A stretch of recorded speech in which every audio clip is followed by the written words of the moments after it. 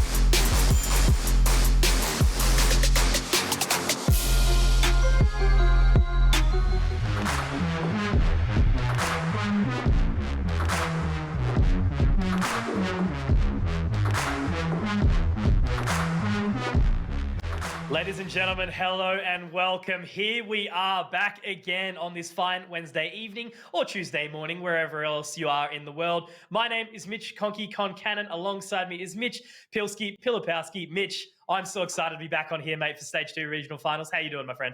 I'm doing well, bringing back the Mitch duo nice and strong. And as far as I know, at least as what Google tells me, it's the anniversary of Valorant's release. Ooh. So what better way to celebrate than take a look at some of our Oceanic talent here on the main channel and see the top 8 teams compete for some nice prize money.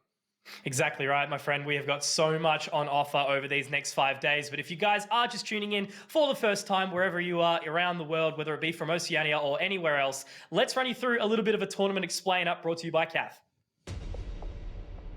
Welcome to the Valorant Oceania Tour, a year-long tournament where the best players from Oceania battle it out for cash prizes, a place in the North American Valorant Champions Tour, and a shot at the global title.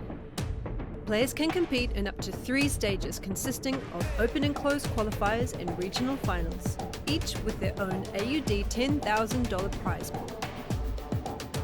By placing high enough, they'll accumulate enough championship points to be one of the top 8 teams fighting for a shot at the OCE Championship, where the prize pool doubles.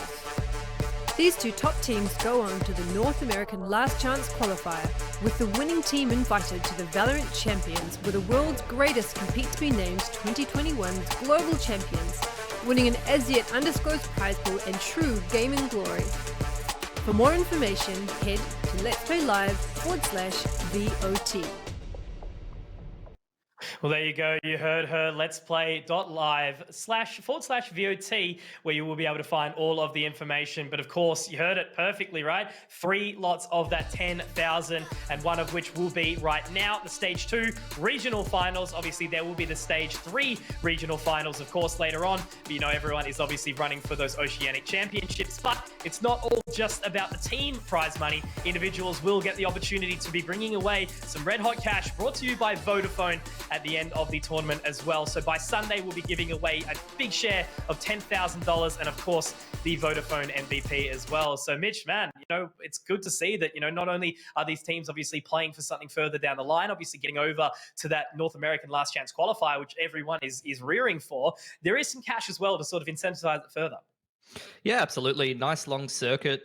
Just supports the players quite well to be able to continue improving and obviously giving them all some nice prize money. But not just the teams as a whole. It's always good to have a nice little individual MVP award for the excellence that we do see, because as we know in these tactical FPS games, it is about the team-wide sort of perspective, but also the individual brilliance can carry you through sometimes. So it's good to reward that as well. Absolutely. We do have a bunch of Sharpies in here, but let's have a little bit of a look at briefly what the points are currently sitting at. Of course, seeing 9 teams in front of us right now. That is because we've actually obviously had Nebula take the spot over Palastrike. And of course, McBTS Mac was formerly Kanga. That roster is all changed up right now. But this is how it stands. Order, top of the shelf. Very, very dominant in the region. Everything else not really sort of overly surprising. I think, you know, Straight Out of the Zoo is one that I really like to see that we've got so far. But Wildcard a little bit further down. You know, it sort of really showed how that first, regional final did end up. So let's take a look at what we're going to be seeing in this regional final. Again, stage number 2, there's going to be 4 matches played. And of course, do not forget that we do have digital casts over on LPL_Valorant, who will be bringing through that B stream. So tonight, we do have the 2 at the top. Of course, Order Nebula, Straight Out of the Zoo, Mind Freak, and the others will be able to be seen on that other channel. Mitch, some good games tonight, I think, as well. I would totally agree. Obviously, seeing Order straight up, probably one of the top teams in the region, if not the top team right now. So always good to get an idea of how they're going into one of the big championships like this one. But also, I would agree with you. B stream looking pretty strong. There's some great games to lay your eyes on. And obviously, we have the rest of the bracket the next couple of days to break down who's going to be taking away that prize pool and maintain a high degree of those points. Absolutely. So we'll be running you through, obviously, the games in front of us down the bottom in that lower third, but that doesn't mean that we're done. You know, it's going to be Thursday, Friday, Saturday, and Sunday. Of course, there's going to be a mixture of us. We'll be getting Komodo in on Friday as well. He'll be running it. I think Mitchell got about 4 days running through this one. And then, of course, digital. We do have Crash alongside with us as well, the #1 observer, obviously, for Valorant in the region, the man himself. But look, overall, it's just a fantastic competition. And I think really just imperative to point out what these guys are playing for. You know, we've seen Sonic Sonics. They've obviously taken their success overseas. We need more of that. We need to get over into that area and show how good we are at this. And that's what those two teams that make it to the Oceanic Championships, to the last chance NA qualifiers, are going to be looking for. Absolutely. I mean, you already see it in multiple other games. You see it over there in League. You see it in Counter-Strike. We have great representation in OC Esports overseas. We just need more of that for Valorant. Obviously, like you said, already got Sonics across the pond. Let's send some more boys over and see if they can impress the international competition as well. Absolutely. And I guess quick shout outs, right? Pentanet obviously getting out of those MSI groups in League of Legends, and also to Dexter from the CSGO side of things, just getting to rank 6 in the world as an in-game leader in the Counter-Strike land. So, I agree. We've got some amazing talent, but let's run through who we're actually going to be seeing tonight, because, they're familiar faces, super fresh. Order. This is your ranked #1 team in the region. They've very much cemented themselves after Sonics did move away, and they really have been dominating everything. They've lost a couple of maps here and there, but we don't even need to run you through who we're seeing on this screen. Familiar faces, handsome bunch, and a really dominant force to be reckoned with. Yeah, they're an excellent team, the #1 team inside Oceania.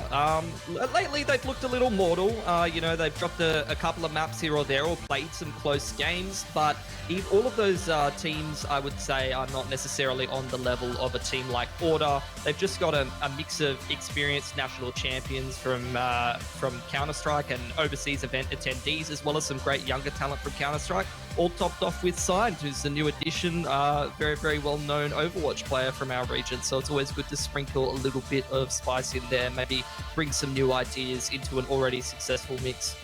Absolutely, and that's the main thing, right? That experience, and that is obviously where Order does shine through. But another roster who's been gaining a little bit of traction recently, that is, of course, Nebula. So running across the board, they've got the individual prowess to boot. And the coolest thing is, Mitch, one thing that we've been seeing them is bring out the meta. They're taking it seriously. They're understanding how they should be playing the game and not just sort of sitting back on those initial agents. The game is still young. It's been a year now that the game has sort of been developing, but as new agents come in, obviously we've got Astra, Sky, Viper buffs, all these different changes, and Nebula are a team that is taking advantage of that. Absolutely, yeah. They love to play, more sort of EU-esque meta. And I mean, anybody that I'm sure most of the people watching this broadcast right now over here on the main channel will have seen most of Reykjavik. I remember watching these guys' games before Reykjavik even kicked off and seeing them play like a Fnatic-esque or a V1 kind of style, where they, exactly like you said, they have the Astra, the Viper, they have the, Sky sort of agents, where they're playing these post plants, they're playing this sort of brute force style where they just bombard utility onto a site and just don't let you retake it. It's very, very oppressive to play against. Absolutely. So let's check out the head-to-heads. Of course, in front of us right now, two very familiar faces. Tux, he has been one of the faces of Australian, first-person shooters all the way around. An absolute staple, sort of what we've seen. He's had that international experience. He's played on the big stage, and he's also a very, great role model for the rest of the region. Fantastic guy in and out of the server. And he's facing up against Minimize, who we've had a chance to speak to a little bit lately. Very good insight. He clearly takes the game very seriously, loves to sort of run that kind of stuff. We talked about it, Mitch, a little bit greasy, a little bit sweaty, the nerdy kind of lineups that we do get to see out of that roster, which really just sort of builds up, what it can be. You don't have to be, 5 of the top players in the region to play some damn good Valorant. Yeah, I would totally agree with that. Really, really hard worker over there in the regard of Minimize. But Tux is somebody that we know very well. If you've watched any Aussie esports in terms of, your Counter-Strike, you've definitely seen a photo of Tux doing a sick fist pump at LAN while beating an overseas team. So I think we have a nice little interview lined up. Let's get to know him better and what Order's up to lately. Practice has been pretty good for us. We've just been really focused and we're focusing on a few things, bringing more structure to our game. We're just feeling really good at the moment. Hopefully it transitions well into the tournament on the weekend. Signed in a little bit of a different location. Payne will be finding it with the gravity well. Signed, looking good here. Is that going to be a third? Absolutely it is. We'll see what happens. We take every game like it means something. We won't take anyone lightly. I think just individually we're a lot better than everyone else. As a team, we're a lot better than everyone else. We probably do a lot of theory, a fair bit more theory than everyone else as well. We review our games and we fix our mistakes and try to improve on the good things that we're doing. Tux now clinical on towards easy and they're just not faltering at all, Order. But yeah, I think we just have a lot of experience as well, playing at a high level and are just very composed in high pressure scenarios. If we're losing, we can always bring it back. And if we drop a map, it doesn't really concern us too much. We can always just win the next one. In every aspect, I think we're probably just better than other people at the moment because the game's still so young and we just have a lot of good experience from Counter-Strike. We know we've dropped a fair few maps in certain games, like, you know, Wildcard and Bliss and Unbreakable taking mutes off us. But it's more comes down to the series. I feel like we, more often than not, we're just better on 2 out of the 3 maps we're playing or 3 out of the 5 maps that we're playing. We can always have a bad map here or there, but overall we're quite composed and we can recompose ourselves, especially after a map loss. I think that kind of what sets us apart a bit. Just overall we're better on the other maps and we can just chain them together better. Well, I think you can just expect us to be in the grand final, hopefully, preferably not dropping a map. Like I said, I think it's more up to the other teams to really be a bit better and match us individually and match us strategically. Who knows? I mean, anything can happen, really. So we're just going to look to play our best. Perfect. Always love to hear from the boy Tux. You know, I think the main sort of things to take out of that, you know, one, composure, how well, despite the fact that even if they do lose one of them, you know, they're nothing, you know, unfamiliar of long best of fives or just long days of competition in general. You know, he's always super relaxed and calm the way he sort of approaches things in his mindset. And I think it's explained perfectly. You know, it's still a new game, still lots of ground to make up from a lot of these players and a lot of development that can actually come through as well. So, you know, again, role models in order. Yeah, I mean, that experience is always going to benefit you nice and early on. We've seen it in multiple esports that people who already have that experience bleeding through from other games will definitely benefit you in the early run. But even later on, you know, you're seeing Order make the changes necessary, picking up young talent, picking up some players not endemic to Counter-Strike and just sort of experimenting all around. They've got a great coach to boot who's got a lot of experience in Dick Stacey. So they pretty much have everything going for them and the results show it. Absolutely. Definitely no argument that they still sit at that number one spot. But Mitch, we're going to find out what maps are actually going to be coming through this evening, of course. Now, this is going to be news to me, and there we go. Love to see it. Order, they're going to be pulling through Ascent, Nebula and Icebox, and then left over will be Haven. So we do have a bit of excitement, Mitch. It's not straight down the middle. You know, we're not going to be seeing Split. We're not going to be seeing Bind. We have a little bit of extra open, and it's actually interesting to know, Order banned Bind. So that's, quite a big statement, I think, for me. Yeah, it'll be an interesting one. I'm not too surprised at how the vetoes sort of boiled down there. I know Nebula might not necessarily be too much of a fan of Split. They have a couple of maps that they're very, very strong on that they can definitely take it to the top teams in the region, and a couple of halves that if you let them play their style, they're going to be quite hard to deal with. But exactly like Tux said, I'd say Order, they have a much more well-rounded map pool, a much more consistent sort of play style. So that's what I'm kind of expecting out of this matchup. You know, if Nebula play to the level that we know that they can be very, very difficult for Order to deal with in certain halves, in certain maps, if things go well for them. But the majority of the other time, I would be expecting Order to be the team that's coming out on top of this matchup more consistently. And I think it was a perfect conversation from Tux, right? You know, in the sense that we've been reviewing our demos, we've been talking about our mistakes and trying to work through all that stuff. You know, despite being the top of the region and not being really broken, except for losing those maps here and there, they're still trying to fix those mistakes, which I think is a great credit and statement to the team, because obviously that's what you've got to do if you want to be competing, because, you know, there's going to be that big skill gap. I think once we actually do get international, you've got to be prepared for it. The meta's got to be ready to rock and roll. So, super important to just keep developing and keep working hard. Absolutely. You know, in multiple games, in Counter-Strike, over in VALORANT now, there's sometimes a little bit of a culture of not necessarily working too hard or not taking things as seriously. You know, if you want the region to be taken seriously, if you want to go overseas, and if you want to make something of VALORANT as an esports title for yourself, you definitely need to apply that sort of work ethic, and you need to continually improve and continually take things professionally and take every game serious. And that's why we're here, right? You know, it's not a good sort of enjoyment time to be casting Valorant if we're not seeing that high echelon stuff. And that's, I think, what sort of drives me. You know, it's like a long day of work. It doesn't matter. You get back straight into it and being brought onto these amazing games right now. And Mitch, we are going to be getting into the very first one. Map number 1, of course, is going to be Ascent. And guys, I remind you, welcome to everyone around the world who may be watching the broadcast right now on the Valorant main channel. Mitch, it is going to be an amazing day that we have in front of us and an amazing rest of the week. But right now, it's all focus. It's Order, Nebula, and it is going to be into Ascent. Again, the Valorant Oceania Tour Region Finals Stage 2. Very, very excited to be kicking this one off with Ascent. It's one of my more favored maps in the map pool that I enjoy watching quite a bit, mainly because it reminds me of a copy-pasted Counter-Strike map, to be honest. You know, you've got your middle there, you've got your nice little connector areas, you know, you can run your mid control. Almost has always reminded me of a bit of Mirage or something like that from Counter-Strike. Obviously, every map has its deviations, and stylistically, it's not even close. You can't compare the two games just due to how much variation there is in the agent pools and stuff like that. But as we do take a look at what both of these teams are running with, it's interesting to see Autumn on the Phoenix. Man usually jams all Jet Reyna. So he's trying out a bit of a different duelist in this matchup here. And then obviously you always see Disco there, always on the raise. Nice little B main push, gets so much information from Order. They just walk straight through there, and there's going to be a contest in mid now.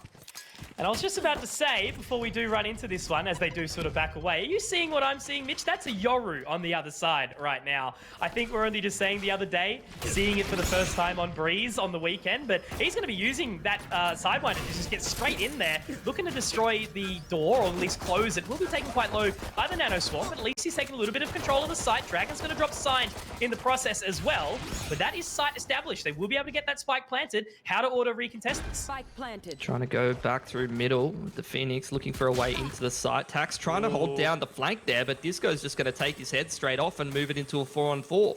Look at the pace as well behind him. Mitch Dragon is going to be sitting in that wine area and having a little sippy sip as well, as he does drop one. But oh my word, Autumn swinging it around from absolutely nowhere. Are you joking me, Mitchell? This is round number 1, and we've just seen the Phoenix go colossal. 4 big kills on the retake for the opening round.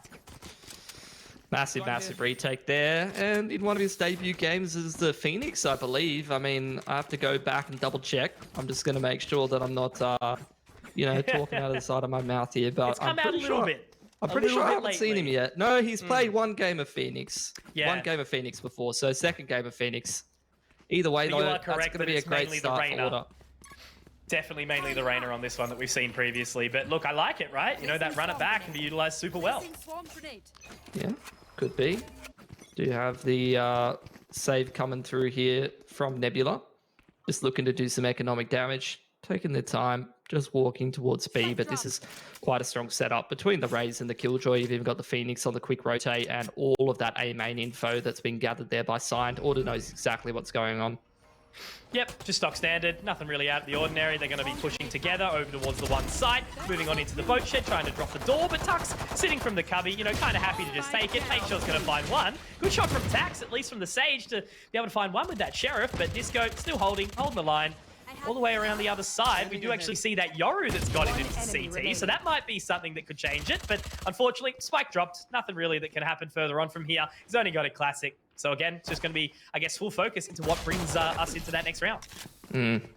Yeah, just that one gun being taken off of Order, but I thought Order might have been able to pick that one up, but he's just going to stick with the Frenzy. So very, very strong economy for Order. They're not going to have too many issues. Already one off the run it back now with all of those kills that Autumn got on that retake on the pistol. So he's very, very close to his ult, and it is one of the more interesting ults to talk about in terms of farming ult orbs and anti-eco frags, because it only takes 6 ult orbs to get that run it back. So it's something that you can pretty consistently farm up in multiple halves.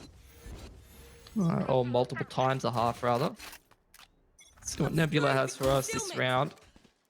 Does just seem like a bit of mid-control from these lads, taking their time moving through the map. In the meanwhile, though, Order B main control being taken. Push up from the Killjoy there.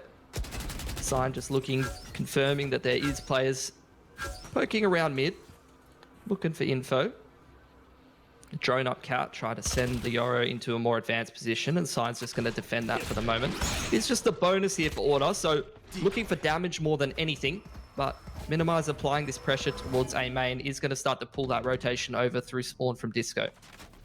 Yeah, pretty standard, I guess, in this sort of scenario. You know, looking to make their way up short. Order, as you mentioned, you know, not trying to take any extra control, just kind of, you know, waiting to see if they come to them. I don't think they've had to really make too much of an effort. The fake footsteps will head out.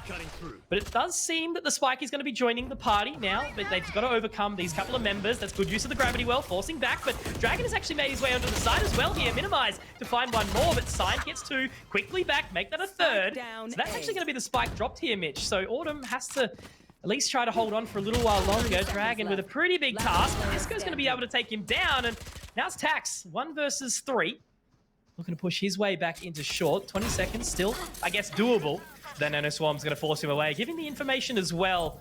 So this is really starting to sort of lose its timing. They might let him plant, but no, the turret's there as well. Can't even pick up the spike. That's pretty much the round done, Mitch. Yep, gonna have to hold on to that Vandal. And that's gonna be the bonus won by Order. I think he does just have enough time to farm that ult orb. So, look, better than nothing, but all things considered, Order in a very, very good position at this point. Tax looking to see if he can grab one on the way out, but if he does lose his life to Autumn there, we'll grant the man his ultimate. As we head into round number 4. Nebula back on the back foot. Gonna have to take a save here. As for Order, they're looking to build up their money, try not to lose too many of the guns to that one Vandal, which was saved over by Tax. And everyone's getting... Always love this mind game, right? You know, looking to see, is Tax going to hold on to that one? No shield. So it is going to be a pretty early run down towards a main. We'll see if they can find anything. Again, pretty stock standard, getting that gravity well down, trying to sort of pull them into the A main position, but nothing has occurred so far, and unfortunately Minimize, still learning that flash. It is the old basketball flash. Absolutely love that gravity well into the shock dart, just to chip extra damage to anti-eco, make a lot of these targets a little bit more squishy. Nebula getting ready to try to explode into this A side of the map. There's the Blade Storm in from Dragon as he heads in on the entry here, Mitch. Good opening from Minimize, though, at least able to find that one. Texter is always a bit of an unstoppable force on that A site. They are going to settle now. Spike to be planted. Sign pushing back, you know, already very quick on the rotate here as well, Mitch. So, you know, having the 4 members coming through that CT position, looking to send a couple towards short, though. So I think the main pivotal point is going to be Dragon holding onto that Blade Storm. It would be a big sort of statement for them to actually come back into this super quickly. But, oh no, Tux, he's dropped Tax, and Disco does miss the showstopper, picks up one onto Jesse, spots one underneath. So that's actually Minimized to find a couple more. Now Dragon over the top, but unfortunately, it's not enough. Autumn with 2. And that's another relatively clean round from Order. I mean, they allowed the site, looked for the clean retake, but no real shines of too much from Nebula so far, despite having 4 rounds already passed. Yeah, it's good damage, but considering there's the Blade Storm as well as the save Vandal into that round, that's what you're really expecting out of that from Nebula. At least they take a few guns away from Order. This makes their economy a little bit more breakable as we head further into this half. You can see they're not all up around that 4 to 5k sort of mark, a couple of them dropping a little bit lower. So the window's open for Nebula to get back into things. Couple of ults ready and a couple of ults very close to being ready for the side of Nebula. Run it back and the Hunter's Fury for Order could play a little bit of a part in this round. As is a 3-man push towards the B side of the map from Order. They're just waiting for the right timing here. In the meanwhile, though, Nebula all grouped up in towards A main. There's the Sage res ready, and here's the Yoru ulting in, looking for some info, just clearing out the site. It's a full retake setup here from Order, so this is going to immediately make its way into a post-plant situation, I would imagine. All I can think of now is just the Tokyo Drift song every time that ultimate comes out as he does drag his way into the site. But once the spike is planted, that does obviously force Order into that retake straight away. 5 versus 5. The Hunter's Fury will start to come out. Will he actually mind to find any information, though? It doesn't appear so. So they've done well to avoid it. Running back from Autumn, though. Looking to get straight through it. Tax, that is great timing. Onto the other side of the Nebula. Taking that into his own hands. Oh, my word. Tax, that's incredible. Getting into the short position straight on through. And that is Battle Sage at its finest pitch. Look at that from Nebula. They are straight back into the running. That is just the perfect timing to be pushing through that Astra Orb. Absolutely impeccable from Tax. He is known as a little bit of an aimer, so not surprised to see him pop off in that regard, but that is just excellent timing. And like I said, this is the damage that Nebula's been inflicting time and time again. You can see Order starting to run out of money. Here's an opportunity for Nebula to actually break their money, put them on an eco, and all of a sudden they're straight back into this game, which wasn't looking too close in the earlier parts of it. Nebula still with a bit of an ult advantage. Res ready. You have that Astra Wall as well. I think it's funny, you know, so many aimers on Sage as well. Like, you know, we saw Texter at the start, obviously Scream over in Reykjavik pulling it out. The Battle Sage definitely lives on at this point in time. It's a pretty simple equation, Conky. You know, you use the wall to get your off angles, and if you shoot more people in the head, you can res more people. Very good. Not big brain. Yeah, massive brain. Tux Up here with the judge. Perfect little angle for the man. Very, very cheeky. Only gets one, but a 1-for-1, not too bad. It does force the res out. Meanwhile, though, Smoke keeping order at bay as Nebula walling across CT, just trying to get into the site and get themselves comfortable for the post plant. Don't want to be losing Jesse in middle, though, and unfortunately they will order Autumn rather being a little bit patient, holding that line as Order taking their time, trying to find the right time to complete this retake, and there's the wall across from Here Nebula. it is. Straight into it. Going to have to use all the utility to sort of make their way through. Sign is going to be able to pick up the opening. So all of a sudden, it does actually start to fall away. Royals into a 1 versus 4 here. Does manage to find the first, but obviously still with that Cosmic Divide down, but it's not going to be enough. Signed, nice and easy, straight on there. And just, I love the swing, Mitch. All 4 members of Order running through the Cosmic Divide at the same time. There's no baiting. There's no 1-by-1. It's just straight in as a unit and a clean 5th round on the retake. Nicely done. Just when their economy is getting pushed to the breaking point, they're able to pass the test and put Nebula in a difficult position now. 3 of them can buy up, but 2 of them sitting around that 2.5k mark is really not where they want to be at. Do have the Killjoy ult ready, and Texter almost has access to his Cosmic Divide, so that's one thing that goes in the favor of Order here. Keen to see what the choice is here from Nebula, whether they are going to force up, and they are. It's a bit of an awkward one. Bucky onto minimize. Let's see what they can make of this. It seems like they're just going to group up towards A, keep things a little simpler, but Autumn already ready with that molly. Could have the gravity well in there from Texter as well. There we go. The second he actually does hear the orb straight on in. Autumn gets the swing. Make that 3. Go bigger, my son. Why not? Get the ace whilst you're at it. That is absolutely beautiful. Sound cues to perfection. And Mitch, give a little chef's kiss for that one for Autumn. It's just gorgeous. It's a play we've seen work so many times on that Phoenix on this map. Just the molly over the top to push them out of that corner and restrict the movement of retaking that A main control. And then you've just got the timing flash at the ready. Nebula was not ready for that whatsoever. Even if they were playing anti-flash, you've got the smoke up the top, giving the one-way. It's just a very difficult position. Pretty much the counterplay to Nebula trying to go for a bit of a walk towards that A main area. That's going to put them back on an eco. Order steaming ahead of things. Obviously winning that round quite convincingly. Run it back straight through A main. Gives a lot of information towards Order, who still have 4 players over towards that A side of the map. It is just Tux playing retake on B because he has the Killjoy ult available to him, and somehow Order have full mid control now. Well, Mitch, they need to pick up the pace. They need to get straight into this side right now, because already that rotates straight over after Autumn uses the run it back to gather all the information. Look at where Texter is as well. Straight through mid, looking to immediately control it. And Autumn, even with the Vandal in hand, following behind him not too far away, it is going to be 5, getting the plant down, but it's going to be, again, probably a not too stressful of a retake. Cosmic Divide forcing them in and out between the split up in the boat shed. Looking over the top, Dragon not even going to be able to find one either, so this is going to be, again, struggle street right now. It should be a clean sort of re-entry here onto the other side. Autumn picks up one more. Texter does get it done, and they can even look to try and start stick this right now.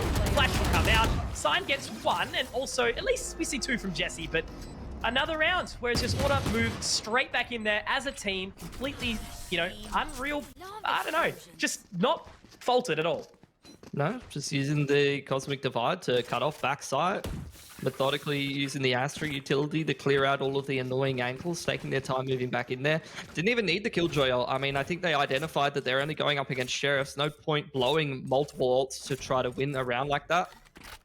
So Order, now they are kind of in that dominant position. Their economy's pretty far out of control. They've already got the Raze and the Killjoy ult available for this round because they didn't feel the need to invest it in the last. But with Jesse having his Hunter's Fury available, that can potentially mitigate the Killjoy ult.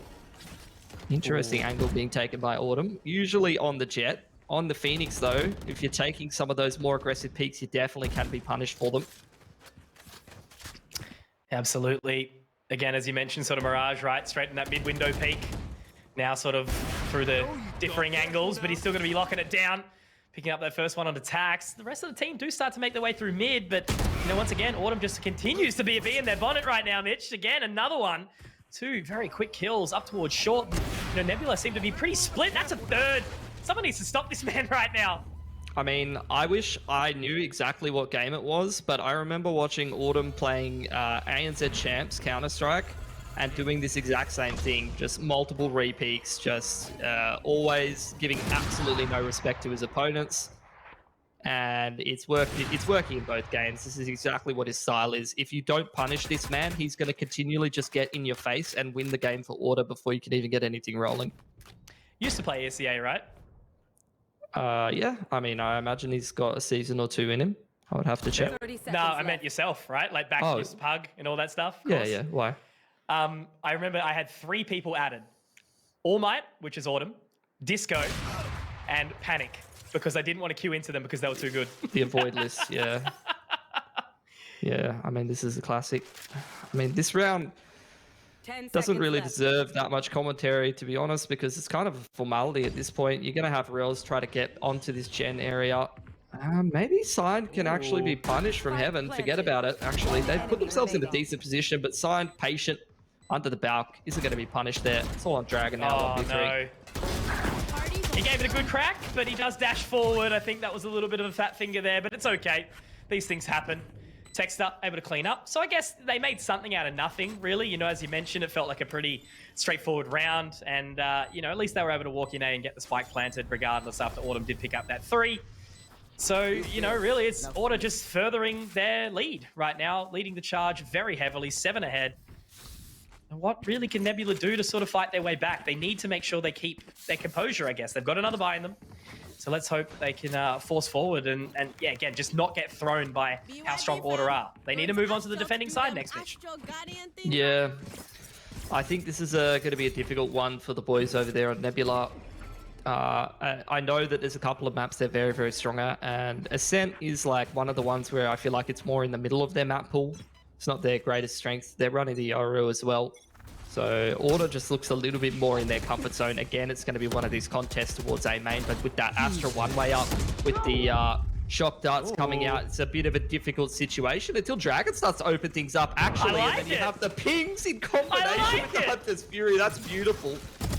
Oh my god, just forcing the face straight on in, but Tux is there. At least Rails can get the trade. But Autumn, you know, he's going to be able to get one straight back in with that operator. And at least equalizing somewhat. Now they're only obviously 1 person ahead, but it's Autumn inside that 1 versus 3. Nicely done from Minimize inside the mid lurk, still on that Yorin. He's going to be rotating around Mitch, back towards A main, not giving up any extra control to this side. And I think, look, it's going to be really tough for Autumn to actually find his way back into this. They've got money, but is it worth him saving this operator, potentially? I mean, this is a bit of a, you know, round where if he did go for the retake, I'm not going to blame the man. He's still got to run it back, but essentially he's just looking for economic damage. The more guns that he can take off of Nebula, the better. Does make it more difficult for them to buy towards the later parts of this half, but that's a great round from Nebula. Just the investment of a couple of ults. That was a very cute combo. The Yoru ult just being popped to be able to break that A main contain, which has been so effective for them on multiple rounds for Order. And then just pinging the Sova over and over and over again so that Jesse could get the Hunter's Fury off and kill the opposing Sova. That was beautiful. Like Dragon doing what he does best as well with the entry. Oh, man.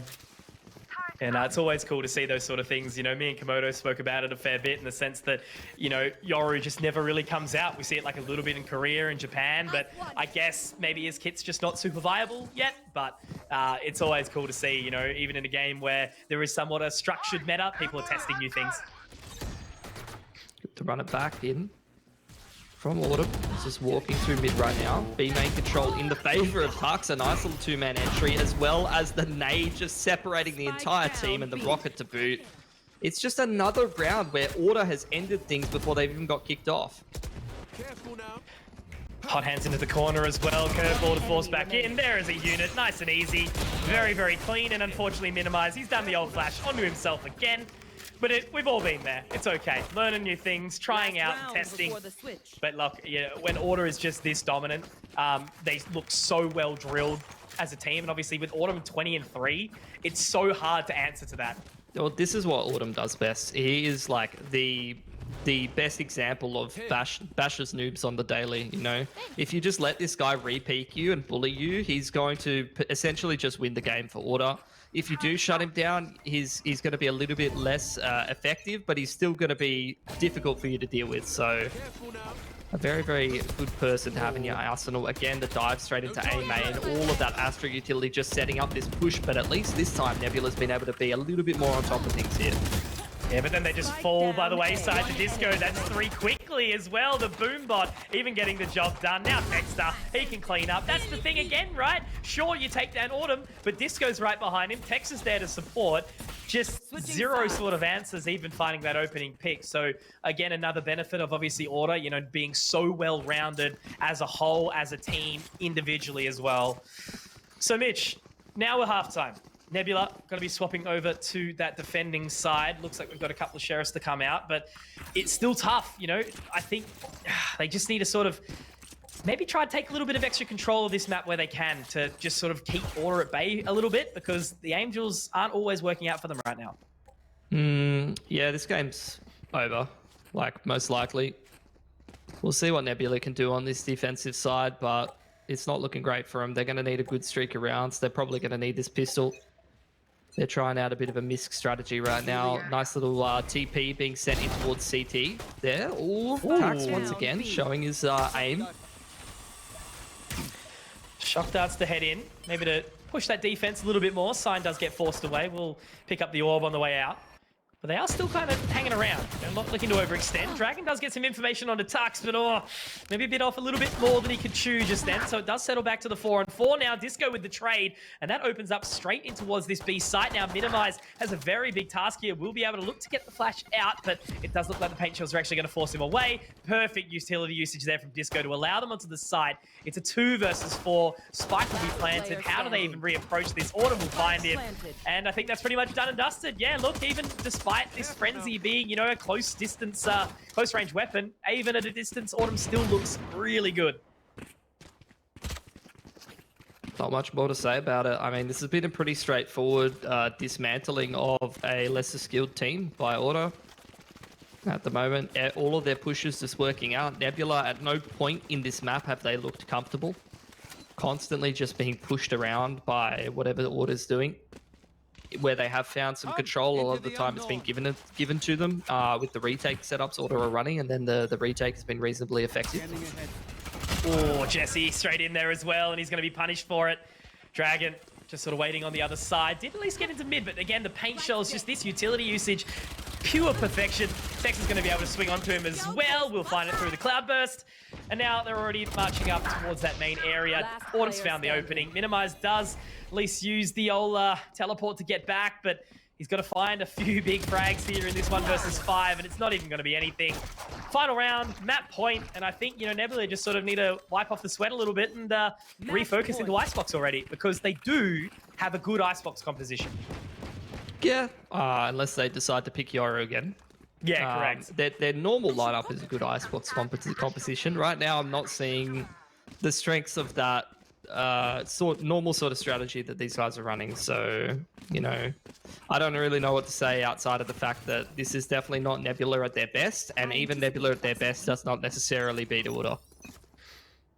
I think that's a pretty good analysis, my friend. It is always a hard task, you know, and again, when you're sort of facing up against that rank 1 team, it can be quite a mental game, and there is obviously that skill and experience disparity as well. But now looking to charge straight back into B.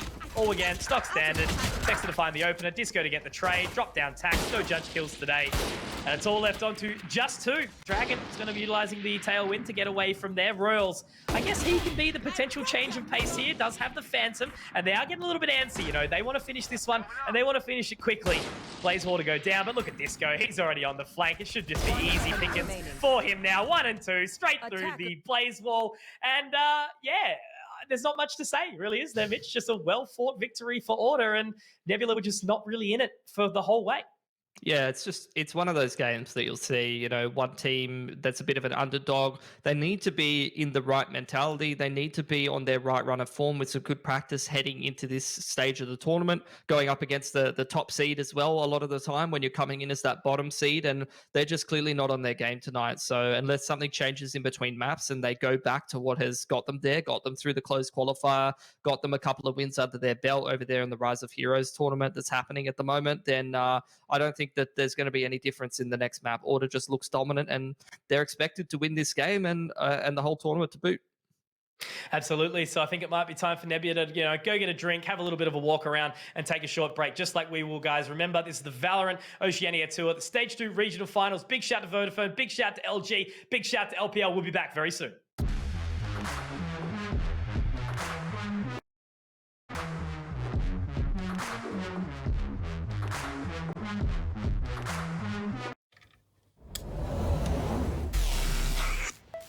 I just time traveled. Today's a big day for past me. He just got the latest Vodafone broadband with super Wi-Fi. Wow. Which finally means Wi-Fi in all 4 corners of the house. What? Even there? I've got Wi-Fi in the garage. Yeah, we do. See ya. Oh, it's still in the garage.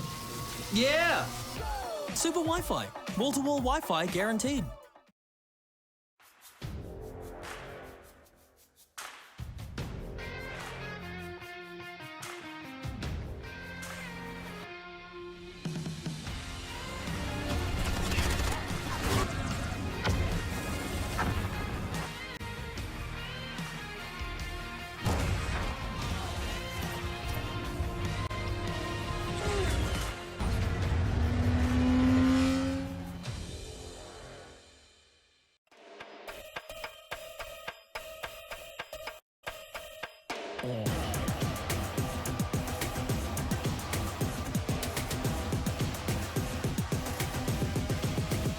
Show me what you got. Back up, back up, back up, back up, back up, back up.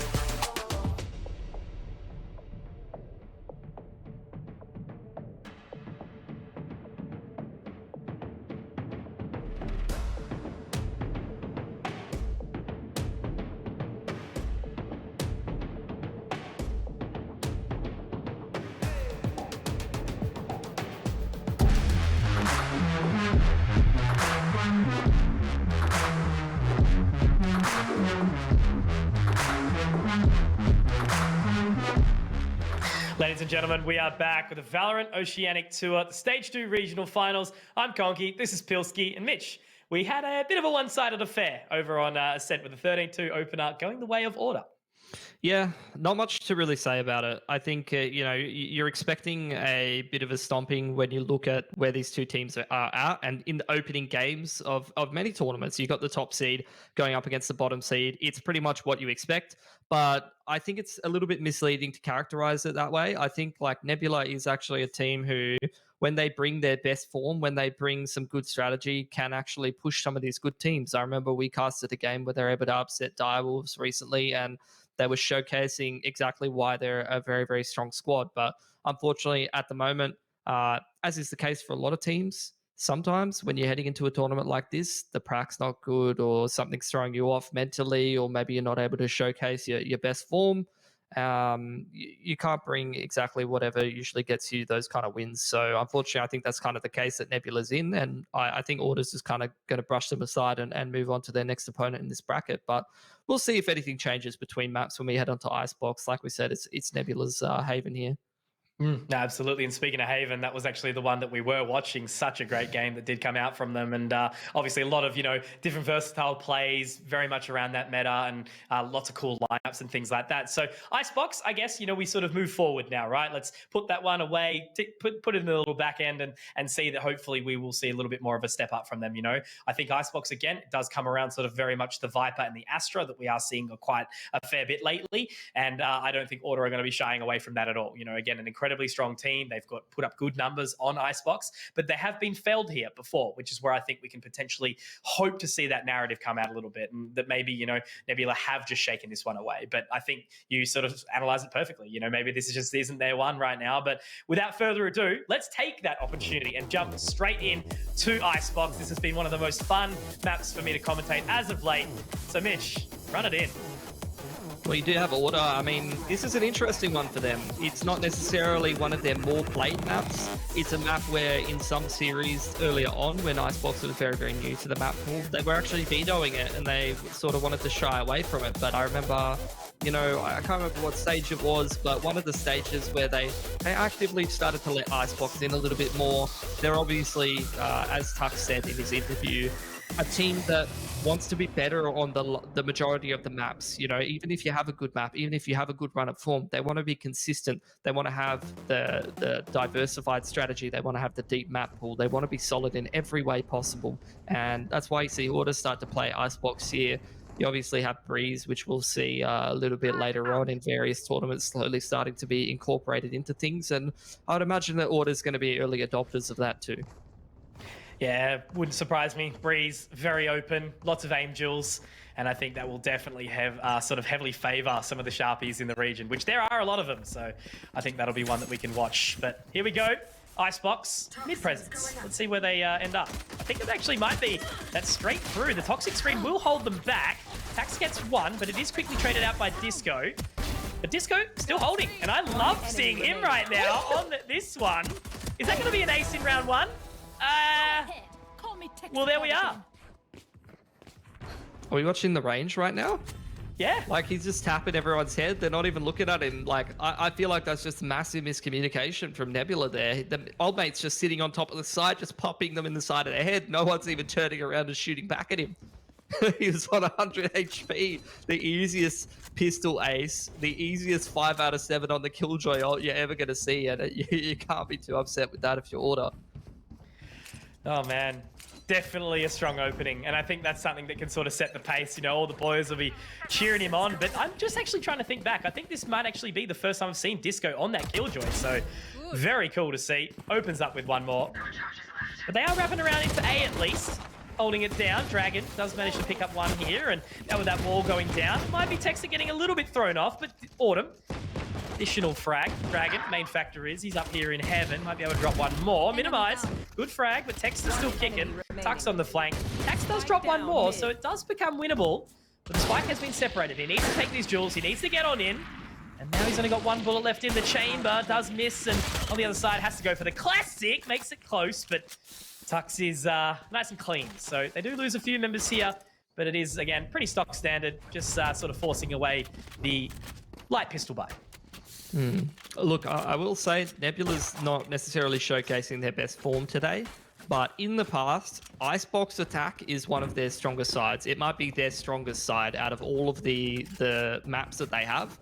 So if they are going to play their A game, if they are going to start to step up here, this should be the map where they do it. This should be the map where they're comfortable. I've seen them have really, really good halves, like 10-2 halves and stuff like that in practice, these guys. So we'll see if they're able to showcase their great strengths here against Order, or whether it's just not the day from them. Initial duel between the Jets is a bit of a anticlimax, but the re-peaks does indicate that Autumn's still keen to get amongst it here, Mitch. And that's Cax to, you know, pretty early on get amongst it. The wall will be broken as well. Tax already still moving around the other side, and he might be able to find one, but Tex are good for the trade. So that does equalize. Oh, God. How sharp is he today? Pops all the heads. Nebula now going to regroup and go back to the drawing board, back towards this B side of the map, but they're giving the tells with that pickup of the orb, and they're heading straight in towards Tux here. On the other side of the toxic screen, Tuxie with 2, and all on the other side, Minimize at least on the other Viper will be able to pick up 1 here. The Decay doesn't burn him too hard, but makes good work in this 1 versus 4, dropping it down to a 1 versus 2. But the main factor is, again here, Texter on the flank. He's already hit 2 very, very sharp shots to start us off. Inside the snake bite, looking to get that spike planted, but I think just again, it's going to be a game of timing. All the information. Is Texter going to even be thrown off? No, he's not. Nice and easy breezy. And Order pick up 3 just without really lifting too many fingers. And I just want to say, you know, like I said, I've seen plenty of Nebula play the attacking side of Icebox. Tax is so good at finding those opening picks, those opening frags, and just creating pressure on the opponent. But you can push it a little bit too far, and those matchmaking habits can come back to bite you when you're playing a quality opponent like Order. If he just chills back there and they play the 5-on-4, I reckon they win that round. But overcommitting, unfortunately, means that he's punished by Texter, who ends up doubling up, and all of a sudden a round that should have been easy for Nebula to convert if they're able to slow things down turns around back in the favor of Order. It looks like they are picking up the pace slightly here. Dragon up on top of the belt. Does fire a couple of warning shots with that Marshall. But, you know, once again, Texter's still there. Autumn's holding it back. They're not really looking to sort of throw anything away for the time being. They're happy to just continue moving as a unit, sorry. Texter, he'll get aggressive, pick up one over the top. But, you know, once again, it's just an opening pick for Order without really having any answers to it. But at least Jesse's got one for his troubles. You're starting to see the conditioning from Order. Just giving no respect, multiple peaks. Texter's now the one who's bullying them. Last map it was Autumn with the multiple re-peaks. Now you're seeing Order, even in this half-buy, I guess I would call it, for Nebula, they're just being hyper-aggressive, and Texter just does not stop. He just wants to ace them. He wants to end this game. He wants to go to bed early, and we'll see if he's able to do it. Dragon's even running away from it as well. Not want to give him the ace, but it's okay, because on the other side, Mitch, remember we did mention, obviously Digital, the handsome man, over on that B stream. I've just noticed that Bind has been taken by Bliss, 13-9 over Direwolves. So a little bit of a closer game over there. Yeah, I mean, it should be, right? This is Seed 1 versus Seed 8. Over there, it's a little bit of a different story. This Dragon just seeing if he can get any more damage towards Texter the end here and just stop Texter from getting this ace. But yeah, I mean, just to pick up on the point between Bliss and Direwolves, I think that should be a better game, and I'm not surprised to see that kind of a scoreline with Bliss coming away with it. There's the ace for Texter. Beautiful stuff from the man, but it is only an anti-half buy. Nothing to get too excited about.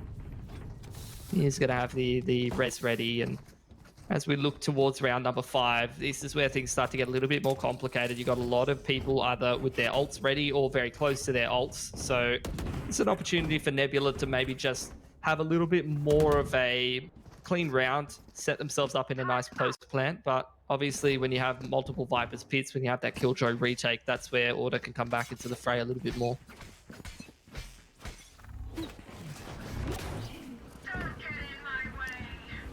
So a little bit more of a synergized play, I suppose, and a push here, getting their way up towards A. But that is a nerdy little... Oh my word! Was that a double up there of the shot that's card just as well? a gorgeous volley from side, right on the entrance, where you do expect that Viper util to be. Nice little raw adjustment from Dragon as well to even up the odds. Nebula seeing if they can get this plant down here, but with the res as well as that Killjoy ult coming straight in, things going to be difficult. A lot of pressure on Nebula, who are trying to hide back behind Yellow as Order start to pressure in for the retake, but Dragon another nice 1v. Always sharp on that Jet, so at least he's found 2 in the round so far. Looking to make it 3, but Disco does at least pick up the pace, looking to swing around the other side. Inside the Viper's pit is where, you know, we can see some really good things come out of Minimize, but it's actually going to be Tax and Jesse to get a couple here. Holding on to that Hunter's Fury now from the back end. They're playing it a little bit more passive, but it's going to be Tax to swing on in, and the last one will go the way of Tax as well. So finally, we do see a little bit of that Nebula come back into that, because that was a 6k in total with the Sage ult being utilized. That means that Nebula have actually done quite well to find their way back into this game here. Well, they burned all of their ults, and don't get me wrong, Order's burned a hell of a lot of ults as well. Things starting to equalize a little bit more in that regard, but it's good effort by Nebula. That's really going to pressure Order's economy. Their money is definitely breakable here, but a little bit of a different look now given as Order picks up that operator. See if Nebula are able to deal with things. Heavy towards B with that Viper lurk into mid for Nebula.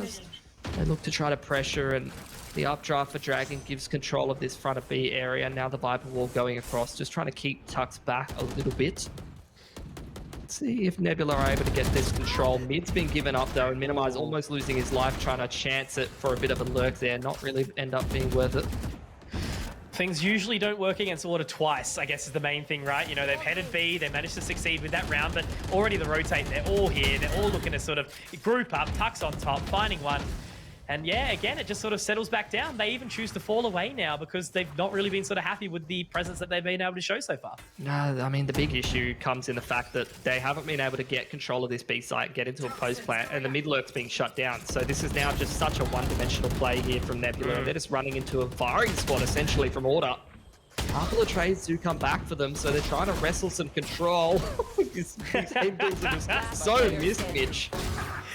At least there's one for reals, but now the old cheeky little jump and right click from the classic will come through. So once more, you know, Order, again, get away with at least 2 alive. They continue to sort of stack up the economy a little bit. It is being burnt to a degree, but, you know, happy to rebuy in time and time again. Autumn's got the operator. He's actually been relatively quiet, but I suppose they haven't really had that early presence A. And when they have been, Texter was there to find a couple sort of back-to-back.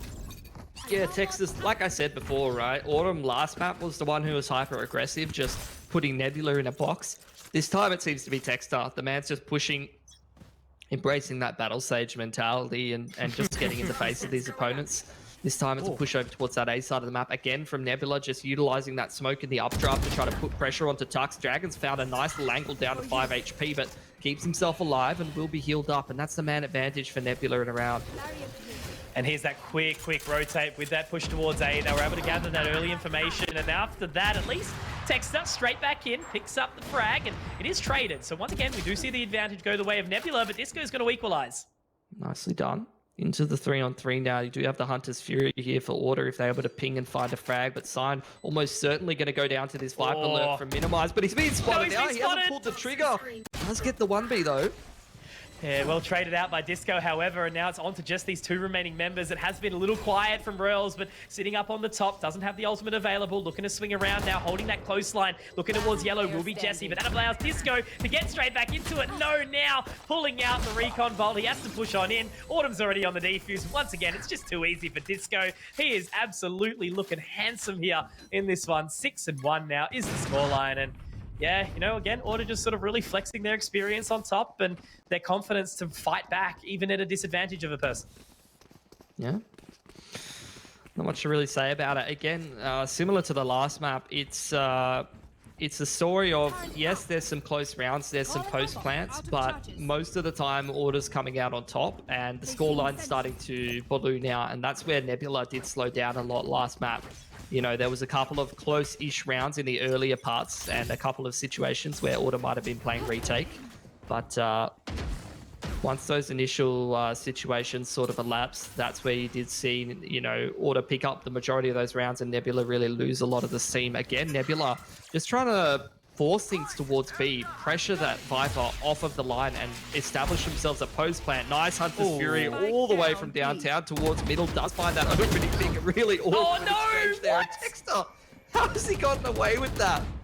Oh, if there was a Robbery. summary for this game, that would be that right there. And now moving through the toxic screen, Minimize, he's going to go down to the hand of Disco as well. And look, it just sort of really makes me wonder, like you spoke about, how we are used to seeing Nebula as quite an aggressive side that's super confident on their offense, but it just hasn't been happening for them right now. You know, Tax even just sort of swinging around, not really looking too keen, and they're going to start to collapse on him. 5 versus 1, and signed with the cheeky little Nin and Peak running in with the right-click classic. Yeah, just what's happened? I mean, the approach is too one-dimensional from Nebula at the moment. Like, the mid-lurks have been punished multiple times. There hasn't really been any pressure on the opposite side of the map where they're heading. So most of the time, unfortunately, it's just shoving towards B. Yeah, you push that anchor player in Tux off of the line and prompt some rotates. But when you don't have another dimension to that, the opportunities that you can create with those rotates, maybe trying to lurk through mid, go towards tube, or push into A, aren't able to be taken advantage of because no one on Nebula is heading in that direction. I see another round here for Nebula. Trying to get in with a couple of sheriffs and do some damage, or even try to seal away around, perhaps.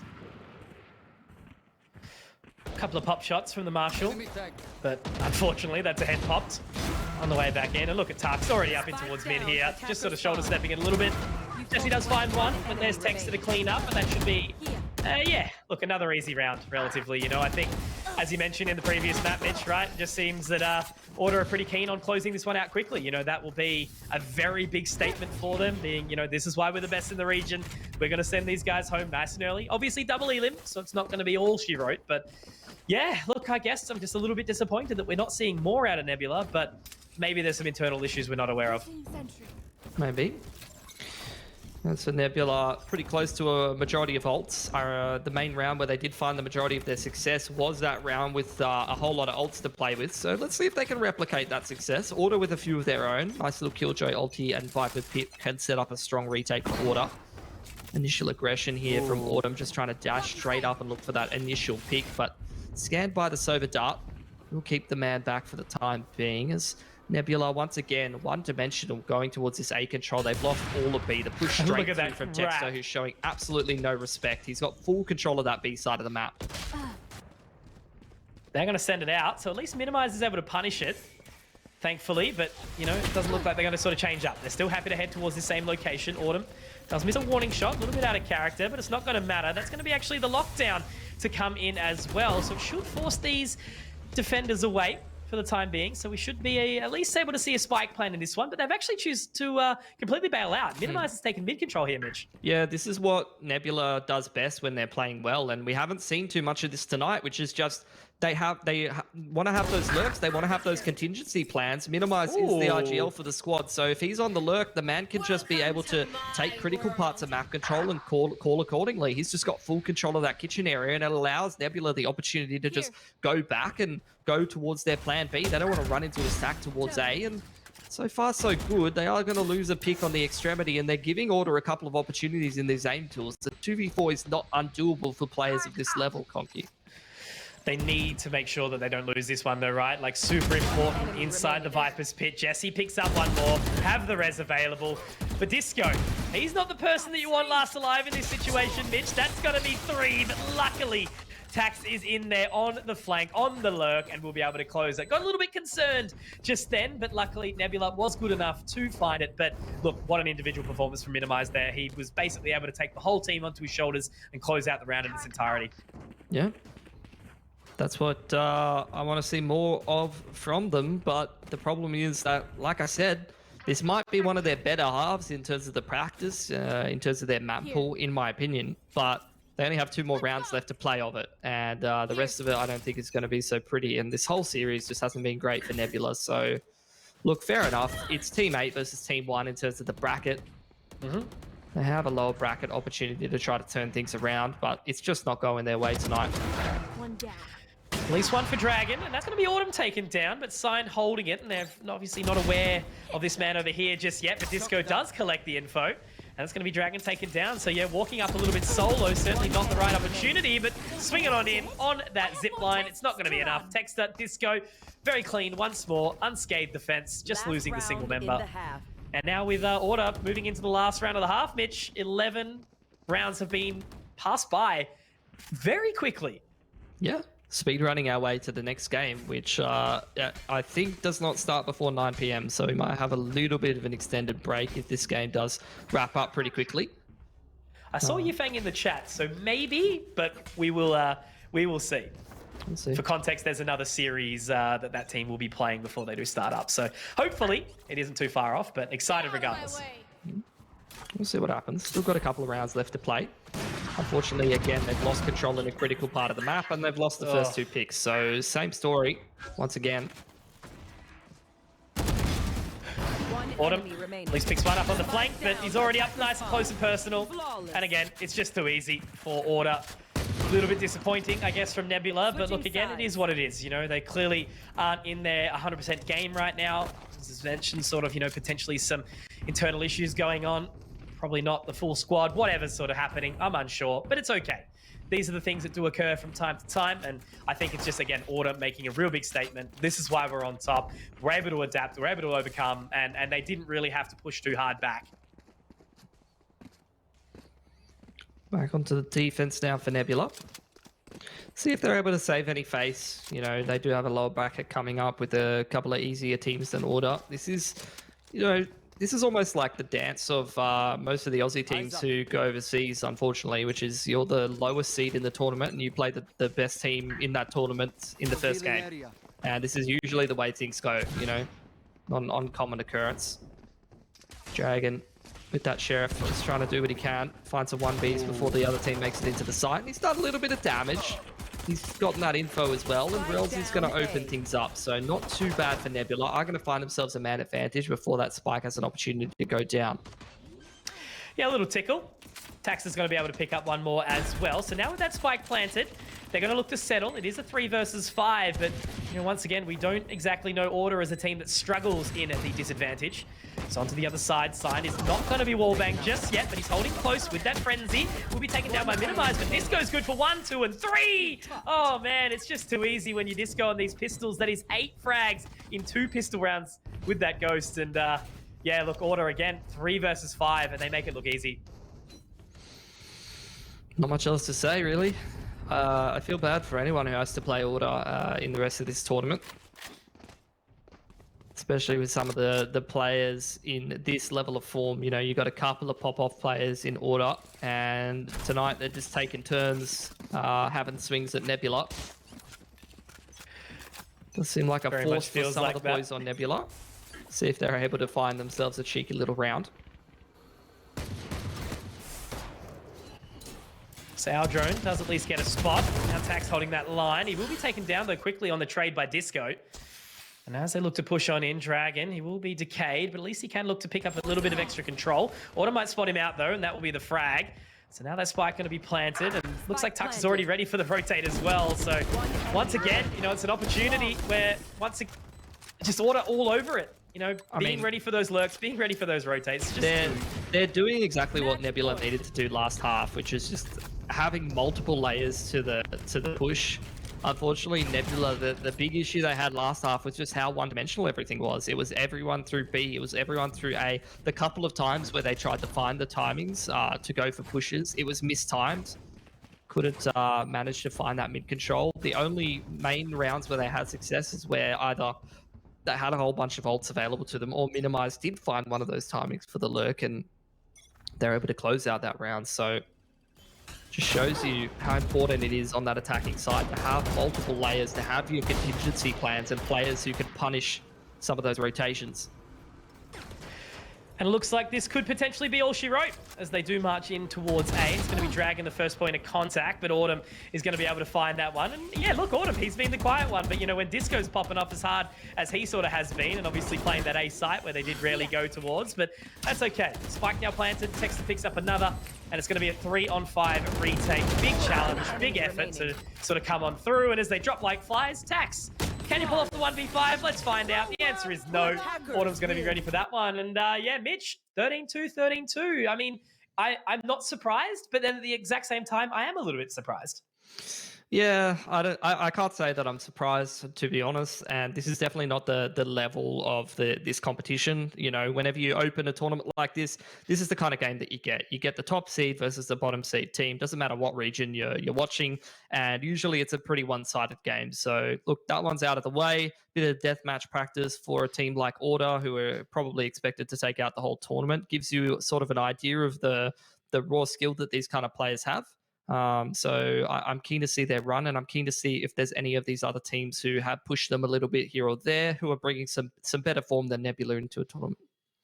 Absolutely. And obviously, we did hear from Tux beforehand. You know, he did make that firm mention. We just expect to see us in the grand final, right? That's a very fair statement, I think, as he sort of did summarize. So we are trying to get him in for the interview, so it shouldn't be too far away. But yeah, look, I guess really not much else to say aside from that. Like, I hope whatever is going on in Camp Nebula, they are able to identify it or, you know, potentially move forward, maybe make some changes. But yeah, I think the main thing was I was really upset that we didn't get to see them really unleash what they sort of did have. You know, Haven was that third map. We saw such good form from them. So a little unfortunate we weren't quite able to get there. Yeah, we got a bit of a closer game in the grand scheme of things between Bliss and Direwolves going on. That's, you know, a little bit more well-rounded of a match. You know, Direwolves maybe on a bit of a downward trend in form, whereas Bliss are sort of that up-and-coming team pushing into the upper echelons, even making it into some semis and grand finals. So I'm keen to see them showcase a good level of form coming into this tournament. They're definitely a team that I've got my eye on. So absolutely. But we do have the man himself, Tyler Tux Riley. How are you doing, my friend? G'day. Yeah, good. How are you guys? Look, I guess business as usual for today for you, my friend. You know, it was relatively sort of stock standard, and I guess it was just, yeah, very one-dimensional from Nebula. Like, it was just a bit too easy tonight for you guys. Yeah. It did feel a bit easy, but I think they've had a roster change as well, so I don't think Dragon's actually in their team anymore. So they've had to use him anyway because of roster locks. So I can't imagine they were playing at their best.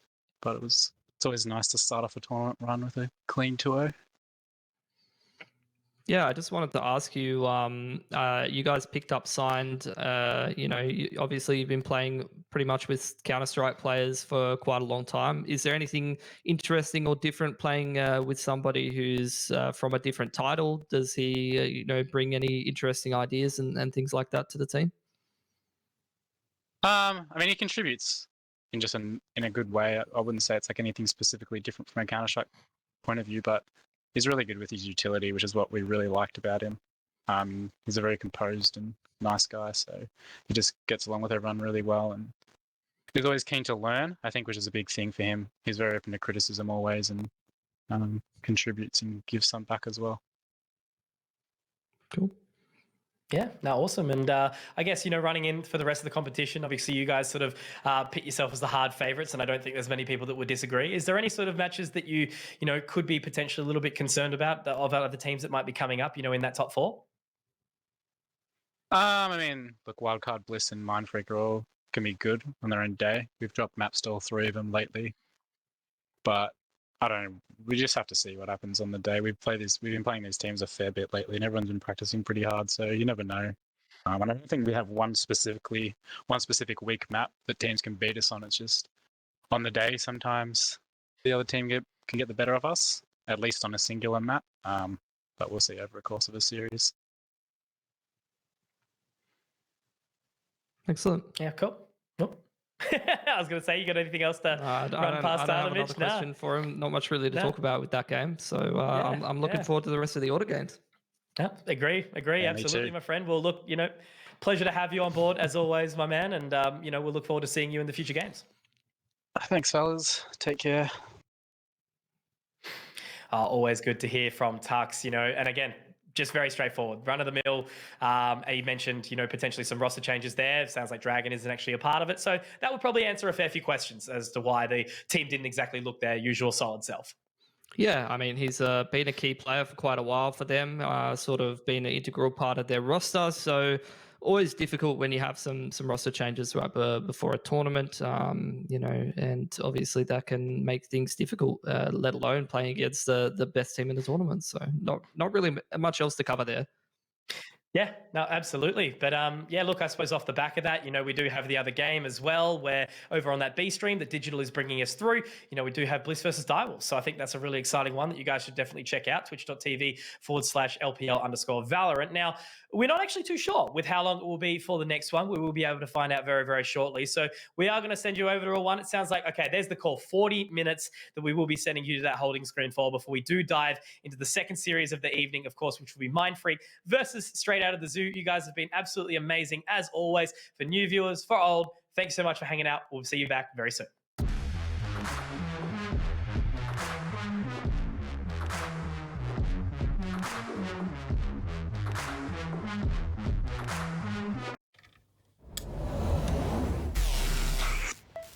I just time traveled. Today's a big day for past me. He just got the latest Vodafone broadband with super Wi-Fi. Wow. Which finally means Wi-Fi in all four corners of the house. What? Even there? I've got Wi-Fi in the garage. Yeah, we do.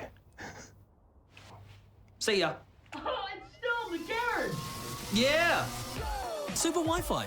Wall-to-wall Wi-Fi guaranteed.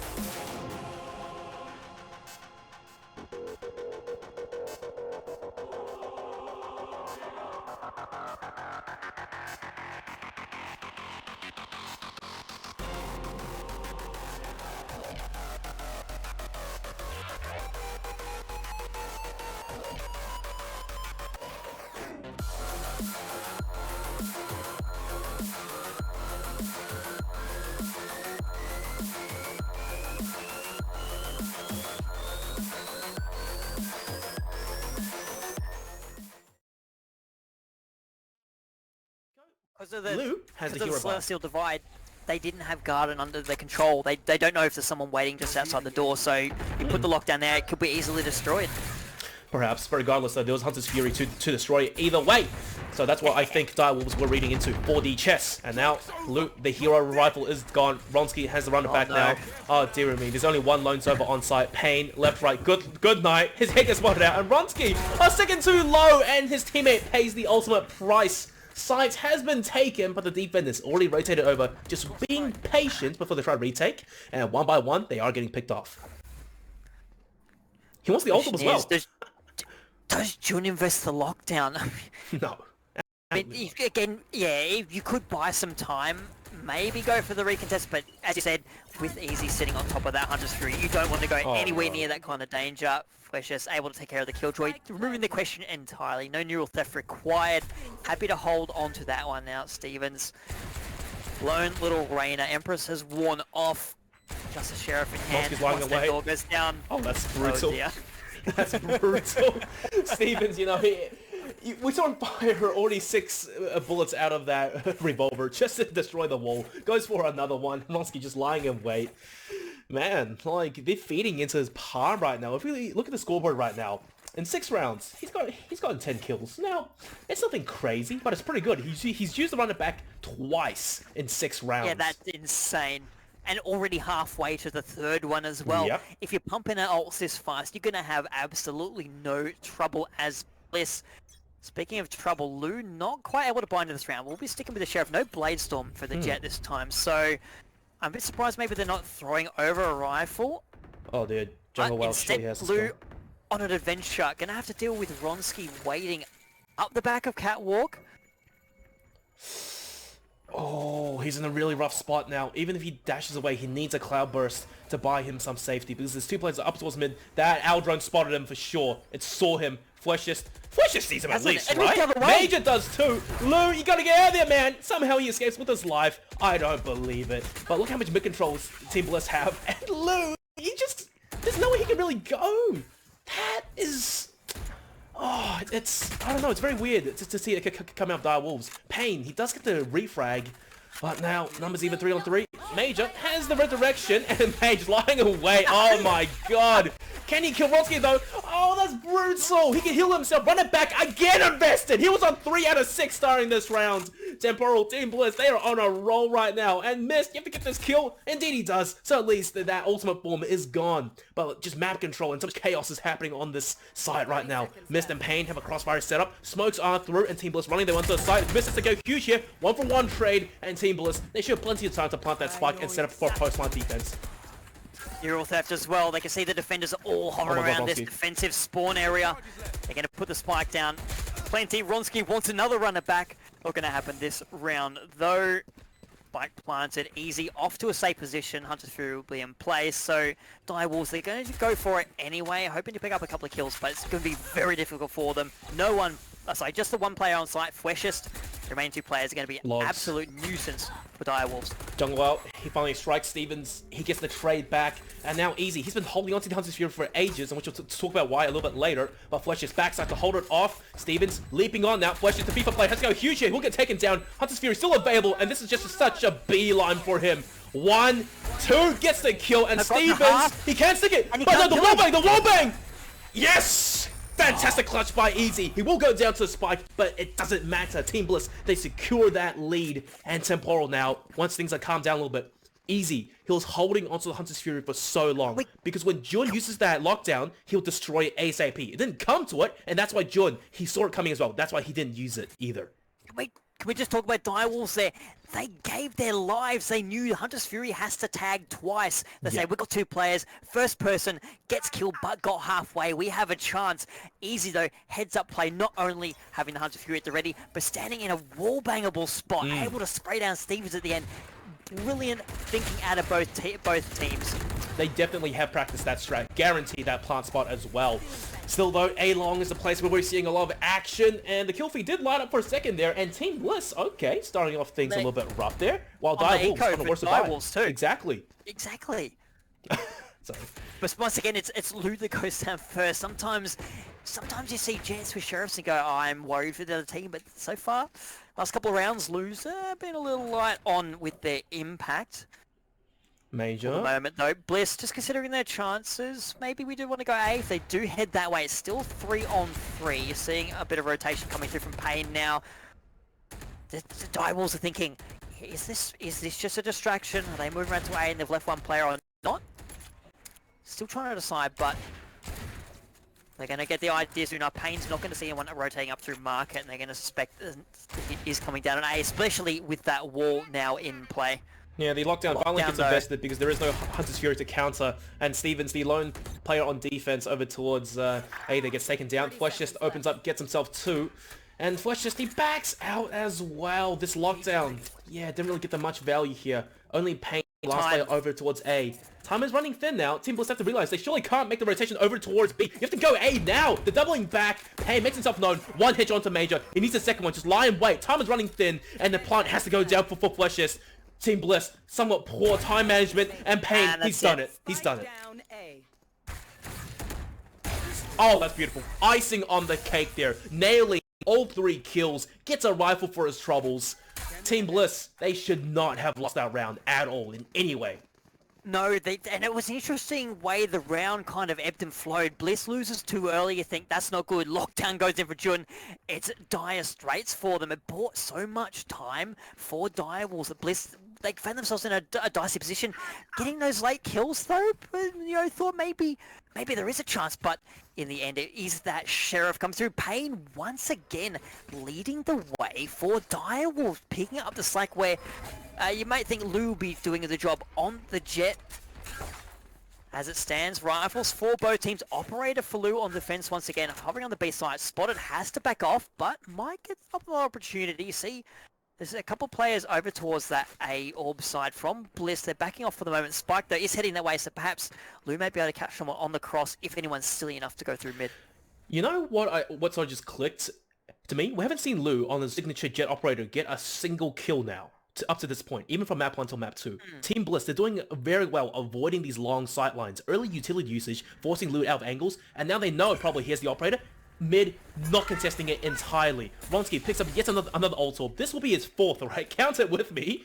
And he's only 2 off of it. Team Bliss, I think this should be an A pinch, and Lou has to read this fast. 2 ultimates, Vesa and Direwolves as well. That's still Celestial Divide, at least blocking off B for the moment. Spike is still over there for Bliss, so they're going for a pincer movement, going to clear out market, but they don't know that Lou is waiting in their operator in hand. Oh, the jet moves off the line. Okay, they're back in action. The wall's actually going to protect, but perhaps not from the blades being swept over the top and already missed on site. Drops Fletcher, Spike down. Pain is there too. Nice double for the Sova, and that will be all she wrote for this round for Bliss. Jungle well and easy. The last 2 players not quite with their team. Very disjointed. Now it's Jungle in a 1v4. I mean, look, hype up his clutch plays, but in a situation like this, yeah, not gonna happen. Lou gets his first operator kill. Yeah, exactly. And look, it's important once again, a really weird ebb and flow of the round that you said earlier. Direwolves, they invested 2 ultimates early on, right? In fact, they invested all 3 that they had there. Didn't really get much value out of all 3, I won't lie. Missed that Cosmic Divide, maybe it did give some information, but it just fizzled away. But it's down to Team Bliss again. I think this is the 2nd round now, back-to-back, that they played somewhat poorly. First round, ran out of time, mismanagement. This 2nd round, just so disjointed, one at a time. They get picked off, no trades to come through, and now it will be them on the eco or upgraded Sheriff buys. A nice effort from Direwolves to get themselves back in front as well. Bliss had even things, actually had poked their nose in front. So keeping it close here on Ascent. Ronsky, I'm curious as to the Phoenix with the Marshal. Not something you see every day. Already taken up position in mid, hoping to catch someone from Direwolves unaware. I think they'll be heading over towards tree. Not exactly the weapon you want in that close range scenario, but Bliss, they're just playing, looking for something, a little bit of anything, hoping the Direwolves overstep the mark a little bit. They're able to get a cheap kill and potentially retrieve a weapon that is a little more useful than what they've got. For the moment, it looks like they're going to consolidate, at least on the B side. The Spike is backing away, so Bliss still undecided, but they've got mid control at least, so they can rotate through short towards A. Look how passively Doubles are playing this. Stevens gets that first frag. The gravity well sucked though. He does manage to escape it briefly, and he will probably fall back, but they're pushing through the cage. Major picks up the kill. Once Fury comes through, and Lou just catching Jungle well, unawares. And Team Bliss, once again, they're starting to get picked up one at a time. Missed. What was that, man? That's a pretty big whip. As Major gets the res onto Jungle well, and Lou still striking away. Now he's turned on the triple clean sharp flick. Spike does get planted by Team Bliss, but 2v3 now. Cosmic Divide, surely? Question mark. I'd do it. Oh, Major. So, we talked about it. Lou not finding the mark with the operator. All of a sudden, turns out he was listening, and he's like, I'm not giving this casters anything to talk about anymore. 5 in 2 rounds. Holy crap. Lou is here to play, already catching up to Pain on the scoreboard, and Direwolves looking so good right now. I mean, Bliss, they looked a little confused there. Yeah, you're on the eco. They had mid control, so they get around the map. But as you said, Direwolves so patient. They're willing to let Bliss just simply walk into their sidelines. They don't have to put so much effort in, and it pays off for them. I think, once again, you know, Stevens early on, really early into the game, with that really aggressive peek out over towards Heaven, that's, I wouldn't say it's sort of lost Direwolves that round there, but now I think they've reined all the players back, and they're all playing together now as a team for the retakes. This time, though, Team Bliss, they have the buy, run it back, again by Ronsky. Let's count him. That's his 4th one. Rushes on, clearing space for his team. Cosmic Divide invests as well. Ronsky, that's aggressive, does get one, and that's already good value. Great value, taking care of Pain to start things off. The Celestial Divide, of course, making life a little difficult for Direwolves. They're going to have to play off the side. The door goes down. Jun's able to destroy it. The plant coming through. It's going to see Bliss. 5 members on site. The Celestial Divide dissipates, and now it's up to Direwolves to go for the retake. They've got good positioning here. 2 from Defender Spawn, 2 from Market. But the question is, can they deal with these players, particularly those 2 sticking in B main? The high they angle could be the deciding factor. Okay, the wall's gone now, but Ronsky lying away with the flash, and this could be a double swing. Oh, runs right into the crosshairs of Mist, and Mist gets Major as well, spraying through the smoke. Team Bliss, they're falling. Flesh does strike back. Now the pressure is on the timer. It's ticking away really fast. Flesh just a double for himself. Down to Stevens, 1v3. Fantastic post-plant defense from Team Bliss. The first 2, they were just sacrifices, and they secure the round. Still 1 behind Direwolves, though. Yeah, and it was a questionable whether or not the Direwolves would even got one of those players in B main to get both of them without taking loss of your own. A great start, but I think clearing that out buys Bliss enough time that Direwolves find themselves in position. They have to rush into point. They don't have the time nor the utility to clear out the site properly. And there's 3 players in Bliss there. There's only 2 entrances, so you know at least one of those avenues is going to be facing 2 players watching it. Oh, Luke. Yeah. Yep, here we go. That's signature G-Jet stuff. Oh, interesting recon error. Hunter's Fury, though, and as easy. Legs Lou the first time, confirms the kill the second. Neural Theft comes through, and that's beautiful. They know exactly where the defenders are, and Ronsky, he's already wormed his way onto a site there. Flesh just steals that kill off of Ronsky to an extent. Really commanding start to a round from Team Bliss. Spike goes down, 3v5, and Temporal. Maybe the save sort of is in order for Direwolves. I would definitely be of that opinion. They're looking a bit skint right now. They lose 1 more. Oh my god. They just stuck. Ronsky is spraying Fleshes there as well. He's playing so aggressive right now, and it's working out so well for his team. Earlier on, I think Team Bliss, they did stumble here and there with the aggression on perhaps Ronsky or a few other players going out one at a time, getting picked off. Especially it happened once during Unbind, but now it's a much tighter game. Ronsky, he plays with his team.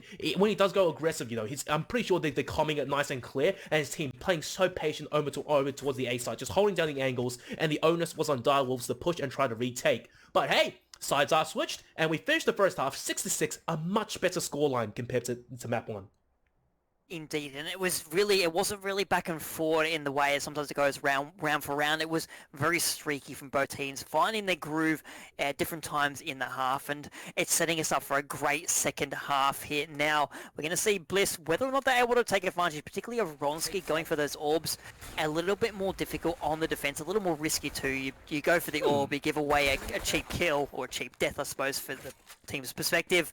It makes your defensive job a whole lot harder. And already look at this Direwolves, 4 players in A main.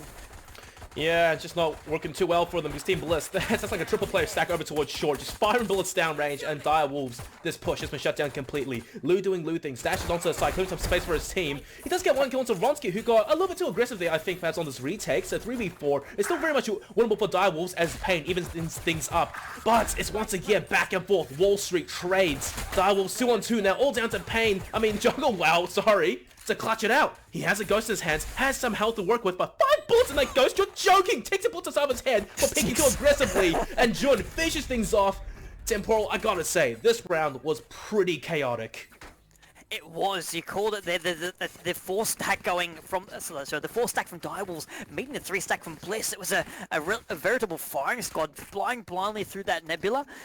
It works out well, but the positioning on the point, once Dire Wolves were there, they had the space to work. They can use that cover, force Bliss to come to them, gun them down one by one. In the end, that's what gets them the job. Another pistol round going the way of Dire Wolves. They've changed something, and it's working wonders for them. Well, you know, once again, I don't really think it's actually that Dire Wolves changed something. If anything, most of the players are starting to feel more awake and warm now. But rather, once again, it was Team Bliss. They had a man advantage, and they still progressed on, going for those challenges, and they got punished heavily by Dire Wolves, the older, more experienced players. Okay, second round now. Oh, Major eats that shotgun, and Pain lying in wait with the bullets already spraying down range, and Dire Wolves on the pistol, on the SMG buy. Yeah, they should get this round rather easily. Yeah, so you see the rotations of Bliss that already come across. They get spotted by Easy, and all of a sudden, 2 defenders making a beeline there. Easy will take that ultimate orb. Thank you very much.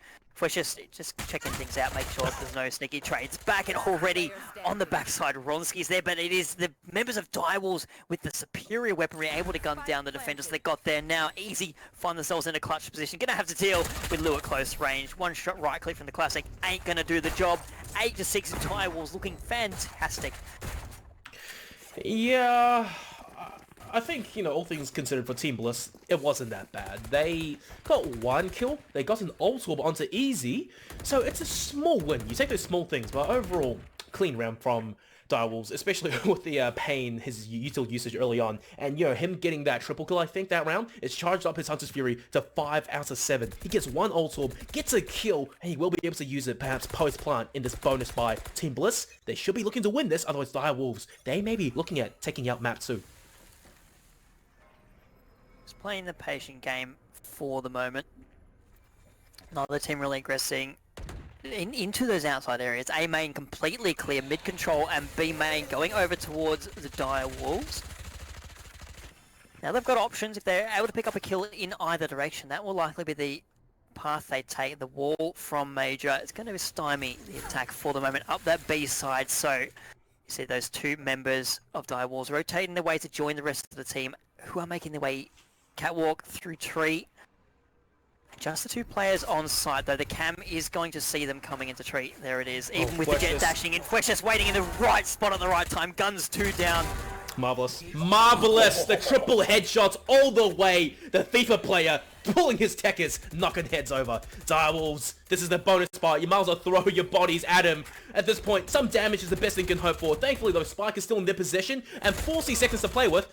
Look, it's not bad, but Ronsky, you saw how thirsty he was. He was looking over towards long there with the curveball already out and a long flank over from B. There's no way, surely, that Dire Wolves, they swing this round back. Oh, Ronsky. They're gonna just opt up cat.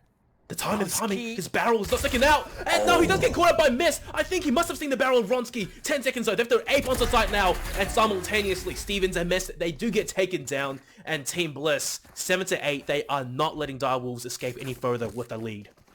It's all Fwesh's there, not only with the cam in the right position to catch the rotation coming off catwalk, but exquisitely, even where they're standing, they see the jet dash through, immediately out of cam, and able to just simply swing through the door, take care of Lou, not allow the jet to get a surprise on site. If Fwesh's is playing a little further on, maybe on the other side of the A main doorway onto site, they don't have the time to swing around. Lou can get the drop on the Cypher, and it's a very different story there. So really smart positioning from the Cypher. Now we're seeing Dire Wolves, they're going to make a play for the orb. Jungle is there to prove the deterrence. 3 players already on the A side. Just the Sage really providing the presence on B. But Dire Wolves playing it patiently. Tripwire going down, indicating there's at least someone playing aggressively up A main, but once the orb is in Direwolf's hands, they're just going to back off and reconsider their approach. Oh, God. Okay. Flesh the pre-aim, man. This guy, after that, he's still riding on that adrenaline high from the previous round, getting another headshot. And he takes down one of the major sources of firing power from Direwolves. This is Direwolves' buy round, by the way. If things go poorly now, Team Bliss, they're going to even things up. And the Aldro, no, John. He should be able to get this kill onto Easy, who's still under his utility. Gets that kill, and Direwolves, what was that? They even things up, and they even get the man advantage now. Although Ronsky snakes onto the side, Curveball comes through, gets taken down as well. A little bit too much aggression. Team Bliss, 2v4, they had the advantage, and now things have turned. It's that split-second timing. Ronsky's looking at the door to mark it. But it's missed who's in the right position to gun down the Phoenix, and now the tables are turned so quickly. A snap of the fingers, like the curveball coming out, and all of a sudden Bliss on the back foot. They're just going to be looking for those extra frags. They ain't contesting 2v4. They want to hold on to the rivals because they can't afford to lose too much here. Oh, look. Temporal, all I can say is I feel right now there's a difference between how disciplined these two teams are. Dire Wolves, okay, this is their buy round, good. They lost one player, good. They win this round, fantastic. But early over towards A, they got the orb, they got the Hunter's Fury, and what's more, they still used 2 shock darts to clear wine, in which the timing would have been pretty rough for a player of Team Bliss to push out A long there under the guise of the Nebula and get into that position. They're being so careful and disciplined, clearing every single angle. Meanwhile for Team Bliss there, Easy. Look, he should have checked that corner, let's be honest here, and does get punished heavily for it. But then it was down to, who was it? Ronsky. 3v4, I think? He pushed out by himself, going for a hero play, gets punished for it, and at that point, it was already done for. If they had an extra man, I think that retake would have been possible using Ronsky's curveballs. But look, this is what happens. But now, Ronsky, it's another buy round, and he's one off of the runner back. His 5th one, I think, or 6th. Oh, what, you got 4 in the first half, so it must be the 5th one. Yeah, first of the second half, definitely the 5th one coming through. Blades out for Lou, rifles for everybody else.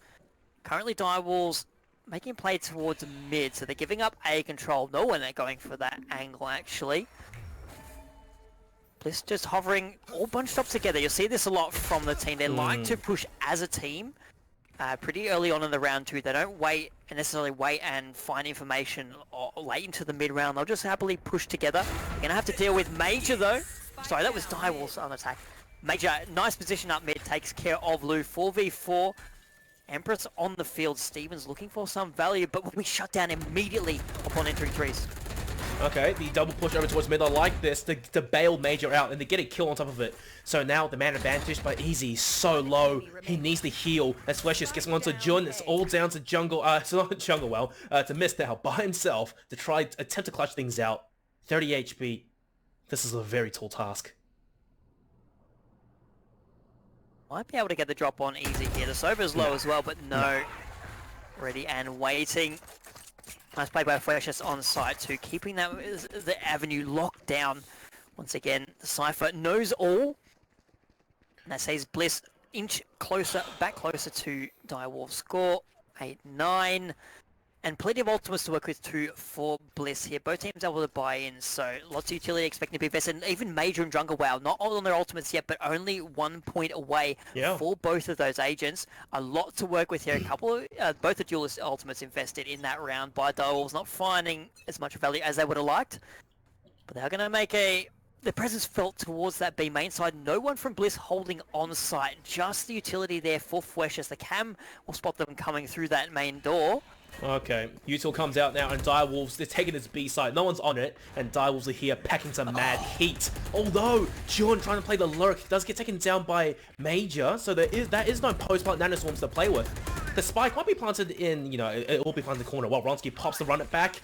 Going for these kills now, going aggressive. Easy! The Hunter's Fury takes down Miss! The plant being denied! Direwolves, they have to get back onto site, get that spike confirmed. And Lou lying in wait now by himself. Yep, that's the corner checked. And Lou does manage to dash to safety. This is still good, but the players, they are falling left, right, and center. 1-for-1 trade. The resurrection is available for Team Bliss. The wallbang angle with pain. Oh man, that's just pain. That hurts.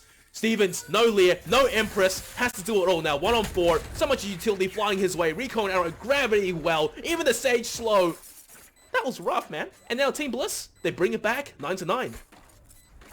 And losing June early hurt Direwolves there really. Had the lockdown in play too, so if they're able to get in a good position, maybe if they're able to get the drop on Major, all of a sudden Bliss has to watch their watch the angle coming from Marker. Also the lockdown's in play, buying more time for Direwolves on site. Also taking down Major would have eliminated the resurrection. Instead of having that 3v4 coming into that late stage of the round, you're looking at a 3v3, maybe even a 3v2 for the advantage of Direwolves. So that one pick early in the round really swung it in Bliss's favour, and they were able to take advantage of that. Now at 9v9, you're going to see an eco round coming from Direwolves. So once again, Bliss looking good to be the first to hit double digits on the map. Wronski, you gotta be careful here. Lucy's right on the corner. Sixth sense tells him this way is too close. No! The curveball hits Lu's toe. Still gets the kill regardless. A double dip. And Wronski, that's a little bit too much, man. But at least he got confirmed in intel. There's 3 players of Direwolves out over towards long. And Bliss, the rotations have arrived. The cavalry is here. Easy. Spiral Bliss downrange. Confirms a double. Jungle Well chimes in as well. All down to Pain. Lucky last. Good luck. In the name, 2 rounds in a row, easy, taking the safe, taking the nice easy path. It's the Hunter's Fury the first time, previous round to stop the plant. This time taking advantage of the confusion Wronski has caused. The Phoenix a little bit spoiled for choice there. Pops the curveball round, sees 3 players and goes, oh shit, which one do I shoot first? Which one do I shoot first? Unfortunately gets gunned down, but the rest of the team, as you said, is right there to support. 10 on the board for Bliss. Direwolves buy back into this one. They can level things up. They've got some great tools to work with here. They have the showstopper. We haven't really seen the lockdown be invested aggressively. I think we saw it once in the first half, but you're not finding an opportunity to use it. That's beautiful. Oh my god. The recon arrow and Major with the boost. That's a practice strat. Well, as I say that, Juan, interesting wallbang, takes down Wronski. Juan gets himself a double now over towards mid there. And Pain, Hunter's Fear strikes, takes down Major. Team Bliss, they pull a crazy mad strat play initially. And Direwolves, they strike back using normal gunplay. And now 4v2, Team Bliss, this retake, somewhat undoable. Well, I won't say undoable, but unlikely. A little bit cocky perhaps from Bliss, thinking they can get away with that against a team like Direwolves, who's playing absolutely phenomenally in this map, definitely surpassing my expectations. But now it's Precious all on their lonesome. Nice little shock dart from Pain will finish any hope that Bliss has. 10-10 even Stevens. We're looking like Digital that this will go to overtime. Overtime's one thing, but map 3 is another thing. You know, while we have a short period of breathing room space here, I just want to say, I feel that Wronski, he's sort of like tens of like the equivalent of tens to an extent, you know, the young, super snappy talent, and it's down to the captains and the rest of the team to rein him in. Sometimes tell Wronski, go kill, do your crazy thing, go aggressive.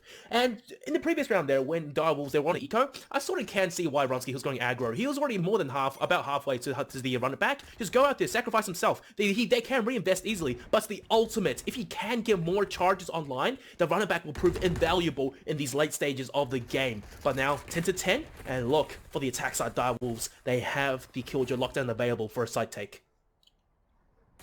Once again, Wronski looking to go aggressive. The partial wall pushes through. Got a bit of spray. Catches Stevens on the way out. Pain down as well.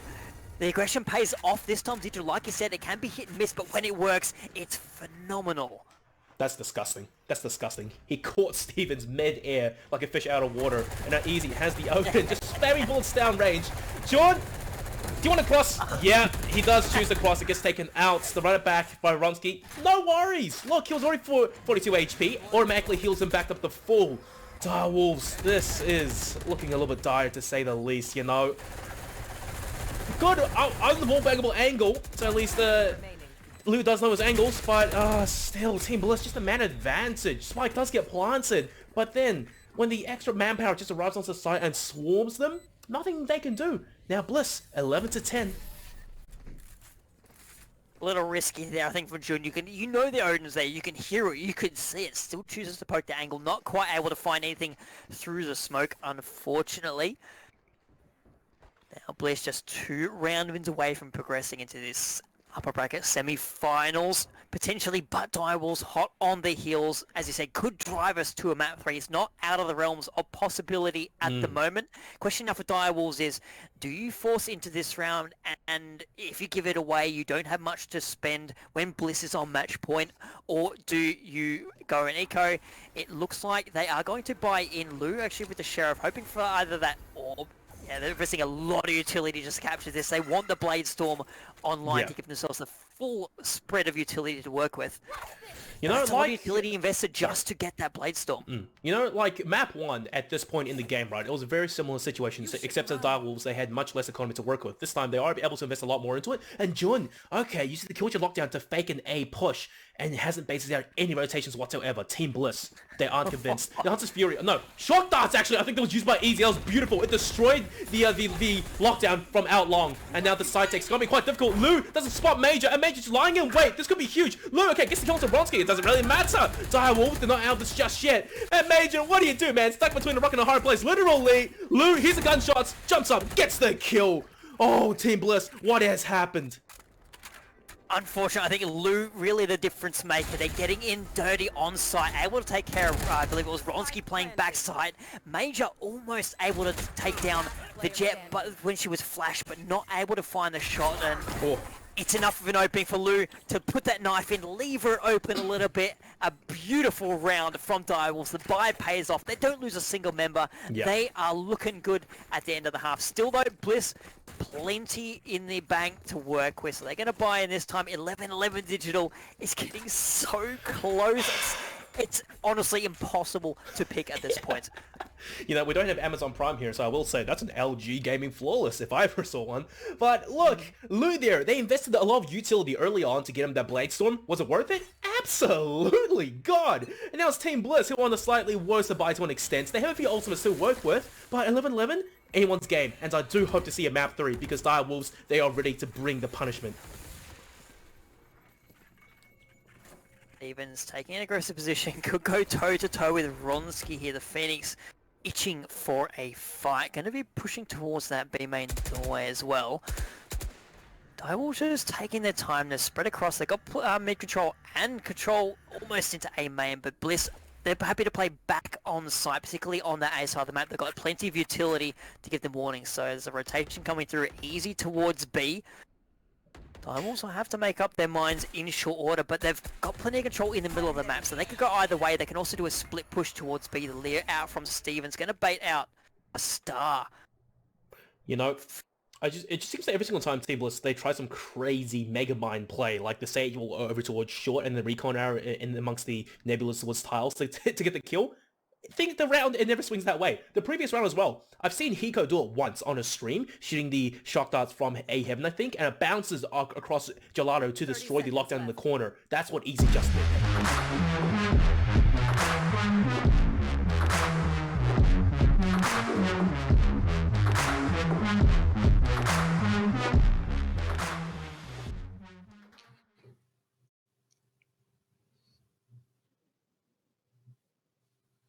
Oh, sorry, didn't realize that was actually in. Welcome, everybody, round number 2. I was just saying that you have all been blessed by the beautiful, beautiful voice of Digital over on that LPL_play channel, where we do have Direwolves heading up against Bliss. 2 really close games that have sort of come out from them right now, but we did get to see earlier on, obviously, Order versus Nebula. It was 2 lots of 16-2s, and I think, yeah, pretty just as much of a run-of-the-mill, 1st versus 8th. Not really the team that we're sort of expecting from Nebula, but now we're aware that they were making some sort of changes recently.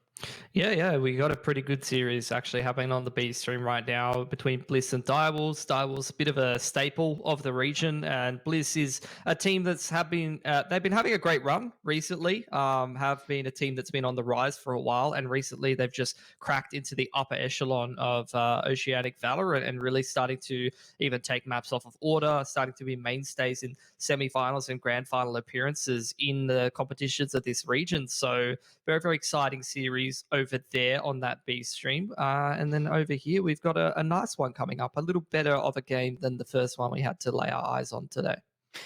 Absolutely. It's something we spoke about sort of in the pre-game, right, Mitch? You know, mentioning that these teams sort of have a little bit of a rivalry going on right now. They've taken a couple of series off each other, and that, of course, is going to be straight out of the zoo versus Mindfreak. So why don't we take a little bit of an introduction to the teams right now and understand who's actually going to be showing up. So, again, this is a familiar face, great bunch of guys, straight out of the zoo. They're a bit of a pug team, I guess you could kind of say, but the main thing is they've stayed together all the way back to that time where I think it was Duddy Boy made a tweet looking for, no, it was actually Punda looking for 3 more players, and then they've sort of run together this little motley bunch, but they've been doing so well, and I think they've actually started to practice a little bit more recently. Yeah, so I think in most regions and in most titles, you're going to have, you know, in your upper echelons, in your top sort of league, when you're looking at things like Premier in Counter-Strike and things like that, this kind of level of competition, you're going to have teams that practice a lot, that are very dedicated, and you're going to have teams who maybe don't have as much time to dedicate to the game, but still are full of quality players, and that's straight out of the zoo. You know, they're a little bit more of a looser mixture, but they have a lot of dangerous players who are definitely very skilled at the game, and they've shown that they definitely have the talent and the chemistry amongst themselves to cause upsets and to test even some of the better teams in the region if they're feeling hot.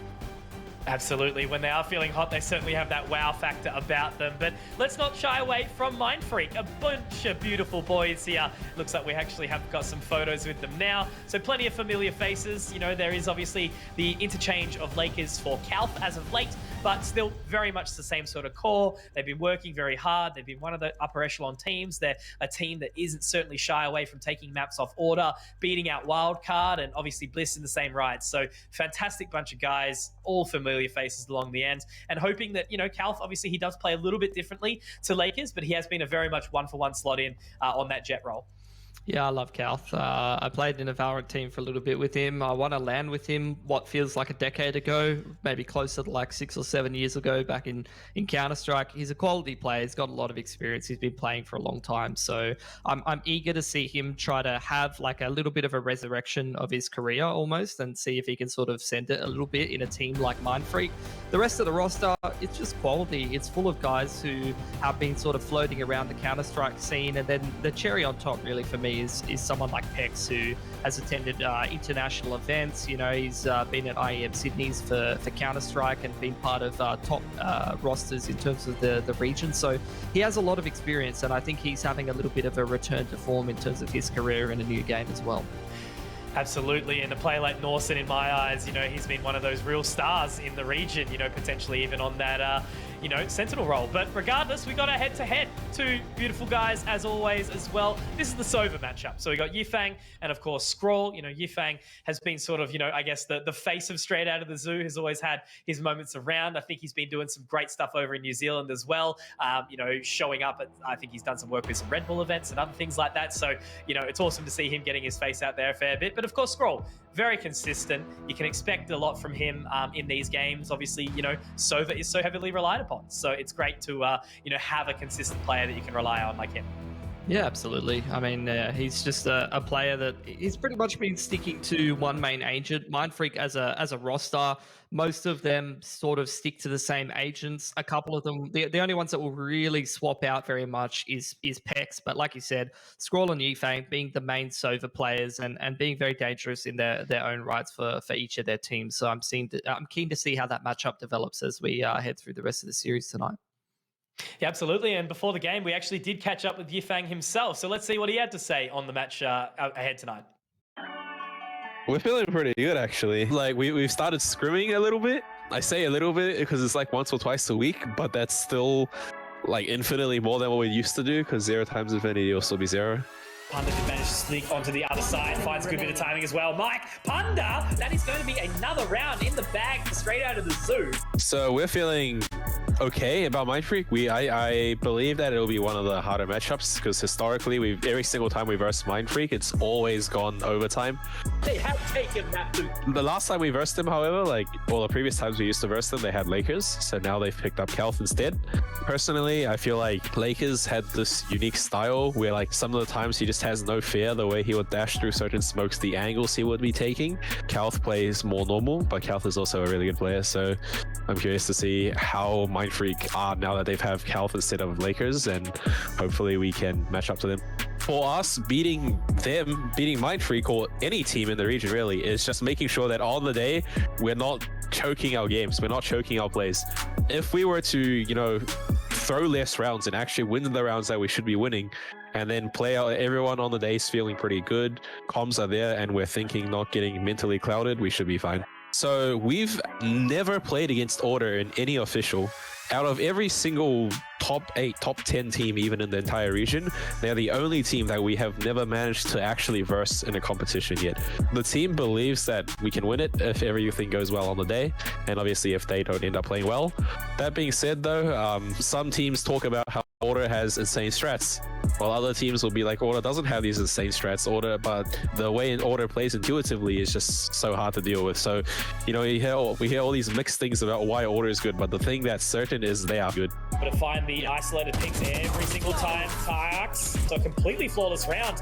We're a lot stronger than we used to be. Being the pug team, being, you know, the team that doesn't practice, that doesn't have strats, everything we do is random, everything we do is unpredictable, and that throws a lot of teams off their own sort of set play style, and that is probably our greatest advantage against any of these teams. Always awesome to hear from you, Fang. Again, a personality in the region we've all been seeing as of late. Cool to get some insight from him. As he's mentioned now, they're actually practicing a little bit more. And I like the fact that they've said we're better than we used to be, right? You know, they've taken some great results sort of sitting back on a bit of an older meta. But maybe we're going to be seeing some new agents come out tonight, Mitch, which that's what I'm looking forward to the most. It would be interesting to see them mix things up a little bit, maybe in terms of their style. I do always like watching them. You know, they're definitely a team full of quality players. However, you know, when you're going up against a team like Mind Freak, it's going to be difficult because for me, what this matchup comes down to is you've got a little bit more of an unknown factor, a little bit more up and down for a team like Straight Out of the Zoo. If they're on their game, then they are definitely going to be hard to deal with. But Mind Freak is going to be the more consistent team out of these two. You know, they should win across a best of 3 series if they're able to just play reasonably well throughout it.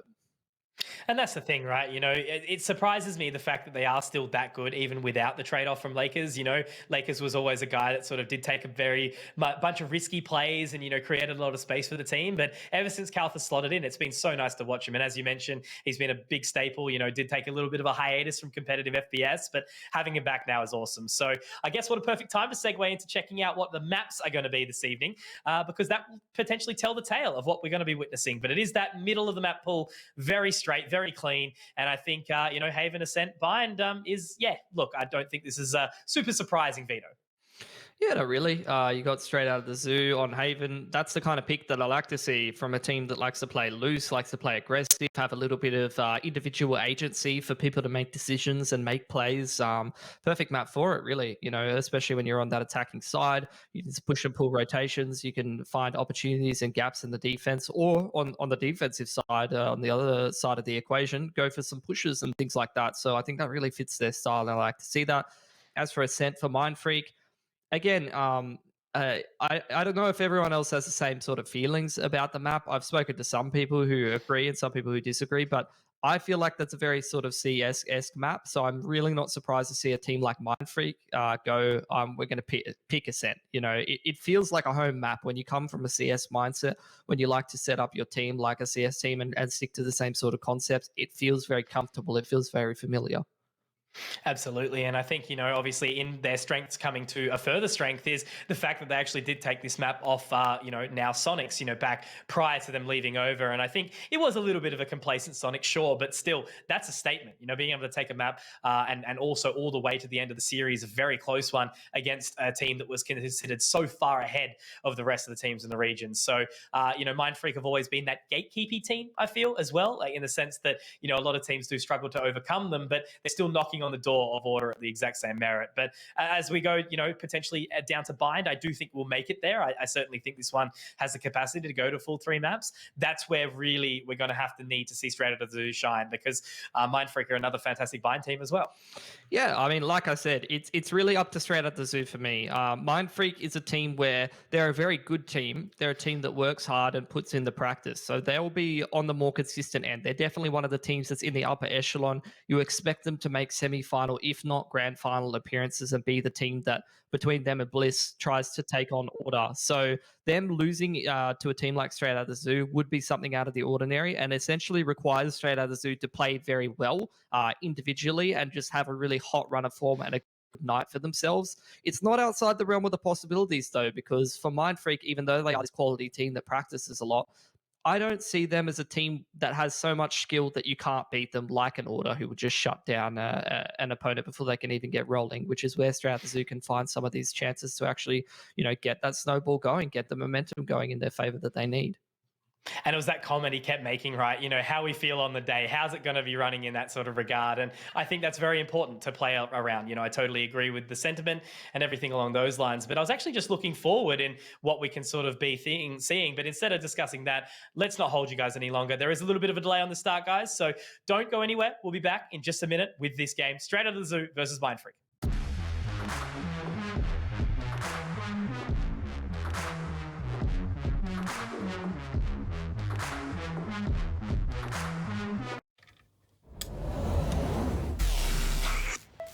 I just time traveled. Today's a big day for past me. He just got the latest Vodafone broadband with super Wi-Fi. Wow. Which finally means Wi-Fi in all 4 corners of the house. What?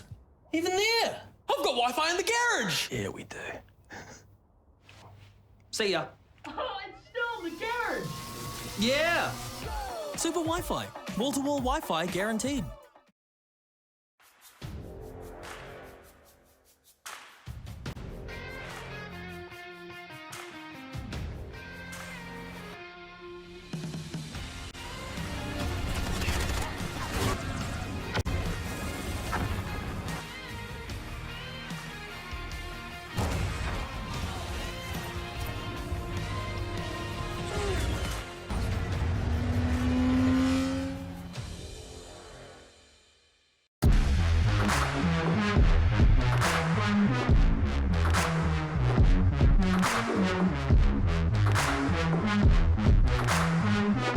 Ladies and gentlemen, we are back. And of course, thank you very much to LG and Vodafone, having those cheeky little ads thrown in there as we do wait to jump into the game, of course. And we do actually have it ready to rock and roll right now, Mitch. So Haven, it is going to be our opening map between these two teams, Straight Outta the Zoo versus Mind Freak. Again, we can expect it to be close. Haven very much allows that loose sort of play style. Going to be seeing, even aggression on that defensive side, trying to take up those extra areas from the map. But if you guys are just joining us, of course, this is the Stage 2 regional finals for the Valorant Oceanic Tour. My name's Conky, alongside me is Pilski, and mate, I'm very keen for this matchup. Me as well. I always love to see Haven because in my mind, before I kind of thought of Haven as, this is a map where maybe you can be very puggy, you can play very loosely and just run around and, frag up. But I think as we've seen some development in the map and development in the meta, seeing some of the games in Reykjavik, you watch like these post plants and these comps that people are using like V1 and such, where they're setting up these unbreakable, post plants and things like that. And they're playing, the stall sort of meta with the Viper and the Astra and whatnot. Either way, tangents aside, initial duel across mid is just a bit of chip damage, and seems like Mind Freak want to just head it straight into that B site now, Mitch. Mid, Kalth all the way up mid. Yifang is going to be able to find the trade onto Pex, but Kalth is already doing really big amounts of work here, dashing up, looking to take that control. That's going to be a third as well. Yifang will go down, and now it's really that kind of awkward isolate position, right? Mike is in one side, Punder on the other. It's going to be that pincer tactic, but look at Dawson's positioning as well, Mitch. That's Kalth at his best right there. I mean, it's a 4-1 for Mind Freak, and most of that is just the openers from Kalth. He's just winning the round for Mind Freak by himself. Can't pick up that one onto Mike, who he's going to try to make things interesting. See if he is going to find a way back into this round, but with so much time off of the spike already, I don't think he's going to have an opportunity to, and I'm just happy to see that performance out of Kalth there. The man, he did so well in that round, and I think he's been a little bit slow in some of these opener games that I've seen from Mind Freak, and I know he has that pop-off potential. I played in the team with him for a little bit. We had a couple of scrims and things like that. I've seen this man do absolutely mental things. So I know he's got it in him. I've known him for like probably a decade now, going back to Counter-Strike and stuff like that. And I want to see him bring that level of form and potential into a team like this and not bring, the sort of average start that he had. And that round is a prime example of exactly what he's capable of. Yeah, for sure. All I think back to Calth is, Sin Gaming being a part of that roster when it was all super nutty, but it's going to be a quick take up towards C, and it looks like at the very, very start of things, Straight Out of the Zoo are quite prepared for this, so no other presence down towards mid. It's going to be Nice Hack sitting up on the top there. Great use of the flashpoint to at least sort of break the entry. Cloudburst's going to keep him away, but Duddy Boy, he's going to send them straight away packing. Nice Hack is pushing in as well, Mitch. Looking to find something, but he will be traded out by Watt. So now it's just a bit of a stalemate. They settle, but look at Mike's positioning. He's going to be able to drop the spike. Down, attacker spawn. This is getting messy. He's just at close range with this Bucky there. Oh, sorry, not Bucky. Shorty. Shorty, yeah. Haven't seen anyone use that in a while. I'm surprised I forgot what it was called, because it used to be the bane of my existence in ranked earlier on in Valorant's history, but losing a little bit of popularity nowadays. Don't see it as much. I like that Mindfreak called the cancel there in the earlier rounds after they realized it was a stack, but now starting to move back towards that C side. It is just Duddy Boy here. Gravity Well bringing him in. So he's not going to be able to find the shot. I like that in the end. They sort of settled, almost sort of threw away the round straight into the stacked site, but that was much cleaner in the end after sort of Calth, regained his composure. So he's had a good start here. 6 frags already to bring it in. But obviously now the focus becomes around that first initial buy round and the bonus for Mindfreak. Yeah, I mean, like you said, he's gotten a whole bunch of kills for himself. He can drop that Phantom over and just pull the knives if he wants to make it a competitive bonus. Do have a bit of a pause coming out here. Maybe some kind of issues early on. I'm not sure there's too much to talk about tactically between these two teams, but this goes here. Already great signs out from Mindfreak. I'm loving what I'm seeing from these lads. Just the composure. Make sure that they're not running into a stack anti-eco there. Bit of a tech pause here from Mindfreak is what I'm hearing, so we'll wait a little bit longer before we get into the meat and potatoes of this Haven game, which would be that first gun round.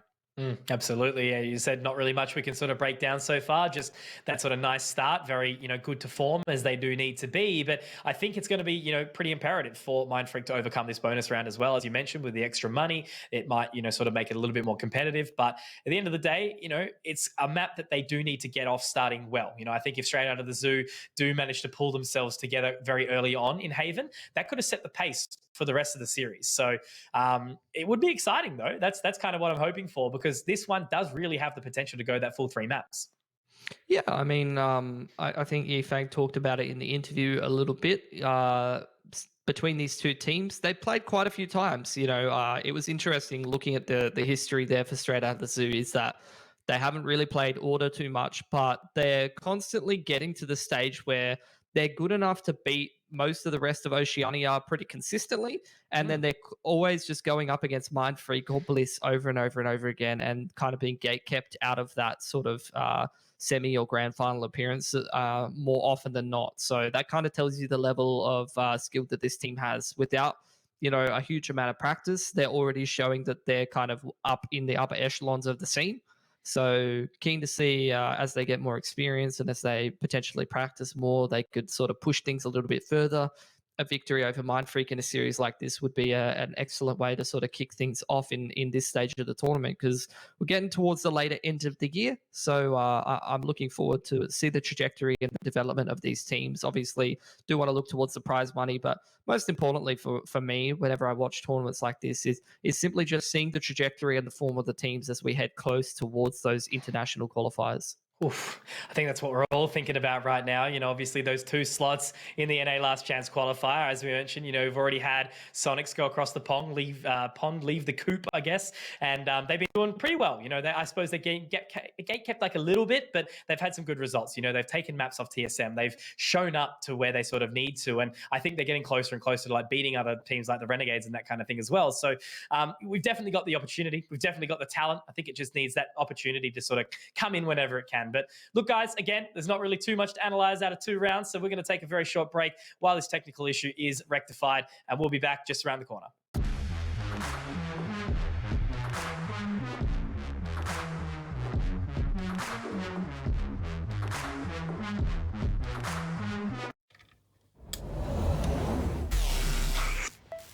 just time traveled. Ah, today's a big day for past me. He just got the latest Vodafone broadband with super Wi-Fi. Wow. Which finally means Wi-Fi in all 4 corners of the house. What? Even there? I've got Wi-Fi in the garage. Yeah, we do. See ya. Oh, it's still in the garage. Yeah. Super Wi-Fi. Wall-to-wall Wi-Fi guaranteed.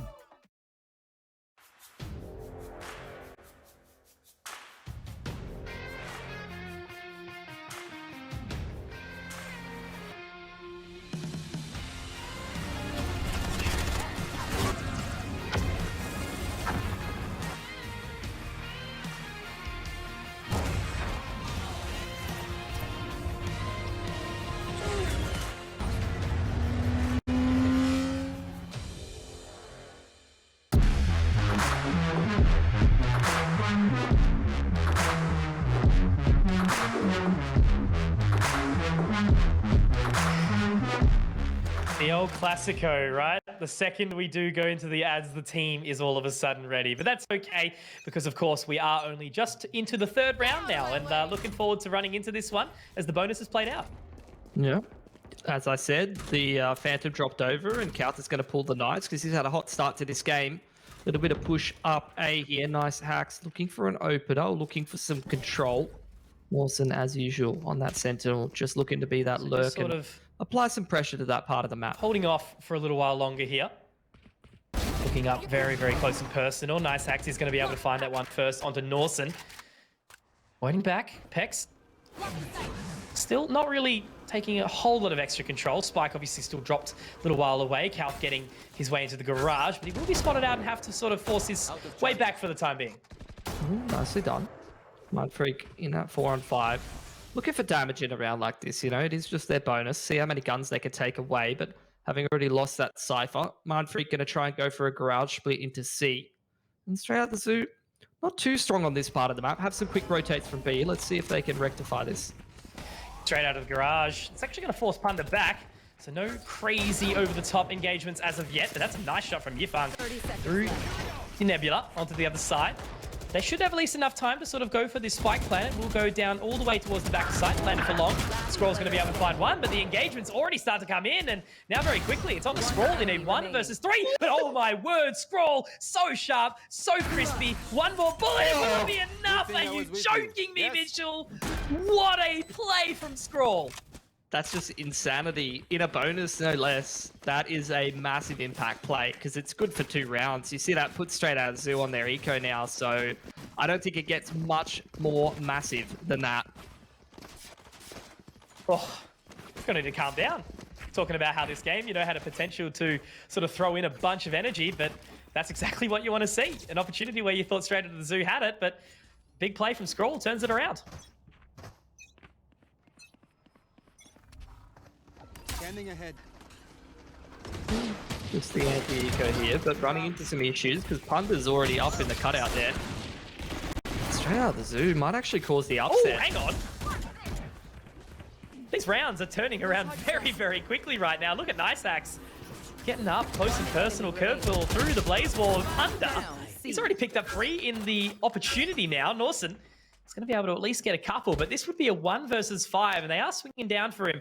Already looking to push on in, and Yifang's going to close it out. So I blink, Mitch. Straight out of the Zoo. Get around on the board. I think 2 things worth mentioning. First of all, it's very clear that Mindfreak lets the anti-eco into C, and straight out the Zoo have stacked or pushed it both times. That needs to stop, you know. It's that classic sort of thing of like a Dust 2 where, you know, you go for that long control every time, the other team's going to stack it or something like that. You anti-eco in the same way, the other team's just going to stack and punish, you know, and that's where you need to add a little bit more diversity into how you're running those anti-ecos. Secondly, you see teams sometimes take a pause after a massive clutch because they can get a little bit ahead of themselves and it can end up biting them in the butt a little bit. And I think that might have been part of what happened to Mindfreak just there. Either way, they're going to try and rectify things, go back into a buy once again, apply some pressure towards that A control with the breach flash, as well as the drone through short. They've gathered themselves a lot of control and pulled some rotations out straight out of the Zoo. Kalka sort of spotting. We'll gather the info, but going to dash over the tailwind as well, breaking the tripwire. Scroll looking to clear around as well, but still no real prior engagements, just poking fun around, and they will collect the spike now. I have the spike. Yeah, just a little bit of A control, but that's a nice push from Nice Hacks. He's gotten so much information, just making the timing play does actually inform the rotates for Straight Out the Zoo, who are quite ready for this pressure to be applied towards that B site. Let's see if they can defend. Really nicely timed smoke there. Yeah, this could be huge. It's going to need to be a balls to the wall approach here for Mindfreak, and Daddy Boy going to be blinded up straight away. Great pick from Mike here. Norsen's going to be able to equalize though. Very, very sharp from Norsen. Pex also ready for that push from Nice Axe, but look at Yifang. He's already made his way into this site. He's going to wait a little while longer. They know there's one presence over towards the window. Will he be able to catch one here? Yes, he will. That's a great response, but he's still got so much more to find here. One enemy remaining. Oh, beautiful from Watt. He's just playing the angles from the connector there, and it's all on Punda now. He's just going to have to sit and wait. There is an opportunity or a world where he wins this, but all the different angles he needs to clear out. A little bit over-aggressive from Pex there, but still with that one member lurking down towards bottom of mid, it can just really sort of run down the clock right now. Punda is going to use the hot hands, walk his way through, but I think that might be just a little bit maybe too much time. They should be able to peek him at the right opportunity, scroll to get the job done, and another quick round from Mindfreak. So, you know, they sort of smack back. They lose a very quick one, but they're not going to let that keep on going. Yeah, nicely done. Even though Straight Out the Zoo did have their rotates informed, it was a very nicely timed push from Nice Hacks over through A. Unfortunately, they're just not able to hold the push. Norsen comes in, he's able to double up, and the positioning on that B site maybe not as effective as it needed to be. I think it was Duddy Boy in behind the site. The flashes from Pex were excellent. Man was blind for pretty much the whole round. Another buy coming out from Straight Out the Zoo though. Operator in the hands of Nice Hacks, who is once again looking for a pick towards middle, but Mindfreak this time, after applying a little bit of pressure on towards A, but mostly defaulting it, this time they're just going to be sending it towards that A site, and Mike's just playing retake. He's looking for some picks as they come into the site, but with the trick being broken by the Jet Dash, it's going to be a little bit harder for him to spam through and find a kill. So that spike will be planted. The El Clasico Valorant 5 versus 5 on the retake. And Nice Hacks with that operator, it's going to make it difficult. And of course, the low points of HP we did see Calf go to might sort of be an advantage for them to at least bring their way back in. Our drone trying to spot out some further information, but it's held them back. Now Punda, he's going to pick up the pace here. The gravity well, great usage though to keep them back. Rolling Thunder as well from Pex. Excellent stuff. Another flashpoint. It's all happening right now. Punda at least able to make quick work of one, but now he's been traded. Here's Nice Hacks though. All of a sudden, it's turned on its head now, Mitch. Yifang also going to collect another very quickly now into a 3 versus 2 here. Punda though needs to pick up the pace. What's going to be able to drop in? Not enough time on the clock. And it looks like Punda might be able to find one back in, but that is just not enough time. Nice Hacks is going to be able to live on into the next round, but it's, yeah, another one there for Mindfreak in a pretty chaotic hold. I love the 5 versus 5 retakes. Typically does come out on A. Yeah, I mean, like, I don't know what to say about it really, other than Mindfreak just uses their utility exceptionally, just stopping them coming in through that CT area. It's a gravity well straight into a breach ult, you know, straight into the breach nade, the flash. It's just more and more delay for Straight Out the Zoo after they've already spent a reasonable amount of time just trying to coordinate the retake. And that's where, against a comp with so much stall like this, you need to consider maybe retaking through middle and applying pressure through to the flank. Nice Hacks. Big opportunity for the man to actually open up the round, but he's going to miss that opportunity and then going to be sober-droned off the line as Calth finds a push and has been punished. Yeah, they need to play around this operator so much here. That big buy from Nice Hacks, the heavy investment, but to miss the opening shots, a little bit rough. And Calth, you know, he's been really great at finding the entry so far, Mitch. Absolutely. He's going to punish another push towards Garage, I would imagine, but Punda's able to get away with the timing this time. One thing that Straight Out the Zoo have going for them, if anything, is just full control of that A side. Push all the way through from Mike. But I don't know if it's going to be enough here. Nice Hacks at least does get to find the trade, but Mike now caught on, so even the fact that he did have that rotate in, the tripwire is going to make quick work of him, and obviously Pex does pick that one up, and now they can just straight up march the pace in, and this could just immediately be a save call, Mitch. You know, they've got the operator, Norsen's on the lurk, he should actually be able to find one here as well, but instead he's going to choose to live on. Daddy Boy actually does have a Phantom, so I guess winnable, but like it almost might just be as important to take these rifles into the next round. I'm really liking how Mindfreak are playing right now. It's very snappy, you know, they're very reactive, calling cancels when they're walking in anti-eco. They're playing Haven exactly how you should. Map's got 3 bloody bomb sites, mate, you know, just, you can always out-rotate your opponent. You can always push and pull things. So they are going to go for this, but I think Pex is going to make pretty quick work of it. So it's just Duddy Boy trying to find something with that recovered Phantom. But yeah, Nice Axe taking this operator into the next round. Super important, and hope that, you know, obviously after missing that opening, maybe he can change that up into the next round. Potentially so. Really enjoying watching Mindfreak play though. You know, they've got a wealth of experience on this roster, and the calls really look tight and on point right now. And that's what I want to see from a roster like Mindfreak, who do put in the work. Already up 6-1, looking quite solid on this attacking side of Haven. Keen to see if they can continue that momentum through. They've got a pretty decent economy to boot. Starting to get pretty close to a majority of ultimates. Cosmic Divide is a big one, and it's available for both of these teams. It is definitely the kind of ult that can give you access to a site to be able to establish that spike plant pretty quickly, even hold off a retake. But it's also pretty effective on that defending side to just come in for the retake and try to get those cheeky spike diffusers. Absolutely, Astra, such a big element of the game right now. Very entertaining to watch them play, but it's going to be a quick play. Speaking of that Cosmic Divide now, Mitch, they are straight onto the B side here. They will be able to break the tripwire. Bladestorm obviously up for Calc. And with that spike going down immediately, it's going to be a tough sort of approach. And Mike is on the other side, but how do they get back in here? Setting up for the retake now. He's straight out of the zoo, still behind the wall, still taking their time. Look at Norson though, the man's heading through C long. He's going to play the long game and go for the late flank as they try to delay for this post plant here, Conky. They've set up so well, Mitch, as you mentioned. You know, all 5 members of straight out of the zoo. They are on this side, but there is the engagement. Nice Axe gets one. Duddy Boy on a trade, but now Cal to get one more, and he even is going to be able to utilize the tailwind, living on very low HP. 2 low members in this situation, and that's that flank you mentioned from Norson. Very crispy all the way through C-Link. And another closed round from Mindfreak. They have been, you know, either nice and slow and passive, or just foot down straight on the accelerator. Mixing up the pacing is always hard for your opponents to deal with, and especially on a map like Haven where you just have so much options open to you. Is a play that we've seen a number of times where you have that Cosmic Divide available. You just go straight for that B play. Split the map in half, get that spike established nice and early. Wouldn't be surprised if you start to see teams play around that a little bit more when they know that the Astra ult is available for their opponents. Another heart buy here for straight out the zoo. Did see them do a lot of work with in the second round, and they're trying to go for a similar sort of setup. A little push into the cubby there from Punter, but as he has been spotted, he's going to fall out of the fray for the time being. And Mindfreak, instead of walking towards C this time, like they have been doing time and time again, are just being a bit more sensible. Split up around the map, taking their time, making sure they're not caught off guard by any silly pushes. And that's so smart from Dawson to hold that line as well, you know, baiting out the ult orb. Nice Axe thought he might have had a bit of an opportunity, but they pretty much can get out of their free real estate. Moving back, heading back towards the A site now, and obviously with that rotate completely pulled away, it should be open for business. Yeah. I mean, this is how you anti-eco in a nutshell. Hold around the map, punish pushes, then in the late round, just group up and hit a site together. You don't need to do anything fancy. You don't need to do anything crazy. It's just good fundamentals here from Mindfreak.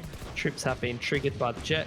He's going to dash into the site. He's going to stop Duddy Boy or anyone trying to get those picks on the retake. Oh, that's a nice little hot hands there out of Punter to just delay that plant, but now the spike going down in an alternate plant position, and straight out the zoo setting up for this retake. Cal creating all the space that he does need as usual, but Punter tries to march on in. Unfortunately, won't quite happen. Mike, a couple of nice shots there onto one, finding Scroll. But still 4 more to go, 3 more rather. Was a big round that we did see earlier from Scroll in a similar merit, but I think he's got a lot of big amounts of work to do. Won't be there. Norson's going to deny it. And yeah, just really clean VALORANT to come out from Mindfreak. Look, it's only the first map. I'm not going to call anything yet. I know that Straight Out of the Zoo is definitely a team that can play up to Mindfreak's level, but the thing is that I've seen Mindfreak for a little while now, and I'm getting the sense that the practice is definitely paying off for this team. Like, they look cleaner and tighter than I've seen in some of these other games. So I'm wondering if there is actual good improvement from these guys, more consistency from these guys, or whether this is just a good run tonight. Keen to see more gains from them across the rest of this tournament. This is going to be a bit of a crazy round straight out of the zoo. A lot of ults available.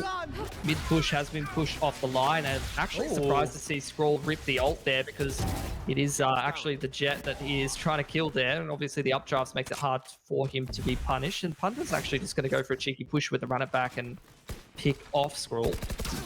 They're able to defend his body as well for long enough, but now the flashpoint going through the wall. Duddy Boy at least able to collect one, so they've really locked down this garage position. And Mitch, look where the spike is, mate. It's a long way from home. They've got the site, but I think they're just going to have to pretty much rely on Nawson's flank here. Yeah, this is a really awkward round. This is just a little bit of everything, bit of a mixed bag of lollies at this point. Mindfreak, like you said, have full control of C. There's the Astral in from Duddy Boy. Straight out of the zoo, cutting the site in half. Peck's now going to make a little bit of a push into garage. He's ready for it. Gets the job done this time round. Pex is able to trade.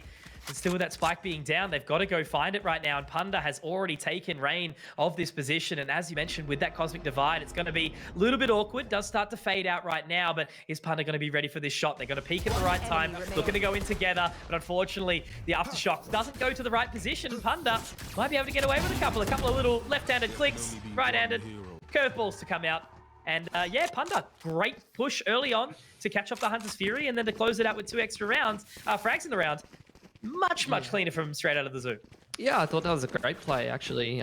He's just full confidence, sending it straight down middle, able to pick up Scroll. I was very surprised to see Scroll just rip that Hunter's Fury after getting the tag onto a jet. Very hard to convert those frags, especially on long range like that, when you're trying to ult the jet on the B site. There's so many like different levels of elevation. You've got to be very, very like on top of trying to track with the Hunter's Fury. Not an easy kill to be converting, so maybe not ideal there.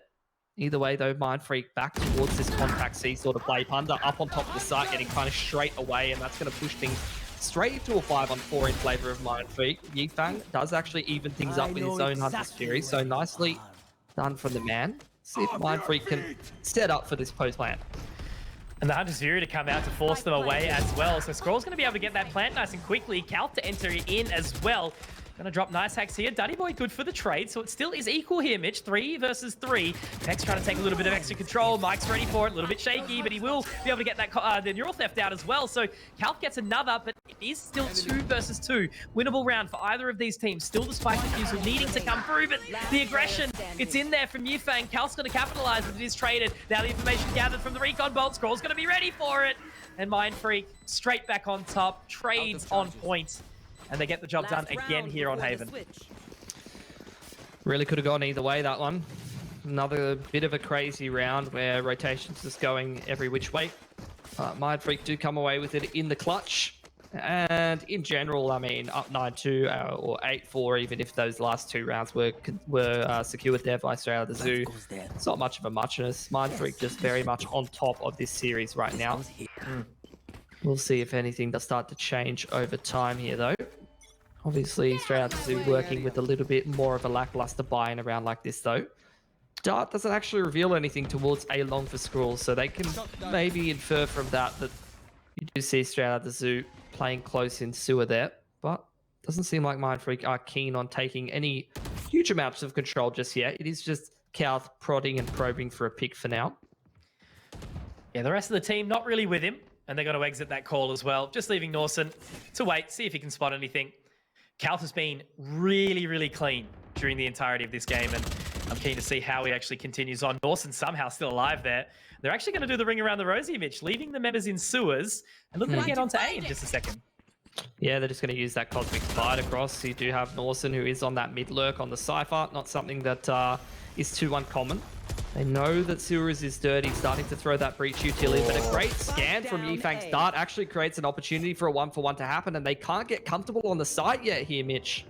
Yeah, really need to start to settle it down, and Yifang is hungry to make his way through that Cosmic Divide. The Owl drone will come up, information given onto Punda up in heaven, but Yifang's already out. Nice Axe picks up another on the Scroll as well, and this is much better to come out from straight into the zoo, but Nawson, he's on the flank. It seems like they finally worked him out, but maybe it was a little bit too late. They will secure a 3rd round, but the gap is still there. However, straight out of the zoo, moving into the next half, they're going to be on that offensive side, which at times I feel like can actually favor the team. So maybe it's going to be the the pacing behind them that they got in the last couple of rounds carried over.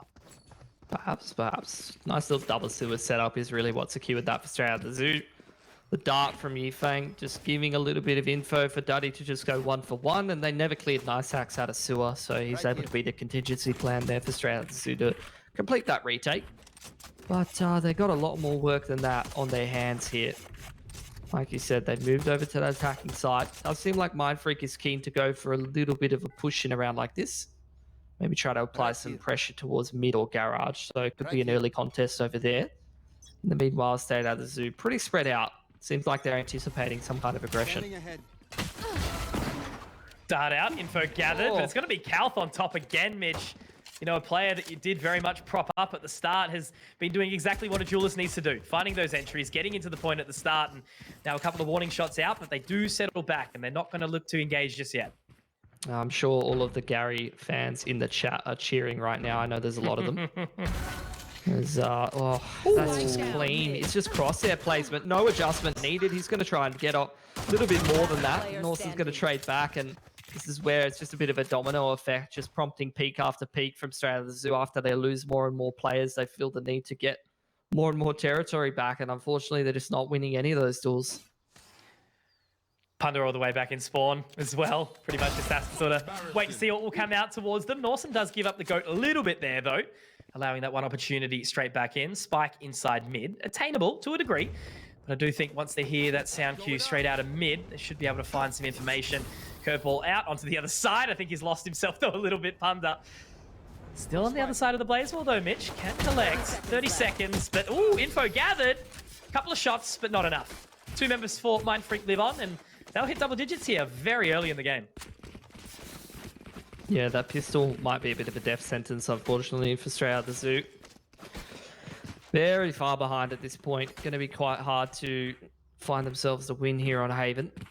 Might have to start thinking about Ascent at this point. They are going to take a save and try to give it a fair crack in the first gun round, but outside of that, I mean, I don't think that they're going to be able to string rounds that consistently together to make a big comeback. For me, Straight Out of the Zoo is, you know, a bit more of a sort of streak of rounds kind of team, you know, a couple here and there.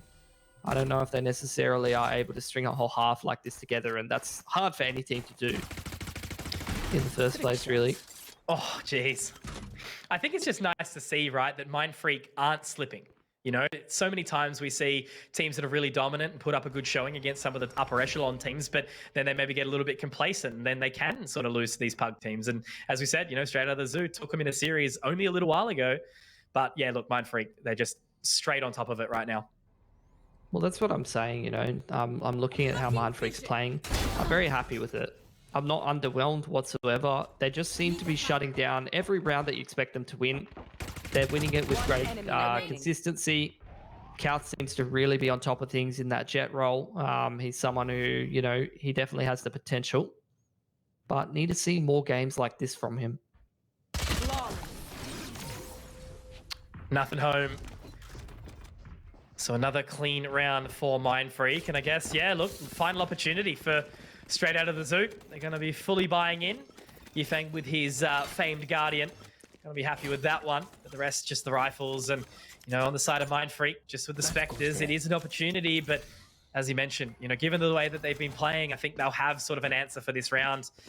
Maybe some aggression up towards this C position, but they're going to slot back for the time being. Yeah, see what they have in store for their first gun round. Trying to get Punda that orb, and you did see Norson was well aware that he was trying to farm that before. Already straight off the rip, you see Scroll trying to apply pressure with those shock darts.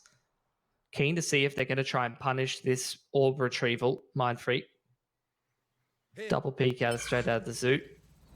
They're just going to go for it, and that's going to be the run it back for Punda, unpunished. So, step one of the plan. Ooh. It's been ticked off. Maybe a missed opportunity there from Niceaxe. There's been 2 or 3 openers that we've seen from him where he's had the opportunity to crack the round open and maybe just hasn't been focused enough on his crosshair, not having quite the raw adjustment that he needs. So the opportunities are there. See if he's able to potentially capitalize on a few of those missed opportunities later on. Looks like Mike's gone for a little bit of a journey as well. Solo wander up towards A long, but still 2 members of Mindfreak waiting inside those sewers. Yeah, it is a bit of a bonus. They want to use those Judge at the close range in terms of the Astra, and then obviously Kalth up here is just going to put a little smoke on top of the dart. And there's that force in. The sneaky beaky, like, not able to get the job done there. Kalth on the other side. Might be able to force his way into Mike, and he will. Very, very clean with it. Duddy Boy, at least able to afford himself a trade. Punter's going to get the hot hands up, forcing Watt into a bit of a situation. Finds one back, but knife out. Classic blunder. And even not clean enough to get the job done. So Calf, again, leading the charge for his team, Mitch. Really missing a beat at all. And I think, the 20 frags sort of sings a good song for that one. So Mindfreak taking map point here. And it's been a pretty one-sided evening so far. But as you said, not going to call them out just yet. Straight out of the Zoo still do have another map. Just not bringing the form that they need to into this game of Haven. Maybe not feeling it too much just yet. See if that does change on Ascent. But I would agree with you. Unfortunately, just a very one-sided evening so far. Nice little double push into middle. Nice axe. Unfortunately, he's just going to lose his life. Nowhere to dash from there, and this is just going to be an absolute mess this round. Got to be ready for it. Punda does manage to live on. So, okay, turning the tides just slightly. Still going to take that spike around, though. The positioning from Scroll could be big, but I think the tripwire is going to keep him at bay for a little while, Mitch. He's going to destroy it now, but look how split these two members of Mindfreak are. Straight out of the Zoo, just walking hand in hand onto that B site. I love the push through Akon here. I'm just going to secure that control and establish that spike plan, but they need to be aware that Scroll is on this side of the map, and Punda's keeping an eye on it. Yeah, ready for that pincer tactic now. Punda absolutely onto it, but Scroll even more so. Calf moving in from the ceiling now, catches off guard Mike. A little bit shaky, but not stirred. As Duddy Boy now repositions, knows the members coming from this A position now. He'll hold the line, misses a couple of shots, but can get a star down. Might be able to use the gravity well to sort of force him into a bit of an awkward spot. Nova Pulse instead, gives him an extra timing, but Scroll, clean with it. And Mitch, that's map number 1, done and dusted. Mindfreak dominating. But that's what you want to see from Mindfreak. We see them pretty regularly in the semi-finals, in the grand finals of a lot of these tournaments. So when they're playing against a team like Straight Out of the Zoo, like I said, you want to see them gatekeep that team out of the upper echelon, but you want to see them do it convincingly, and you want to see them do it cleanly. And I think that's exactly what we wanted to see from Mindfreak. Calth was on point. The whole team across the board in terms of the macro of how they were playing was on point as well. The calls were really great. So I'm very, very happy with Mindfreak. Keen to see if they can keep that up more consistently and show that they're one of the favorites for this tournament. Yeah, certainly couldn't add any more to that myself, my friend. Very clean, very well drilled, and practice makes perfect. It does seem like right now for Mindfreak, but there is going to be another map right around the corner, guys. VALORANT Oceanic Tour, of course, the regional finals of stage number 2. Don't go anywhere. We'll see you back very soon.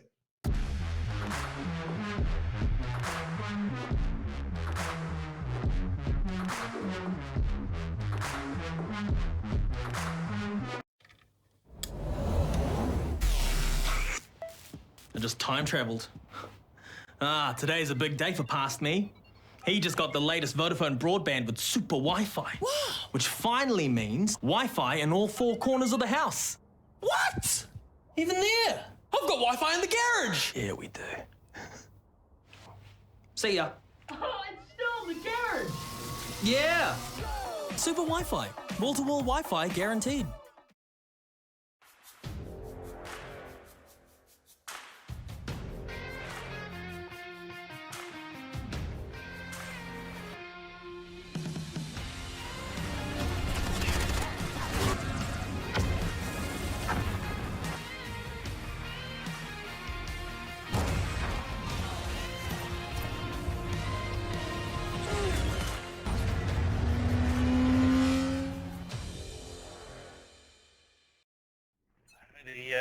Buying's going all over the place, but they're going to, obviously try and reset the economy a bit. Oh, Neiman misses that one in the mid, though. Probably need to hit that. But, yeah, they decided to make the call and have only the one primary gun, which is a good call in the end. If they do lose this, it's going to be pretty bad if they force buy yet again, being 6-2. But looks like it's going to be an A push here. We'll see how this Killjoy util and Astra combo works out. I don't think Clutchy has his run. He does have it. He's probably going to hit that straight away just to go and clear him for free. Oh, Tensai. He's facing off against 2 players over towards Link there. The timing works out. He's lying away. RDW, that's a sharp shot. 1-for-1 trade. Good value. And he picks up a gun too. Oh, Swirl picks up Zen Coco. So now suddenly this round's looking a bit spicy. It just seems like the slow play by McBCS Mac is getting punished by Wildcard on an eco, being a little bit more aggressive. Clutchy pulls out the runner back and gets shut down immediately. Maple gets onto Wildcard, and one by one, the trades are coming through now. Wildcard, you have two ultimates, the Seekers and the Lockdown. I mean, Steve, let's be honest, this round is still winnable, but not if Maple can help it. Pumps two blades into Swirl. He's pushing. And that's a signature play. That's a signature play. Maple I P tell you always... what, to do it, it was looking good for Wildcard at the beginning of that with the trades in mid and doing pretty well, but just like that, it's now a 3v1, and unfortunately for Wildcard, they're staring down, and it's confirmed a 7-2 at the moment in a round that was fairly winnable with the couple trades they got early and collecting some guns, but BTS is too strong on the trades and making them count. McBCS, Mac, I think they're playing really disciplined right now. They're taking this game super seriously. Not to say that Wildcard isn't, but it just seems to be two different styles of play, you know? Once, like in the first matchup, Team Bliss versus Dire Wolves, you have your older school players, Dire Wolves, you know, playing really seriously. And then you have Wildcard, basically the same style as Team Bliss. They are sort of younger, a few of them, and they are sort of playing aggressive when things are quiet. Indeed, it did pay off. And now I like that combo. Early shock dart and then I'm going aggressive. But the Aldrin will spot him out. He's probably got to retreat off of it. Oh, he gets taken out there trying to destroy that. So we get away for free there. No damage done. That's a fake. And fake Killjoy ults. The rotations as well. Oh, did the dog spot anyone though? I think it did. I don't. Oh, maybe. I'm not too sure. It was close. Killjoy's coming back. They're really selling this fake, actually, even investing firepower into it. Although it doesn't quite pay off. Tensai goes down. And no rotations over just yet. They're not buying a lot. Swirl very close. Yeah, that guiding light at point blank didn't pay off. Then Coco executes him. RDW, the last line of defense. McBeasy is back. Oh! Zen Coco, you can't be running across like that with your knife out. RDW punches you for it. And now Killjoy Lockdown will go down. McBeasy Mac. That's probably the worst round in quite a while, I would say. Clutchy, perfect timing. Curveball gets the kill to RDW. And now Nim has to strike back, has the blades, misses it. Surely, pistol versus pistol, as it's just absolute chaos. Bunny hopping around, but it will be him to get detained. Nim, you can't do that. Because Seeker's already playing Lurk. Now Clutchy, he's back, has a gun. Has to overheal. I think he has one more curveball to play with. The spike in his position at the very least. That gravity well though won't make his life any easier. Oh, he's okay. He's safe. But the crossfire, yeah. A game close there, Steve. But overall, up and down, a roller coaster of emotions that round. And Wildcard, they do get one back.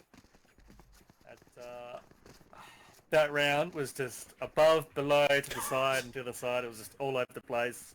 And Wildcard managed to find that round that they need. 3-7, you know, as we normally say in Valorant, if you can get 8-4 before the swap, you've got something to work with, which is not too bad, so we can see what they can do in attack. And see if BTS can keep playing the game that they've obviously practiced on, and maybe done a bit of research on how Wildcard play, and see if they can do as well on defense as they have been on attack at the moment. But good job on Wildcard securing that round. They needed it. Oh, the silent jump up top. I don't think Nim's aware of it, but he's mechanically impressive. His teammate was there to back him up, covering two angles at once. So, now they have some intel. There's two players out there, whilst Coco has lurked his way up over towards short there. Gets one kill, falls right back. Doesn't want to engage the operator at all. Great job by McBCS Mac. Now the defense is going to be stretched slightly more thin across both sides. That's it. Now CJ progressing here. B main. Seeker's coming out here from Swell. Gonna force them back.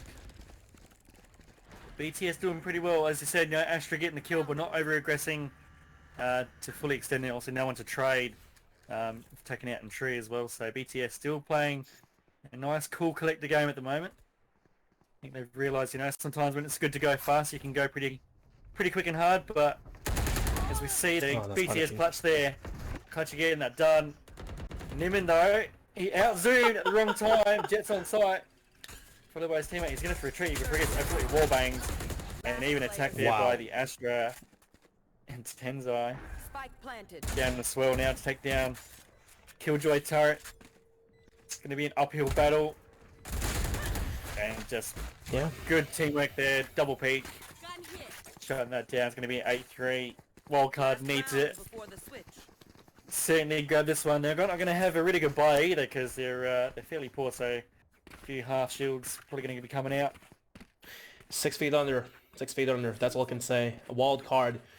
They're just getting outplayed right now by McBTS Mac. And if anything, that in the previous round, I want to say McBTS Mac, I think they played really well avoiding the operator of Ninum. As you can see, Ninum there, he didn't really have any clear angles to shoot onto. Maple ducking out of his sight, getting over towards Generator, and Ninum just at a loss of what to do.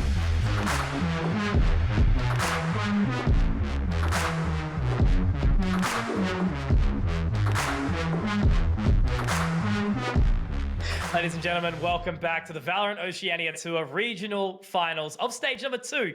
My name's Conky, alongside me is Pilski, and of course, you guys have just been watching the secondary stream as well on LPL_play. That's digital on the other side. Absolute beast, running it back with some great games. Got Wildcard versus McBTS right now, but we're running in the good one right now, in the middle of it all, with Straight Out of the Zoo versus Mindfreak. It was a very one-sided affair on Haven, but they're not done just yet. We do have another map around the corner, Mitch.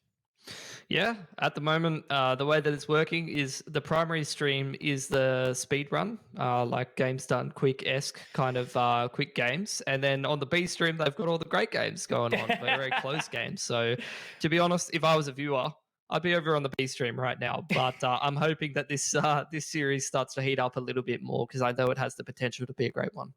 Absolutely. And, you know, that's the opportunity we want to show, right? And it's cool to see that all of these games are going to be getting that great coverage that we do need right now. And, you know, love the opportunity that we do get to have digital on it as well. Great car start too. So, but yeah, look, moving into this one, you know, it's going to be full focus for Straight Out of the Zoo. Can't really, I guess I just won't be super happy if we sort of fall by the wayside. Again, I think it's a great sort of merit, both obviously to Order, who did take down Nebula with some shakes, but Mindfreak in the exact same light. You know, they can't be, you know, getting really taken to the test or overtime by these teams that are quote unquote worse than them, because if they want to be pressing and making a statement overseas, they have to be dominating these matches. Yeah, and I think that what we saw last map on Haven was pretty much a systematic dismantling of an underdog in every sense of the word. Just outskilled, outcalled in every single way. You know, a 13-2 victory. Sometimes it's like what we saw from Order, like that game earlier from Order. It was essentially just sort of outreading your opponent and then just having more firepower and shutting down your opponent by getting in their face. For Mindfreak, I don't really feel like it was that. I feel like it was just a team-wide sort of victory where they were just winning the game from a macro perspective. And that's what I really want to see from a team like Mindfreak. And I want to see them keep that form and show that improvement moving forward towards the end of the year, because if you're ever going to show that improvement, if you're ever going to improve at a time where it's most critical, heading towards those qualifiers is the best time to be showing some good form, because that might get you over DNA. Absolutely, and that's what these teams are playing for. Of course, 10k apiece in either of those regional finals, you know, stage 1, 2, and 3, but everyone really is running for those points into the last chance qualifiers, and yeah, that's, I think, where everyone is real focused on right now. But in the meantime, we do move over to Straight Out of the Zoo's map pick of Ascent. You know, you've sort of dubbed it, I guess, as the mirage of Valorant, you know, the open mid area, plenty of room to wiggle around, and you know, it's going to be cool to see how Nice Hacks and obviously Calf do face off against this one. But look, you know, great map. Another opportunity for Straight Out of the Zoo to get back into it. Bitch, roll me in. Looking forward to seeing what these teams are going to be bringing into this one. Last map wasn't particularly close. None of the maps that we've had tonight have been particularly close. So I want to see some good work from Straight Out of the Zoo. They're going to start out on that attacking side. Look, it didn't work last map, but I've seen them have very, very one-sided games on this map where they've won. So I just want to see them embrace the 8 mentality and just start sending it. And it is going to be that send, fully on the way in. Nice Hacks with the entry, catching off guard Norson, the staple B-site defender. And there is going to be a little bit of re-aggression back into it, but Nice Hacks has actually found another and a third. Okay, a little bit of a change of pace here. They're quick on the flank. Pex is going to be looking to walk away around. There is a Wild Mike to try and hold him down, holding a great line. Should just be 2 easy shots, and it will be. That is exactly the way you want to start off this map, Mitch, with the flowers. Absolutely. They really needed that. They really needed to find that timing. They really needed to come in with the confidence. There was too much hesitancy on Haven. They were trying to play too much like, I mean, I'm not saying they're not a proper team or anything like that, you know, but they're trying to play like a mini Mindfreak or a Blitz or something. They're trying to play like stock standard Valorant. That's not where Straight Out of the Zoo finds its strengths a lot of the time. A lot of the time it is just these individuals taking their own agency, making intuitive plays and reading the game because that's what their strengths are. So that's exactly what you saw from Nice Axe that last round, from Mike holding down the flank. And they're ready for it as well, even on this force back. You know, they're chilling. Only got the pistols. They want to try and take advantage of something towards a long, and they might be able to. That's really nice on the entry in from Pex and Norson. Nice Axe will be able to afford himself with a trade, but now he has to hold the line over towards Wine. Drops another, but they actually do sort of change it up here. So they've immediately gathered the information from Mike, and instead of sort of charging their way into A, they send it back over towards B. Nice little stack. Does get 2 kills for Mindfreak. Already some great economic damage being done. Nice Axe is going to just farm up those knives, though, and a little bit more money. Nice. Might even get himself the ace here. Nice little anti-eco ace is massive from the man. It doesn't really matter in the broad context of the game. The extra kills don't really go towards any more jet knives than he already has access to in a round like this that he can use in the bonus, but what is more important about it is the confidence that it brings. Getting an ace in that round, it's the kind of feel-good thing that you want for someone who has the potential to take over the game. And 8 frags in 2 rounds. Certainly a statement, right? To warm up into a game. And we need to see him sort of, you know, take that momentum behind him and really force forward, because if they start to slip now and let Mindfreak sort of get back onto a foothold, they just need to keep breaking that economy and make sure that they're still right up in Mindfreak's face. Dart towards the back of A. It's full retake setup for Mindfreak, who are playing close towards middle, playing towards B main. And just let Straight Out of the Zoo have that site control in combination with the dart, the jet dash, the drone through to short. They are very clear that this site is open, but unfortunately Straight Out of the Zoo have taken quite a while to get into the site and get that spike on the ground, which has given Mindfreak a lot of time for those rotates. A little bit of parkour, but Mike, unfortunately, his position was spotted. I thought he might have been able to catch one from the lurk there, but Pex was a little bit too ready for it here. The Nebula will go down. Now it's going to be a little bit awkward. Duddy Boy only with that Marshal, going to be forced away, and they have to do big things with this bonus here, and that's going to be a great response from Punda. But Watt's on his way out. He's actually going to be dropped by Punda as well. This has been a good round from him so far on the raise. Norson gets one back into the re-entry as well, but Pex on the flank. It is all left on the Punda now. He does pick up another, and he has to find 2 more. That's a 4th. Oh my word. Punda, the showstopper. It's available, Mitch. This could be incredible, but he's playing up so close. He's spotted out, and oh my word, Punda, what an explosive way into this map. Back-to-back aces from Straight Out of the Zoo is absolutely massive, and they win their bonus there, which is just going to skyrocket their economy. You could not have bigger impact getting an ace in a round than, well, number one, he was not even on the board before that round started. But number 2, you reset Mindfreak's economy and you just skyrocket your own as you head into this anti-eco. If you can close it out cleanly, you're going to have buy rounds on buy rounds for many, many rounds to come. So that's absolutely massive for Punda. Worth mentioning as well, Pex, usually on the Reyna on this map, he has made the switch up to the Phoenix. He is the main man for Mindfreak who changes up his agent pool the most. Yeah, seeing a lot less of the Reyna now after obviously that little nerf, but it's going to be Norson to actually push in. So this is something that we can't allow to see, I guess, you know, Straight Out of the Zoo potentially falling into the hands of Mindfreak in a position like this. They still need to play smart and wise, and at least Punda will get a response. I'm already liking what I'm seeing from Straight Out of the Zoo, though. They seem more switched on this map. They seem like, you know, they're on point. Right here. They're going for those more confidence-based plays that they are known for. Cute little play from Duddy. Just chucking the Phantom out of the map. Don't want to be giving any extra guns over to Mindfreak to cause additional damage, and they're going to head in the direction of Couth towards B main here, I think. Yeah, still a little bit apprehensive. The rotate is good coming out from the Mindfreak side. Looks like they are going to get over towards that location, but Calf with the charge spotted out early. Are they still keen to press the narrative, though? That's going to be the question. It looks like the answer is no. And as they march over towards A, they've actually timed this quite well. And Punda, using those satchels to pick up the speed, they're going to take this A site for free for the time being. Yeah. You do have Pex ready with the run it back, but I'm not sure if he's going to want to invest it in a round like this.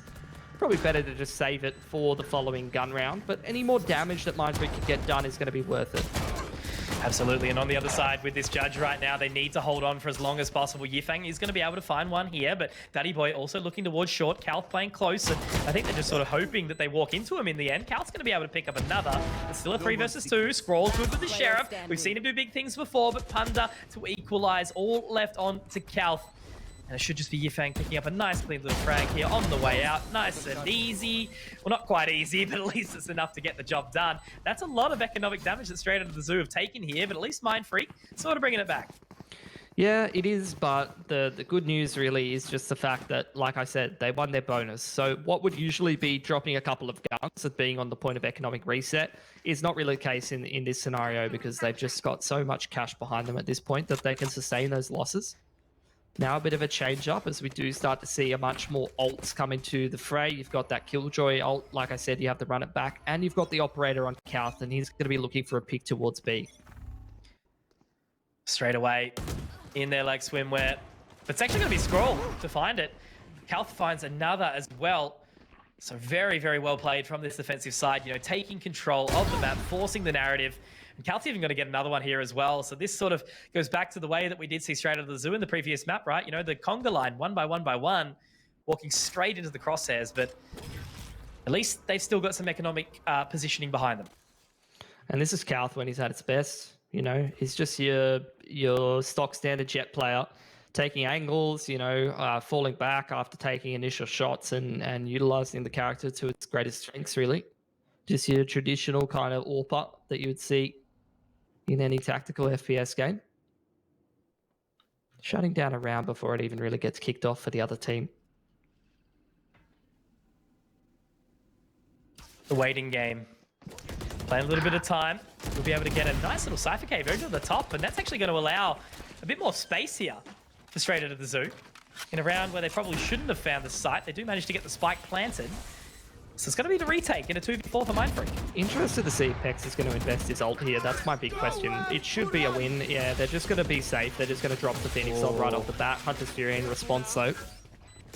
He's already up close and personal, though, Pex, isn't he? It actually is going to be destroyed, so potentially this is a winnable round in a place where it absolutely shouldn't be. If they keep giving these 1v1 opportunities, it might be a turnaround, but it is going to be Mike picking up another. Pex is able to find it, though, and luckily the equalizer is there. Plenty of pepper damage from Straight Out of the Zoo, but Mindfreak, they keep their composure, and they are straight back in. Round is locked down. That'll be their first in this one.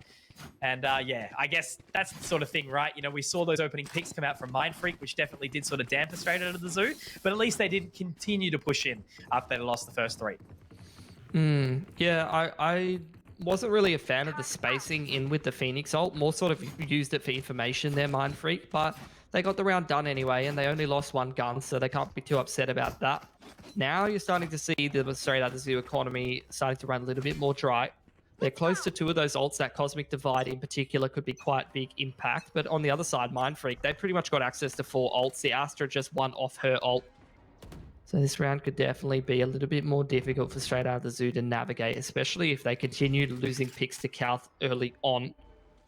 Good news for them is they do have that B main control, and that's another opportunity that unfortunately goes by the wayside. Great jump peek there from Duddy Boy, just making sure that he doesn't lose his life nice and early on. That's a good start to the round from Straight Out of the Zoo. Calth held that for so long, and sure, it hurts to miss that opening shot, but he has repositioned. Might have another line, but holding up the top, he actually gets the shot through the legs there. Good response, and that's actually going to stop Mike in his tracks. Nicely done. Again, the man advantage here for Mindfreak. Calth being patient, biding his time for a lot of these picks and being rewarded for decent control. They've got B main control. They've got a little bit of pressure towards A, and they've got Mike deep in mid, and they're going to have to group up. They're going to have to find what it is they want to go for. It does seem like it's going to be a bit of a 3-1. They're just going to try to force things out B, maybe try to find a pick onto Norson, and then maybe that's some space opened up for Mike to lurk through mid. But with Mindfreak having access to that Hunter's Fury and the Killjoy ult, I'm not sure this is going to be very winnable for Straight Out of the Zoo. It's going to be hard. As you mentioned, though, it's sort of like that mini Mindfreak, right? Seeing Mike on that lurk position, very similar to Norson, but at least they get the opening. But they still are showing a little bit of hesitancy. They're going to clear out the boat shed, looking to get the spike planted. Gravity Well will be deployed. Cal finding another, and all of a sudden, Mike does go for that flank, will be taken down, but inside the hot hands, Pex will be able to heal up. And it's going to be all onto just the final member in Yifeng. 1 versus 3. That burst to at least sort of go on in. Gathers a lot of information here. That is a great response. Oh, but it's not enough. Kalth with the 4K. Oh man, Mitch, that recon bot was beautiful, but just, yeah. If there was a little bit more early action in the round, that might have been a different story. Yeah, almost saw it happening. I saw him lining it up. Unfortunately, he just does not have enough time to complete that 3K, but that was a mammoth effort from Yifang. Does a lot of damage to the economy as well. Unfortunately, though, that little run of a couple of frags is not really much to write home about compared to the impact that Kalth has had on this game so far. The man is winning it for Mindfreak right now. Opening picks right and left. Really, really excellent stuff from the man. In fact, both of the Jets really digging deep. Nice hacks. I really like the approach in that last round. He's just very unafraid to take those initial doors, those initial angles, you know, just walking into a site and just opening things up. And that's really what got a lot of the work done in that round for Straight Out of the Zoo. Needs his team to follow him, be a part of it. But once again, it is that early A main control looking to hold the line. That bot should be broken by a teammate, but it's actually not. In the end, it does a little bit of damage, but it's going to be scrolled straight into that Hunter's Fury, looking to find Mike. But they are looking to reaggress into this position as well. That's the hot hands over the top that we didn't see in the previous map. Nicely utilized by Pex there and trying to destroy the Owl Drone as well, what we spotted out. But now they do settle. They don't want to push their way through. They've already lost a couple of limbs in this process. Did he get gravity welled into the hot hands? Yeah. Must have been. Wow. Good little combo. Kalth again. Just finding these opening picks right and left. Nicely done. He did have Watt join him when he goes for that. He went for that pick. That's something he always said when I played with him for a little bit, is that he loves to go for those aggressive plays, and he always encourages his teammate to come with him. He's always bringing someone with him to break the drones and break the boom bots and such. The buddy system is so needed in these aggressive starts to the round, but Punda has actually gone for a little bit of a peek here. Doesn't get away with anything, though. Kalth just narrowly missing that shot. 30 seconds but I guess the main factor is here, basically all the members of Mindfreak are ready to rock and roll. They're not really going to be overwhelmed. They're going to settle back, though. And it's just interesting to see Straight Out of the Zoo just waiting so patiently despite 20 seconds. They're just so cautious of this potential flank. Not sure it's even really a round that they're going for as much as it's trying to pull guns away from Mindfreak. Mindfreak being very disciplined, though. Not trying to push the issue too much. Very happy to let Straight Out of the Zoo hold on to these two Vandals. Peck's on a bit of an expedition. He has found where the attackers buy guns, but not too much else. And Straight Out of the Zoo will save those two over. So getting into round number 8 now. You got the Cosmic Divide available for both the Astras. Could make things very interesting. Pex just needs that one kill to get his run it back, and the rest of the ults are very much available and open for the boys to use. So keen to see what the approach will be from Straight Out of the Zoo in particular, because they've been on a little bit of a dry spell these last couple of rounds. They had a real hot start to this game, couple aces, but now Mindfreak is starting to grind back into it, and they've got a bit of an economy behind that. And there's that early utility. But sort of thinking about a little bit of a better narrative, right? You know, this game has pulled both Kalth and Pex out of retirement. Love to see it. Yeah. Both of which were playing in the very, very early stages of CSGO, like your 2014s and 2013s, around the days when you had some blokes who are now overseas and whatnot playing Counter-Strike. Absolutely. Part of the good old days. We did see a Wild Chiefs take down North. But now moving on in.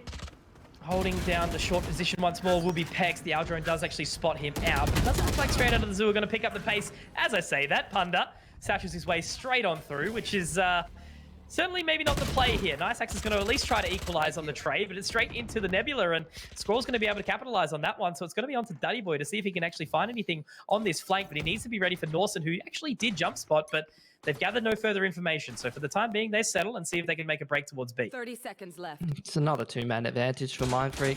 Seems to be the same story, sort of repeated over and over again. Forget about it, though. I've completely caster cursed it. Yifang just exploded out of A, found 2 picks, and completely turned this round on its head, created a lot of pressure. Now Mike can maybe find an opportunity to try to sneak onto this A site and get that spike down, but with Duddy Boy losing his life in middle, that makes this round a little bit more difficult for Straight Out of the Zoo to navigate. Yeah, all the pressure seems to be sort of falling on one player at a time for Straight Out of the Zoo, but that makes it exciting, certainly. Now Mike, holding towards that short position, does get aggressive. Cal for the Blade Storm, not too far away. It's Yifang to pick up another. He's 2 points of HP. Mitch might be able to find one, but it's unfortunately not skeet shooting day today. Cal getting that frag. And Mindfreak, they tied this one up. So, yeah, I feel like the last couple of rounds, hasn't it been, Mitch? You know, Mindfreak have got the couple of one or two opening picks, and then straight out of the zoo have still been able to make a bit of a presence, but it's just not enough. How do they change up the start? I think a lot of these issues stem to the fact that they're having a tough time taking map control.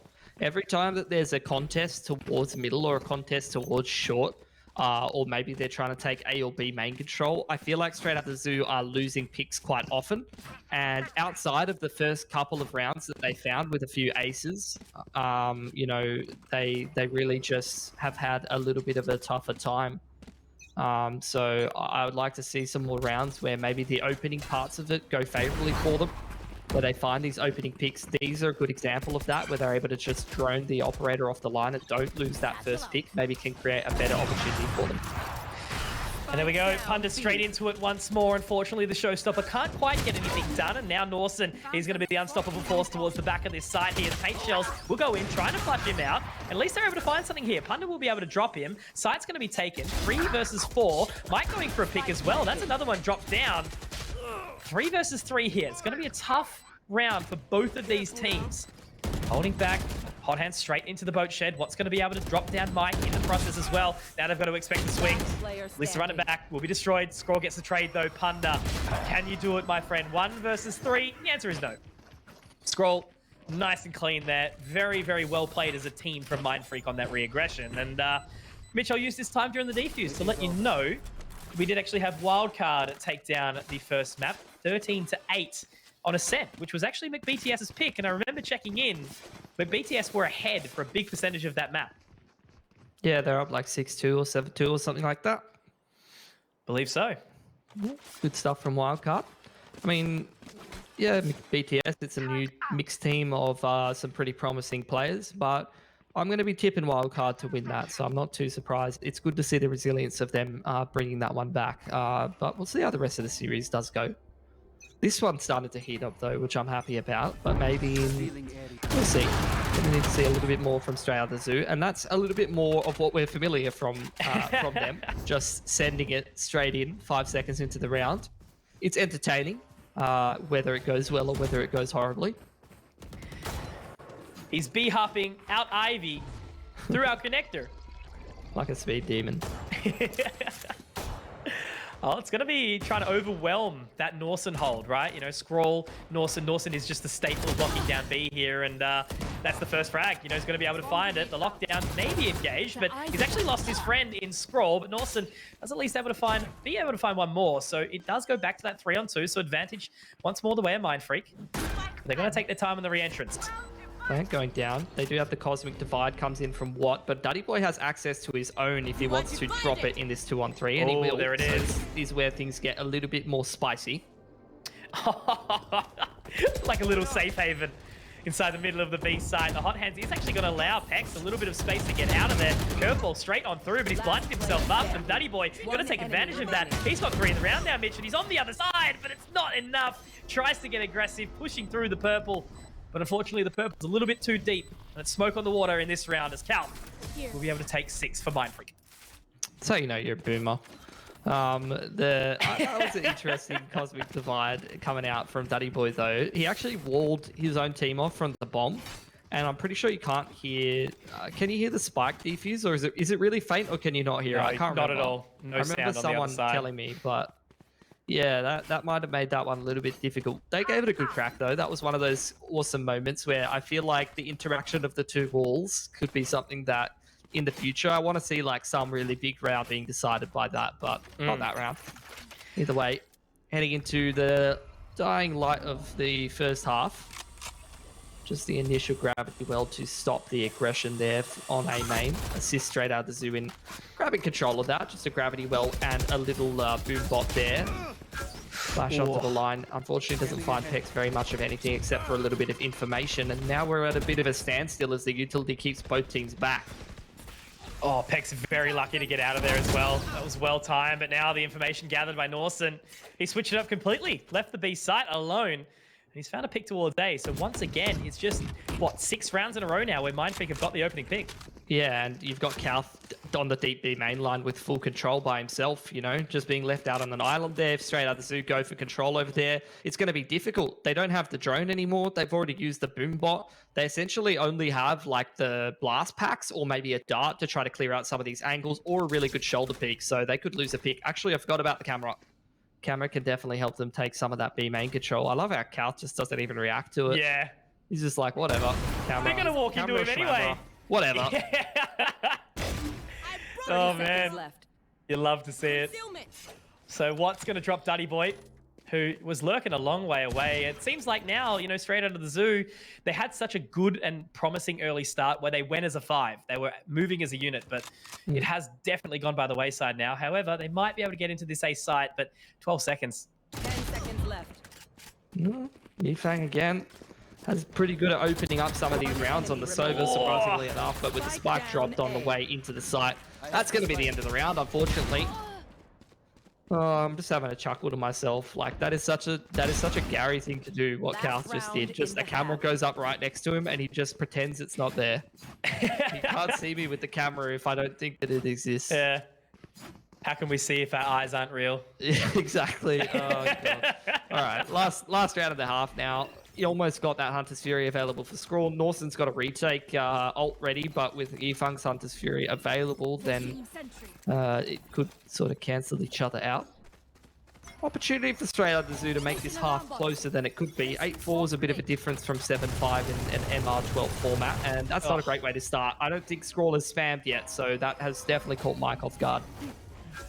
Nah, for sure. It's been very much Calth trying to take that early control and switching the pace up, as Mindfreak do very well. And that's another pick from Scroll there as well. I think he actually might get a second, but just managed to dash away, utilizing the tailwind. But once again, Mindfreak, early advantages and just really setting the pace of this game. Just so many opening picks. Just Straight Out of Zoo having to play from a deficit almost every single time. It's running into so many issues. Drone through, looking for info, trying to find out what Straight Out of the Zoo is up to at the moment. Now just hiding in towards mid. Drone back. For some info on close catwalk from Yifang. Does clear out that position for the time being. Mindfreak, they're obviously not really in many of these forward positions, except for, once again, they have full control of that being main. Pex over there on the Phoenix, but everyone else just sitting back on angles, happy to let Straight Out of the Zoo take map control and react accordingly. So Yifang actually does spot out one in Calth in the end. That's a great result there, but look at the control Pex is actually picked up in the process as well. Dinks up Punda, easy frag to be found, and once again, you know, they're playing from a deficit super hard. Scrawl's picked up 3 and trying to make his way in. He does at least collect one more, but Scrawl with 4, and that's a great way to close out the half here, Mitch. You know, Straight Out of the Zoo, 4 to open up, and yeah, that's basically all she wrote after that. Just straight Mindfreak from there on. Yeah, I think it's a bit of a case of like individual excellence will only really get you so far. Nice Hacks started out 8-0, I think. So the rest of the half has not gone so fantastic for him. Punda got that ace in the second or third round. Duelist not really having so much impact for Straight Out of the Zoo, and I think a lot of that is just inherently on the structure that they're bringing into that attacking side, really. They're just losing picks right and left before they can even give themselves an opportunity to set up in a post plant, and that's just not going to be happy times for anyone, really.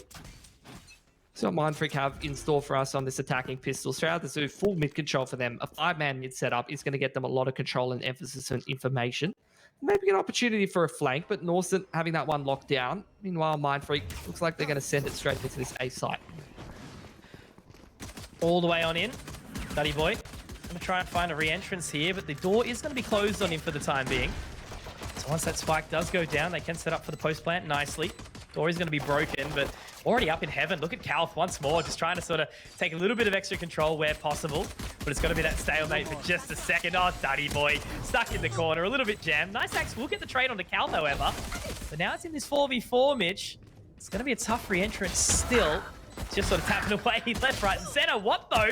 Steps up to the plate, picking up 2 nice ones. Norton on that deep flank, however. Yifang has to go big, picks up 1. Norton's going to go for the swing, but the Nanoswarm's going to keep him at bay. Yeah, just secure the round with that Nano Swarm. It hasn't been halved, unfortunately, so no time. Little shoulder peek from Norson, just going to play with his food a little bit. Actually going to allow Yufeng to get that kill, which will get him closer to his Hunter's Fury, but round's Mind Freaks, up 9-4. It was an explosive start to the game for Straight Out of the Zoo, but it's essentially fizzled out at this point. Mind Freak in full control now.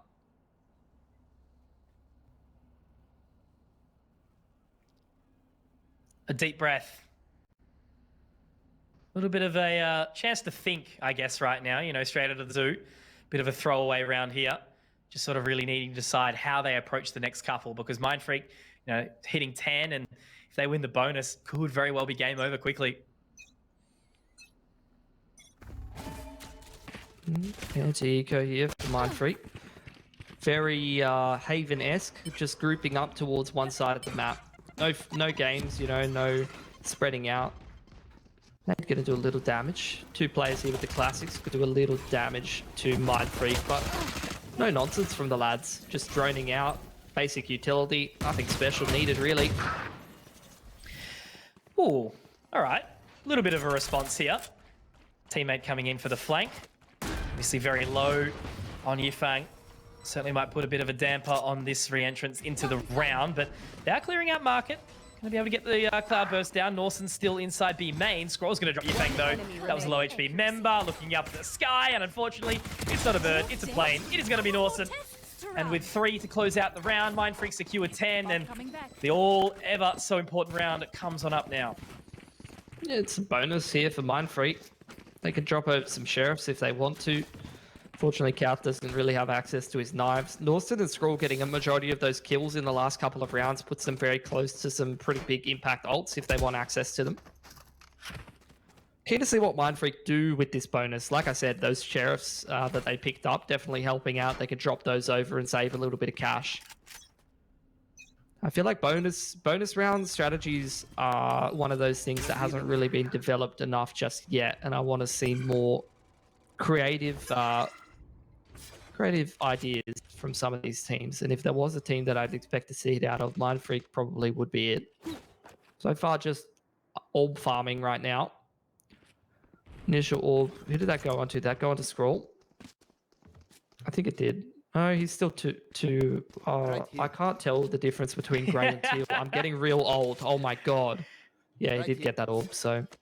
I thought Komodo was the one with the bad eyes, dude. What the hell? What's going on? True. Can't call me a glasses, boomer. Mate. Well, Mind Freak just going to group up towards B. It is a retake setup here for Mike. He's got a couple little cute trips around the place. That main one towards B main. He wants to try to catch someone through the smoke, perhaps. Punder's going to join him in towards CT as well. Bit of a rotation out here for Straight Out of the Zoo. It seems like they're well aware this is probably a play towards B. Info gathered. Hunter's Fury popped straight away, but unfortunately does actually tag up the teammate. Tex has got a little bit too much of a tickle there, and Mike's actually picked up the frag as a result. 30 seconds left. So just a couple of warning shots there now. They will be allowed free entrance onto the site, but it's going to be for a first time that we've seen it in a while, Mitch. A Straight Out of the Zoo advantaged retake. See if they're able to make the best of it. Here's the bonus. Cal's deep on the flank towards middle, so we'll see if he's able to have the impact here. All going in together, that paint trail is going to be a massive divide as well, but Watt finds a couple. Nice axe. At least able to do some really good work here, and he utilizes the tailwind and the updraft, but Calf, this is the man, the linchpin, the imposter that does come through on the other side, but luckily Mike is there to defend his teammates' honor. And that is a round back into it. Straight Out of the Zoo. They're not done just yet. Not bad for Mind Freak, though. In a bonus like that, 2 sheriffs and 3 specters. They take 3 guns away from Straight Out of the Zoo. That won't hurt Straight Out of the Zoo as much because Nice Hacks has access to his knives, so he can drop over a rifle to one of his teammates. So both teams a little bit broke, but it's much more necessary for Straight Out of the Zoo to pick this round up just because of the scoreline differential.